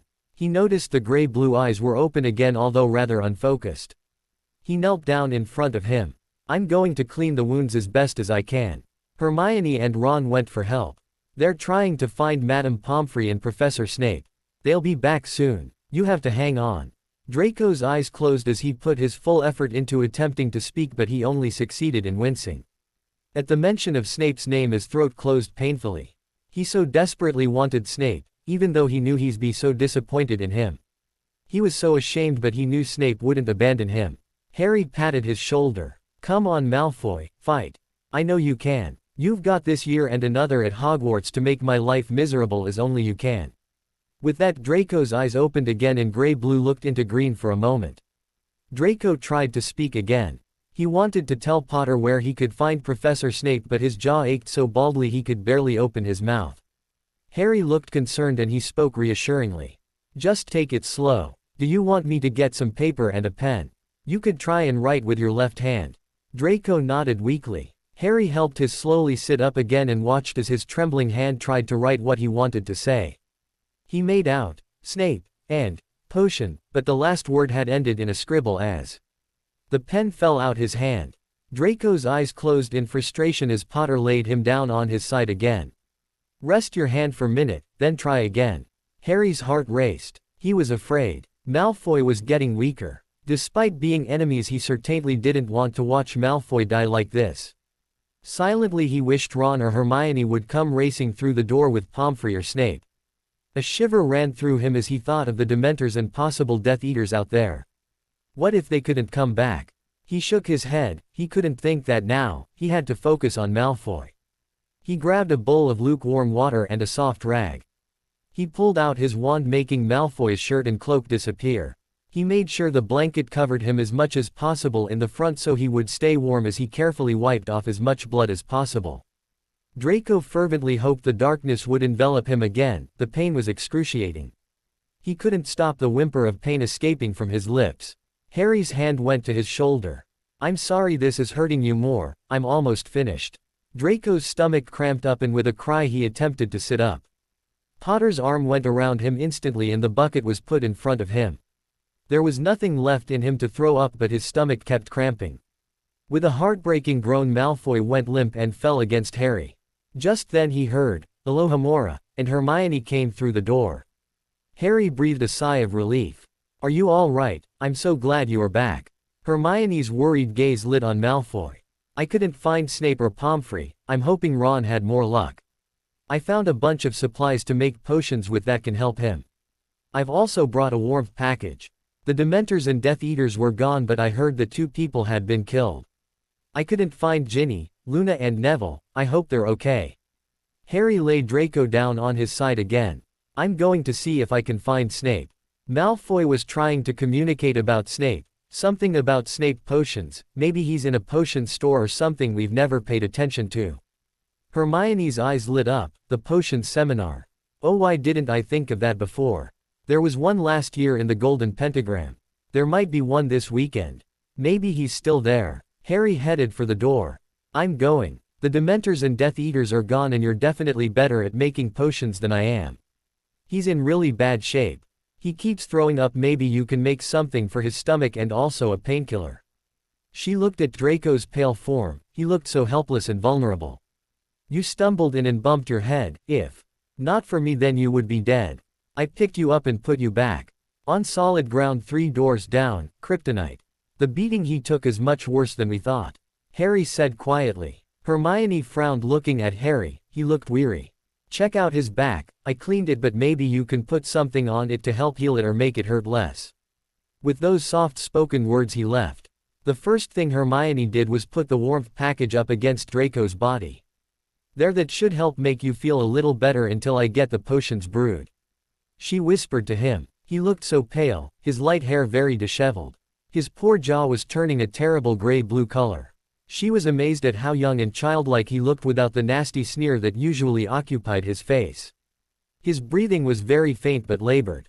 Concerned, she lightly stroked his forehead. He was cold to the touch. She leant over him, lightly lifting the blanket, seeing that Harry must have removed his cloak and shirt. She gasped as one hand came over her mouth. His back looked as if some vicious animal had attacked him. She shuddered at how much that must have hurt. She wondered if Death Eaters had done it, perhaps at some kind of retaliation against something Lucius might have done. Draco had enemies in school, but she couldn't imagine any other student hurting him like this, not even Ron, and Ron really hated him. She gently lowered the blanket again and immediately started brewing potions. Before she had finished, she heard an alohomora as the door opened. Ron and Professor Lupin entered. "How is he?" Lupin asked, hurrying over to Draco. "He's pretty bad. He can't breathe very well, and Harry said he kept throwing up." Lupin started to examine Draco's injuries while Ron went over to help Hermione. "What happened in the village? Did you find out who was killed?" Ron nodded and swallowed painfully. "Padma and Colin. I don't know the details, but I think they sprang in to help one of the Muggle-born shopkeepers, and the Death Eater's attention went on them and they did the killing curse." Hermione visibly trembled. She felt sick to her stomach as tears entered her eyes. The war was beginning and 2 students had lost their lives. Ron looked extremely shaken. He had once dated Padma. She took a moment to hold him close in a hug. He sighed deeply into her hair. "How long has he been unconscious?" Lupin asked as he lowered his ear to Draco's chest. Hermione let go of Ron.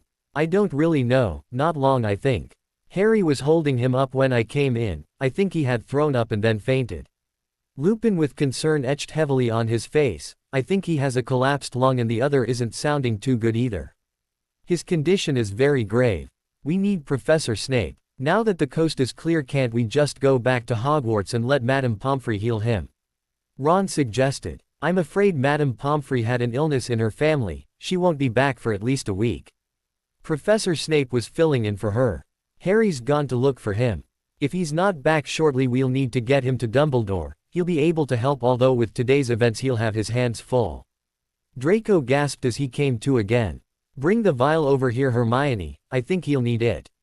Draco heard the soft voice. It sounded familiar, but he couldn't quite place it. He slowly opened his eyes, seeing Professor Lupin in front of him. Granger appeared beside him. She looked at him with concern in her dark eyes. Draco looked away, not wanting attention from the mudblood. He'd already suffered enough pain because of her kind. Lupin held the vial to his mouth. Draco whimpered, "No," and tried to turn his head away. "It's okay, Draco. Hermione has brewed up this potion to help settle your stomach. I presume you'd rather not throw up again?" Lupin asked softly. He gently lifted Draco's chin. He gasped at the sudden pain shooting through his jaw as Lupin dribbled the potion into the side of his mouth. He swallowed, wincing each time. Hermione left and returned with another vial. Draco shook his head. Tears came unbidden into his eyes as Lupin again forced his chin up so he could get the potion into his mouth. He felt helpless. He hated that he was being forced by scruffy-looking Lupin to take a potion he didn't want. He swallowed as it ran down his throat. Lupin got up as Hermione sat down beside him. "That one was for the pain. In a few minutes all your wounds shouldn't hurt as much." A soft sob escaped Draco's lips as he turned his face into the pillow. He felt himself growing weaker. He was dying, surrounded by people he had always considered to be his enemies.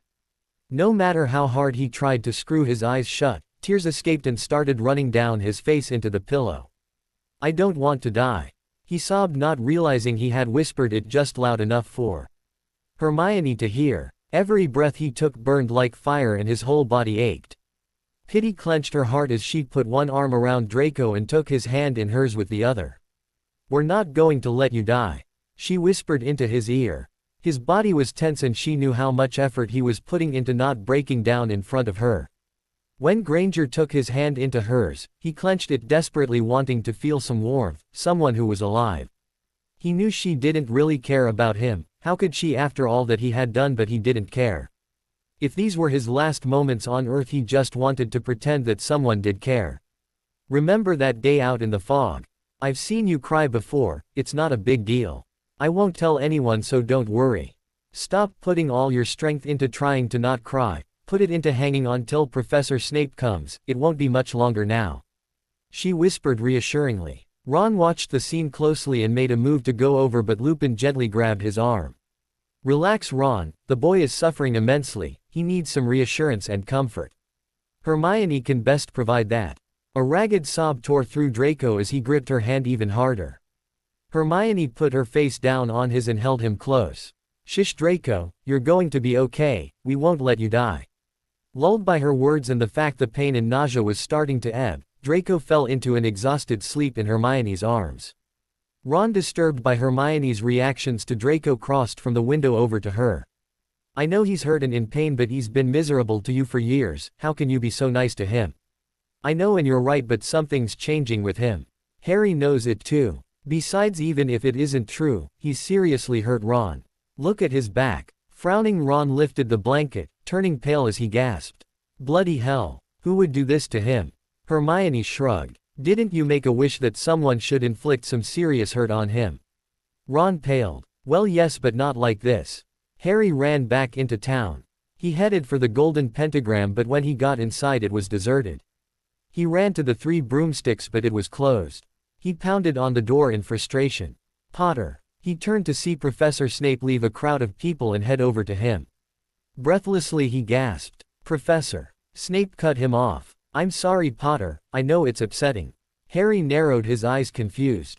What? Snape looked startled. His dark eyes looked into his intently. Why are you here? You should be back at Hogwarts with the other students. Didn't Moody or Tonks escort you back? Harry shook his head. No, I haven't seen them. You have to come with me. Malfoy is hurt bad. Hermione's trying to help him. They're in a cabin by the Shrieking Shack. Snape's eyes grew wide with worry. What happened to him? I don't know, we think maybe Lucius did something to anger the Death Eaters and they got their revenge through his son. Snape paled. Lucius, was it possible that somehow Draco had encountered Lucius? Lead the way, Potter. You called me strong, you called me weak. But still, your secrets I will keep. You took for granted all the times I never let you down. 3 doors down, kryptonite. Hermione stood back anxiously as Lupin examined Draco again. How is he? He seemed to think he was dying. She asked with fear in her voice. Ron stood back looking at the beaten, bloodied body of the boy that had plagued him and Harry since their education at Hogwarts had begun. There had been many times he would have liked to have given Malfoy a real beating, especially after he called Hermione mug-blood, endlessly taunted Harry and insulted his mother, but seeing him broken like this physically and emotionally made him feel sick. He hated to admit it, but he actually felt sorry for Malfoy. We can't wait any longer, I'm afraid. He's fading fast. A fever has sprung up. I have a portkey, we're going to have to use it. Lupin looked more weathered and worn than usual. Just then they heard Harry's voice. Alohomora. And he and Professor Snape came bursting through. Snape's dark eyes looked anxious and worried. Remus, how is he? He asked as he hurried to Draco's side. His heart clenched seeing how pale he was. Lupin shook his head and responded in a quiet voice. It's bad, Severus. He hesitantly put his hand on the dark man's shoulder. You need to get him back and start treatment immediately, if it isn't already too late. A shiver coursed through Snape at his words. In a strained voice he said, Draco, Draco. But there was no response from the unconscious boy as Snape examined his ribs, wrist and listened to his breathing. His lungs seemed to be the most serious problem. He concluded. Professor, you should know that I gave him the potion you taught us a few weeks ago, the one against nausea and shock, because Harry said he'd been throwing up. I also gave him the painkiller you taught us last year. Hermione explained, hoping she had done the right thing. Snape nodded absent-mindedly. Well done, but I have to get him back now. I have potions I need to use for his injuries. He reached down to pick him up. Harry added, watch out for his back, and he can't breathe when lying flat. Snape frowned, lifting the blanket to check his back. He gasped when he saw the raw injuries. He realized Lucius' snake-tipped staff must have caused them. He cringed, visibly shaken to the core. Professor Snape, came Potter's worried tone from far away. He shook his head, blinking rapidly, fighting down the brief moment of nausea from the bitter memories seeing Draco's injuries had stirred. He looked into Potter's worried gaze. Come over here, take a vial of the potions that Granger brewed and then hang onto my arm. I'm going to use my port key back to my rooms. Remus, you'll bring the other two back. Lupin nodded, quietly turning to Hermione and Ron. Harry took the two vials and put his hand on Snape's arm. Snape gently cradled Draco's limp body wrapped in blankets against him, then reached for the port key. Harry felt the familiar tugging of the port key. In a flash he was back at Hogwarts in Snape's private rooms, where Snape had taken him after Samhain. Snape laid Draco on his own bed. He threw aside the warm comforter and lit a fire with his wand. He worked with an urgency that made Harry hesitate to interrupt him and offer his help. Potter, can you go to the hospital ward and get me a bottle of Madame Pomfrey's Skelethial? Professor Spout should be there to help you find it. Snape barked out the order. Harry nodded and ran out of the rooms. While he was gone, Lupin came in with Hermione and Ron. Snape had just conjured up a blanket-sized shining blue sheet covered in what looked like ice. A blanket of frost, good idea Severus, that should help lower the fever. Lupin went over to help, but Snape's dark eyes flashed. I can handle this, all of you leave now. He snarled. Severus, he's at death's door, you are too close, you can't do this by yourself. Lupin said in an even tone. Snape turned with such a look of smoldering fury that Ron and Hermione stepped back. Lupin, however, stood his ground. If you have any chance of saving him, you need help. I have help, now leave. Lupin stared hard at him. Snape flinched but then turned to Draco. Lupin sighed. Come, children. Hermione threw one last glance at Draco. He was gray, his skin covered in a thin sheet of sweat, his hair plastered to his head. She closed her eyes tightly, making a silent wish. Please let Draco live. She felt so sorry for Professor Snape. She knew Draco had always been his favorite student. She could see how upset he was. Reluctantly she joined the others in leaving. Harry came back with the Skelethial clutched tightly in his hand. He brought it over to Snape, who had been rubbing a strange-smelling thick potion on Draco's chest. Potter helped me lift him up. Draco was limp as a ragdoll. Snape brought pillows and propped them up behind him so he would be elevated on top of the blanket of frost. He then measured a glass of Skelethial out and slowly poured some down Draco's throat while muttering a spell that seemed to make Draco swallow. He wound tight bandages around his ribs and wrist and held his jaw while the potion started to set the bones back where they should be. With Harry's help he lifted Draco forward so he could spread another potion across the wounds on his back. They immediately stopped bleeding and closed up. They also looked less red and angry than before. Snape laid him down again and listened to his breathing. Not liking what he was hearing, he added another potion down his throat. Snape's heart started racing as nothing was helping to ease his labored breathing. The grim reality hit him that Draco may never wake from this vicious beating. He would never know how much he cared for him and that he would have given his own life to save him. Despite his utmost attempt, his throat closed and an agony he hadn't felt in a long time welled up inside of him. He gripped Draco's hand while his other hand went to cover his face. He suddenly felt Potter's hand on his shoulder and heard the tentative whisper. Professor Snape. Potter, get out. But Professor. Harry tried to reason with him. Get out. If I hadn't had to spend so much time trying to teach you occlumency, I would have been more aware of what the Death Eaters were up to, and this wouldn't have happened, and Colin and Padma would still be with us. Harry took a horrified step back. Colin and Padma? He asked, confused. Snape's angry glare lit on him. They are dead and Draco may soon be. Now get out. Trembling badly, his green eyes wide with shock, Harry backed away. Snape somehow blamed him for all that had happened. Had all the time he had spent teaching him occlumency taken him away from his duties as a spy? Did this mean because of him he had missed important news that could have prevented the attack on Hogsmeade today? Colin, little adoring Colin snapping away with his camera, Colin who thought of him as a hero. Harry squeezed his eyes shut. Feeling sick, his heart aching, he walked down the dark corridor. It was starting to happen again, more deaths because of him. Snape swallowed heavily. What did he just say? He had just blamed everything on Potter. He knew it wasn't Potter's fault. It was his own. He should have been more forceful, more coercive with Draco. He should have made him go to the potion seminar. He thought back to the tiny blonde baby Lucius had thrust into his arms, proudly proclaiming his heir. He was so pure and innocent, and Snape had felt the urge to protect the tiny tyke. He had argued with Lucius on numerous occasions when he was overly harsh with his words on Draco. He hadn't realized till Draco was 11 exactly how tough Lucius could be. Even so, he thought from that point onward Draco would have the sense not to provoke him, but Lucius' excuses for punishing him seemed unavoidable as he thought back to Draco's last nightmare.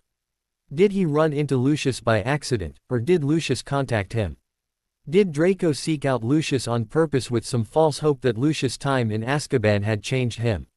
Perhaps he would never know. For the first time in a very long time he felt the tears well up as he stroked Draco's blonde hair, willing him to fight. "Harry!" Ron called out as Harry swept past him. He stopped. Ron went over to him as Harry fixedly stared at the floor. He was obviously upset, as they all were. "How's Malfoy?" "Hanging in," came Harry's rough response. Ron reached out to touch his tense shoulder. Ron swallowed. "You heard about Padma and Colin?" he asked in a strained voice. Harry nodded, then looked at Ron with haunted eyes. Ron knew that look. It was the one Harry had whenever someone mentioned Sirius. Harry trembled and looked away again. Ron wasn't sure what to do. All the students were upset about the 2 deaths, well, almost everyone. There were a few Slytherins who weren't. Harry looked devastated. Ron wondered if it had brought back all his feelings of loss from Sirius's death. "Harry, what's wrong?" Harry's green eyes snapped angrily. "It is my fault. I couldn't master occlumency, and Snape wasted time on me and couldn't spy on the Death Eaters. He couldn't stop what happened at Hogsmeade." A tear ran down his face. Ron looked shocked. "Oh Harry, it's not your fault. Come on, you're sounding totally loony." Harry took a deep rasping breath. "Snape doesn't think so, he blames me." Ron scoffed. "Snape? Who cares what he thinks? I don't trust him. He's right." Harry squeezed his eyes shut. Ron grabbed his shoulders, shaking him roughly. "Snap out of it. Snape's upset because his beloved precious Malfoy is hurt. He totally lashed out at Lupin too, who was just trying to help." Harry's hands came up to his face. Ron stopped shaking him and pulled him into a brotherly hug, patting him on the back. Harry's body shook as a shuddering sob tore through him. Hermione came around the corner. "Oh good, I was look." She stopped in mid-sentence, staring at them. Her mouth dropped open and words spilled out. "Draco, I mean he's not." "No," Ron growled. "Malfoy's not dead, but Snape is blaming Harry for everything that happened." Harry let go of Ron and sank to the floor, wiping his face. Hermione and Ron both dropped down beside him. "Harry, you can't listen to Professor Snape. He is very upset about Malfoy. He's doing and saying things that aren't rational." In a tear-laced voice Harry asked, "How did Colin and Padma die?" "The Death Eaters did the killing curse. It isn't your fault," Hermione whispered, tears entering her eyes. A shiver coursed through Harry. "Harry, please don't blame yourself. This has nothing to do with you. You couldn't have prevented it." Her heart ached when looking at his pain-filled eyes. With a sob she threw her arms around him. Harry hugged her tightly, his own tears spilling over. He had never allowed himself to really cry into front of the 2 of them before, but this time he couldn't stop himself. Ron's arms went around the 2 of them. "Harry." All 3 looked up to find Dumbledore standing there, looking very grave. They wiped their eyes. "Harry, come to my office please." He looked gently at the other 2. "Hermione, Ron, please go to the Gryffindor Tower. Professor McGonagall will inform you both of the new house rules. There will obviously not be any more trips outside of school grounds for the rest of the year." Hermione wiped her eyes again, looking worriedly at Harry. Ron gave Harry's shoulder a reassuring squeeze before getting up. Harry stayed on the ground, feeling too miserable to move. "Professor Dumbledore," Draco was. Dumbledore cut him off. "Professor Lupin has explained what happened. Will you come with me please?" He extended his hand. Swallowing heavily and blinking rapidly, Harry looked up and grabbed the offered hand. Dumbledore helped him to his feet and then, at a remarkably clipped pace for a man of his age, headed towards his office. Harry felt a growing sense of dread as he followed him. Did Dumbledore blame him too? As they reached the office's inner chamber, Dumbledore beckoned Harry to sit. "I want you to tell me everything that happened today." "I'm sorry," was all Harry said in a choked voice. Dumbledore narrowed his eyes. "Why are you sorry, Harry?" "It's my fault. If I had learned occlumency faster, then Snape could have focused on being a spy and could have prevented Padma and Colin's death and Malfoy's beating." Dumbledore shook his head. "This had nothing to do with you learning occlumency faster. How can it be your fault?" "Professor Snape." He closed his eyes for a moment as his head dropped. "Professor Snape blames you. He actually said it was your fault." The old wizard asked, disbelief in his voice. Harry nodded listlessly. Harry, listen to me. This is important. This was not your fault. Not in any way. Voldemort decided to give a little demonstration with a few chosen Death Eaters. As well, he wanted to show that the Dementors are under his control. Unfortunately, 2 students got in the way, and I believe since they were Hogwarts students they were killed as a direct message to me. If anyone is responsible, it is myself. He paused, taking a calming breath. You must remember that Professor Snape is very close to the Malfoys, and seeing Draco near death is very upsetting to him. However, I must say he needs to keep a tight check on his thoughtless words. Dumbledore sat beside Harry. I know you are still very angry with me for keeping things from you. I have deeply regretted those events. That's why I wanted to talk to you and tell you that what happened today was between Voldemort and myself. You are not to blame. If anything, what happened today is a clear message that you need to continue with occlumency as soon as possible before Voldemort starts attempting to access your thoughts. I will be speaking with Professor Snape and taking turns staying with Draco. Harry shook his head. He won't leave Draco, and he won't want to teach me occlumency again. Dumbledore sat back in the chair as he contemplated Harry. He was pale, looked weary, and it was obvious the events at Hogsmeade had taken their toll on him. Memories of Sirius must have loomed up tenfold. He wondered if Harry would allow him to offer some comfort. He knew at the end of last school year Harry wouldn't have let him. He was too angry, too hurt, and too betrayed. He certainly couldn't blame him for feeling that way. The boy sat there staring at the floor, his eyes vacant. Dumbledore put an arm around him. Harry. The green eyes looked up with mixed emotions, a touch of anger, hurt, and masses of despair as he again looked down. Come here, Dumbledore said softly, opening his other arm, inviting him for a hug.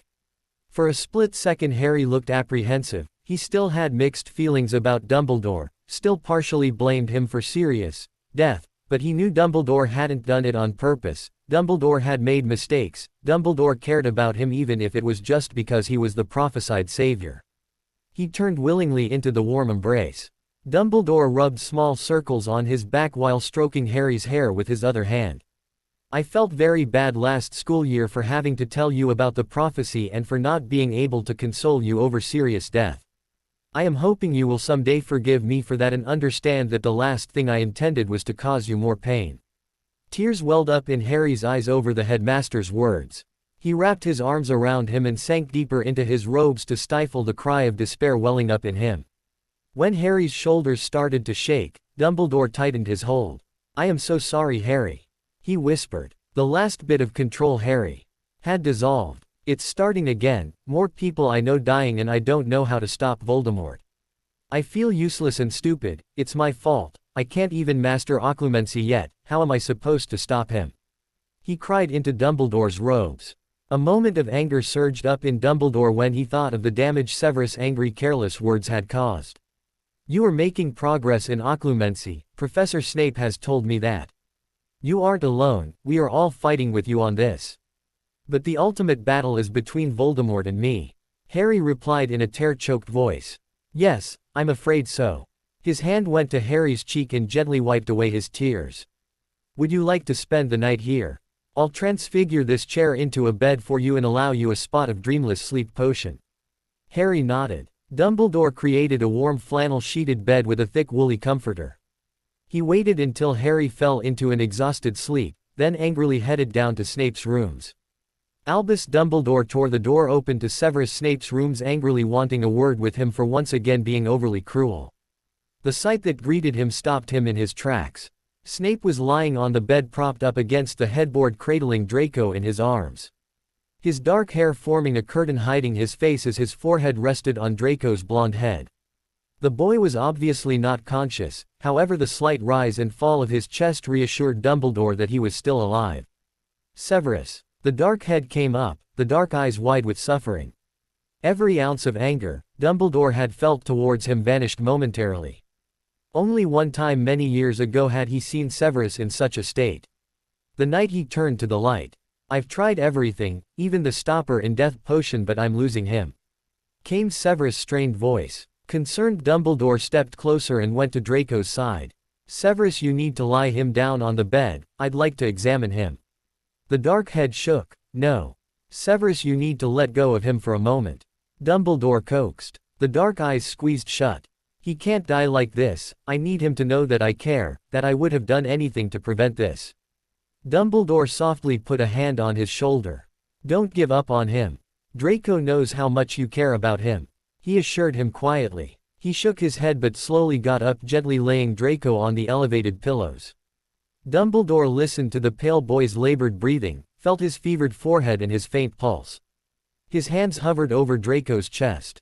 He started mumbling strange words that Snape had never heard. A silvery golden orb started forming between his hands. His eyes were closed tightly in concentration. His hands then turned palm down as the orb flattened and sank into Draco's chest. Breathing hard, Dumbledore sat back. What was that? Came the choked voice, as Snape's dark eyes went soft with wonder. Dumbledore picked up Draco's hand, holding it warmly in his own. It is an ancient spell. Will it save him? Hope entered Snape's voice. Severus the First did not want to give you false hope. Whether or not it works depends very much on Draco's spirit. If his spirit still has enough strength and will in it, this will help him to fight to live. However, I caution you, Severus, if his spirit is too tired and no longer wants to fight, then this will make his transition through the veil gentle and peaceful. Dumbledore's eyes were on Draco as he spoke, but the soft sob from behind him drew his attention back to Snape. He had sunk to the floor, hunched over, his face in his hands, his shoulders shaking. With a warm squeeze, Dumbledore laid Draco's hand back on the covers and went to sit on the floor beside his distraught potions master. He remembered how many years ago Severus Snape had been in shock after witnessing the murders of an entire Muggle family, complete with young children, by a group of Death Eaters that he had been a part of. He had come to him that night begging for mercy after collapsing on the cold stone floors. Severus had let him comfort him that night. Severus had proven to be a valuable spy, loyal to the light. However, his own violent childhood and his hard years at Hogwarts as a student had made him a bitter man, never welcoming love, comfort and barely friendship. He hated being touched and avoided physical demonstrations of friendship such as hugs like the plaque. After all these years, Dumbledore had never completely been able to bring down Severus Snape's defenses and help him to become less bitter. His bitter defense shielded him like a kind of armor. Seeing him so devastated by Draco's injuries made him realize that love had indeed broken through those defenses. It was obvious that Severus cared about Draco like a son. Dumbledore's arm went around Severus' shaking shoulders. I can't say anything right now that will make you feel better. What happened here isn't your fault. The Death Eaters wreaked havoc and must not have realized that Draco is the son of a Death Eater. Snape looked up, his eyes wild. It was Lucius. Dumbledore paled and grew quiet for a moment, thinking hard. I know Lucius is a violent man, but Draco is his son. Why would you think that Lucius did this? Snape swallowed hard. He's beaten Draco before, but never like this. I don't know what prompted him to do this. Are you sure this was Lucius? Positive. Dumbledore's gaze went back to Draco. We will need to protect him. I won't allow him to be beaten again. Snape hoarsely replied, if he lives. He sighed, looking at Snape. I want you to go into the other room, lie down and get some sleep. I will stay with Draco tonight. Tomorrow morning, I need for you to talk to Harry. Snape glanced up at him with a guilty look at the mention of Harry's name. He quietly asked, how's Harry? Dumbledore's eyebrow went up and he sternly replied. After being overcome by incredible guilt, he is currently asleep in my office. Your cruel, vicious accusations have led to Harry feeling worthless. His defenses are virtually non-existent and he now has enormous doubts that he can defeat Voldemort. Single-handedly in one night you have devastated that boy just because you were upset and decided to lash out and take your pain and your frustration out on him. You promised me you wouldn't harm him. The look on Dumbledore's face made Snape wince and look away. Dumbledore continued. Severus, you are an adult. I expect the students to on occasion lose control and say hurtful, damaging things, but you have let me down immensely. This isn't the first time you have taken your bitterness out on the students. You need to learn to control yourself before one of these days you cause permanent damage. Verbally abusing a child is on the same level as physical abuse. Both destroy the spirit. You are personally familiar with both. I would have expected better from you. Snape inhaled sharply. He glanced up at Dumbledore with guilt heavy in his eyes, then quickly looked away again. He hated to see the disappointment in Dumbledore's eyes. Tomorrow morning you will talk to Harry and you will give him an occlumency lesson. I expect you to fix the damage you have caused. Snape shook his head. I promise I will talk to Harry and make things right, but tomorrow I need to stay with Draco. The other professors and I will stay with Draco. If there is any change in his condition we will immediately summon you. Snape's dark haunted gaze lit on Draco. Severus. As you wish, Headmaster. Came. Snape's tired response. You need to get some rest. This has been an incredible shock for you. I know you are hurting and I will try to do everything in my power to help Draco, but you need to take care of yourself and you need to reassure Harry. He got up and took Snape's arm. Come, trust me, let me help you. A part of him wanted to tear away from Dumbledore's grasp, but the other part wanted the help and comfort he offered. He got up and followed Dumbledore into the other room. Reluctantly he lay down on the comfortable sofa. Loki immediately jumped up on it. Dumbledore pulled a warm blanket over him. Loki curled up in the crook of his arm, purring loudly.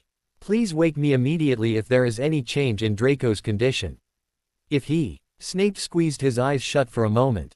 If he starts to pass beyond the veil, I want to hold him in those final moments. He needs to feel loved, he's had so little of that in his life.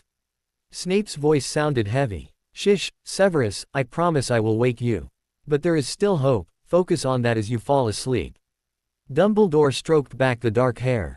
Draco is very lucky to have you in his life. He sat beside him until he fell asleep. Then he went and sat beside Draco, again taking his hand into his own. The boy's condition was very grave. He leant over him. Come on, dragon, I know you can fight this. There is a lot of spirit in you, it has always strived for the dark side, but I believe that something has changed and Lucius saw that. You have many people here at Hogwarts that will help you, especially Professor Snape, who obviously loves you like a son. Fight, Draco, please fight. The following morning Severus awoke with Loki stretched out across his chest.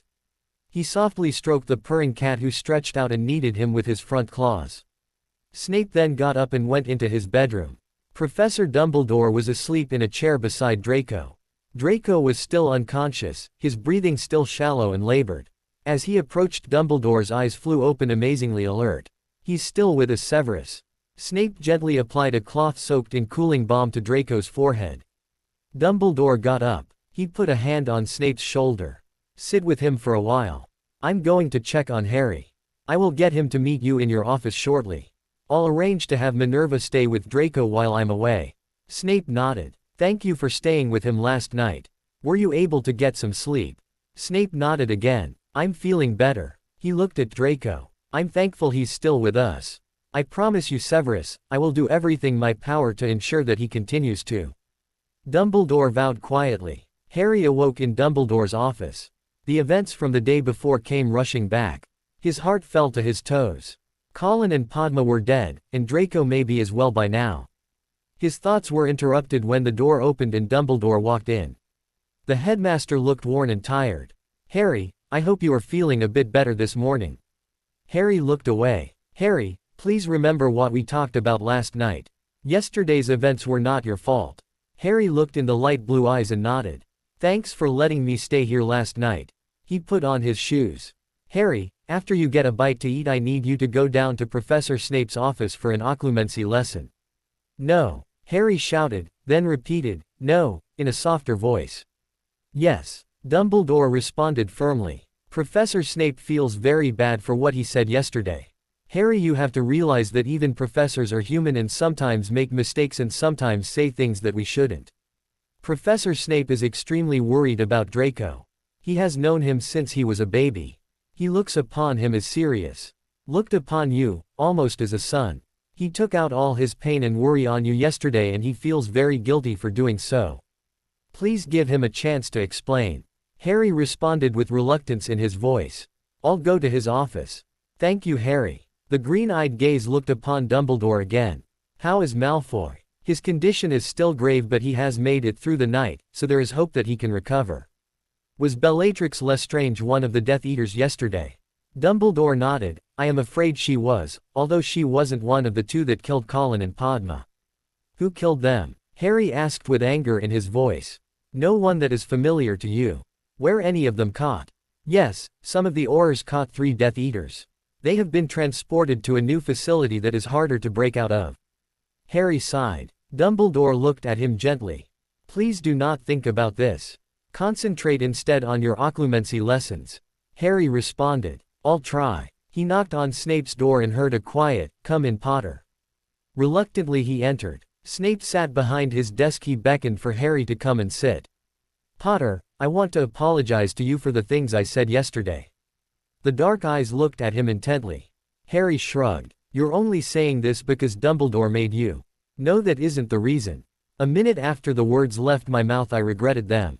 You have to realize, Potter, that adults lash out sometimes too. We don't always mean what we say. Sometimes we are upset, sometimes we are angry, sometimes we are sad. We aren't in some fairy tale world of lollipops and sugar plums." Anger flashed in Harry's eyes. "You always want everyone to treat you with respect, but you never give any in return." Snape looked at him oddly. "Were you not listening? Did I not just apologize?" Harry glared at him. "Fine." Snape took a deep breath. "I'm not trying to excuse my behavior. None of what happened yesterday was your fault. In fact, I thank you for coming to Draco's aid and for finding me as quickly as you did. If he lives, it will likely be because of you and your friends." Harry looked startled. He hadn't expected Snape to say what he did. "I hope Draco will be all right." "Thank you." Snape's eyes looked sad. "The headmaster thinks it is very important for you to continue occlumency. Do you feel up to it? Have you been practicing?" "I haven't had any more nightmares and I practice clearing my mind at night. I think then it is time to move forward to some of your more painful memories, because that is where the Dark Lord will strike, where you are most vulnerable," Snape said gently. Harry nodded, feeling sick. Snape stood up, pulling out his wand. Harry got to his feet, trying to clear his mind. On the count of 3, 1, 2, 3 legilimens. Harry heard his mother screaming, trying to save his life, and then he saw a green flash. In the next memory he heard Snape yelling, "Get out. If I hadn't had to spend so much time trying to teach you occlumency, I would have been more aware of what the Death Eaters were up to, and this wouldn't have happened, and Colin and Padma would still be with us." Harry had fallen to his knees. The incredible wave of guilt coursed through him. He felt Snape's hands on his shoulders and he tried to pull away. "Harry, I'm very sorry. Your mother would have killed me for having said that." Harry's eyes opened as he looked at Snape with shock. "Why would you care what my mother would have thought?" Snape released him and sat back on his heels. He closed his eyes for a moment. "I have been debating whether to show you this, but I think it is important for you to understand." He stood up. "Get up, Potter." Confused Harry rose to his feet. Snape went over to his pensieve and pulled a strand of silver from it, putting it back to his head. "Take out your wand, concentrate hard, you are trying to get into my mind. Look me in the eyes and shout legilimens."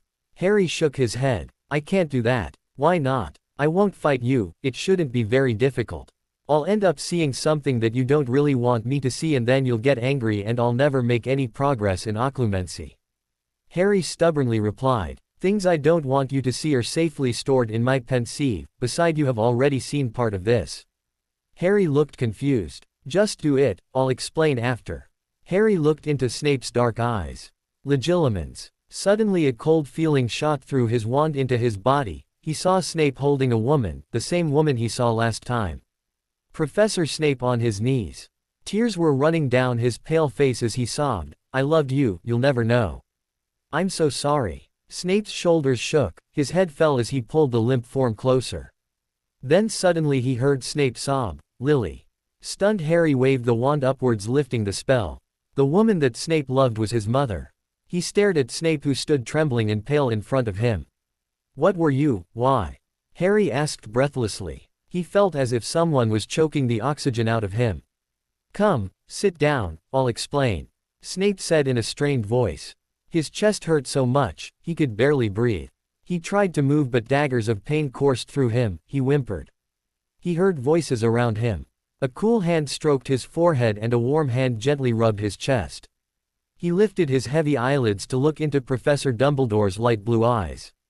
Dumbledore smiled softly. "Nice to have you back, Draco." He then turned to someone else. "Please get Professor Snape, he's in his office." He turned back to Draco. "I know you are in pain, but all your wounds are healing. Most will be fine by the end of the week. The only one that will cause you discomfort is the pain in your chest. Your lung had collapsed after your rib pieced it. We were all very worried about you, but you are healing now. That wound in particular, however, because of its severity, will take some weeks to heal thoroughly. You will need to get plenty of rest and not do anything strenuous. For now, though, I want you to rest and take a sip of this strengthening potion." Draco felt Dumbledore's hand gently lift his head and drip a few drops from a vial down his throat. He grimaced when another pain shot through his chest. Dumbledore immediately put his hand on him and the warm sensations coming from it started to make the pain ebb a bit. His eyes closed again and he fell into a peaceful healing sleep. Snape sat down behind his desk looking more pale and wan than usual. Harry shakily sat down across from him. "Last year when you looked into my pensieve you saw your mother defend me when your father and his friends tormented me." Harry nodded. "Yes, but you called her a mudblood. You were just like Malfoy when he calls Hermione the same thing." "Yes," I lashed out. "But may I remind you that Ms. Granger helped Draco when he needed it. So did your mother when I needed help." Harry looked confused. "When?" Snape grew quiet, stonily looking at his desk. "Professor Snape." Snape cleared his throat. "When I was 16, I received an owl from a neighbor telling me that my mother was dead. I went down to the lake and Lily came across me. I insulted her and tried to make her go away, but she sat down beside me and started talking to me. I didn't tell her what had happened at first, but she sensed things somehow and reached out to me. I finally told her." Snape grew silent for a moment, staring off at the wall behind Harry. "She was so warm, she had so much kindness. I fell a little in love with her that day. During the year we studied together, I helped her with her potions studies and she helped me with divination. She actually tried to talk me out of becoming a Death Eater, but I didn't listen. I thought it would give me all the power and control I wanted.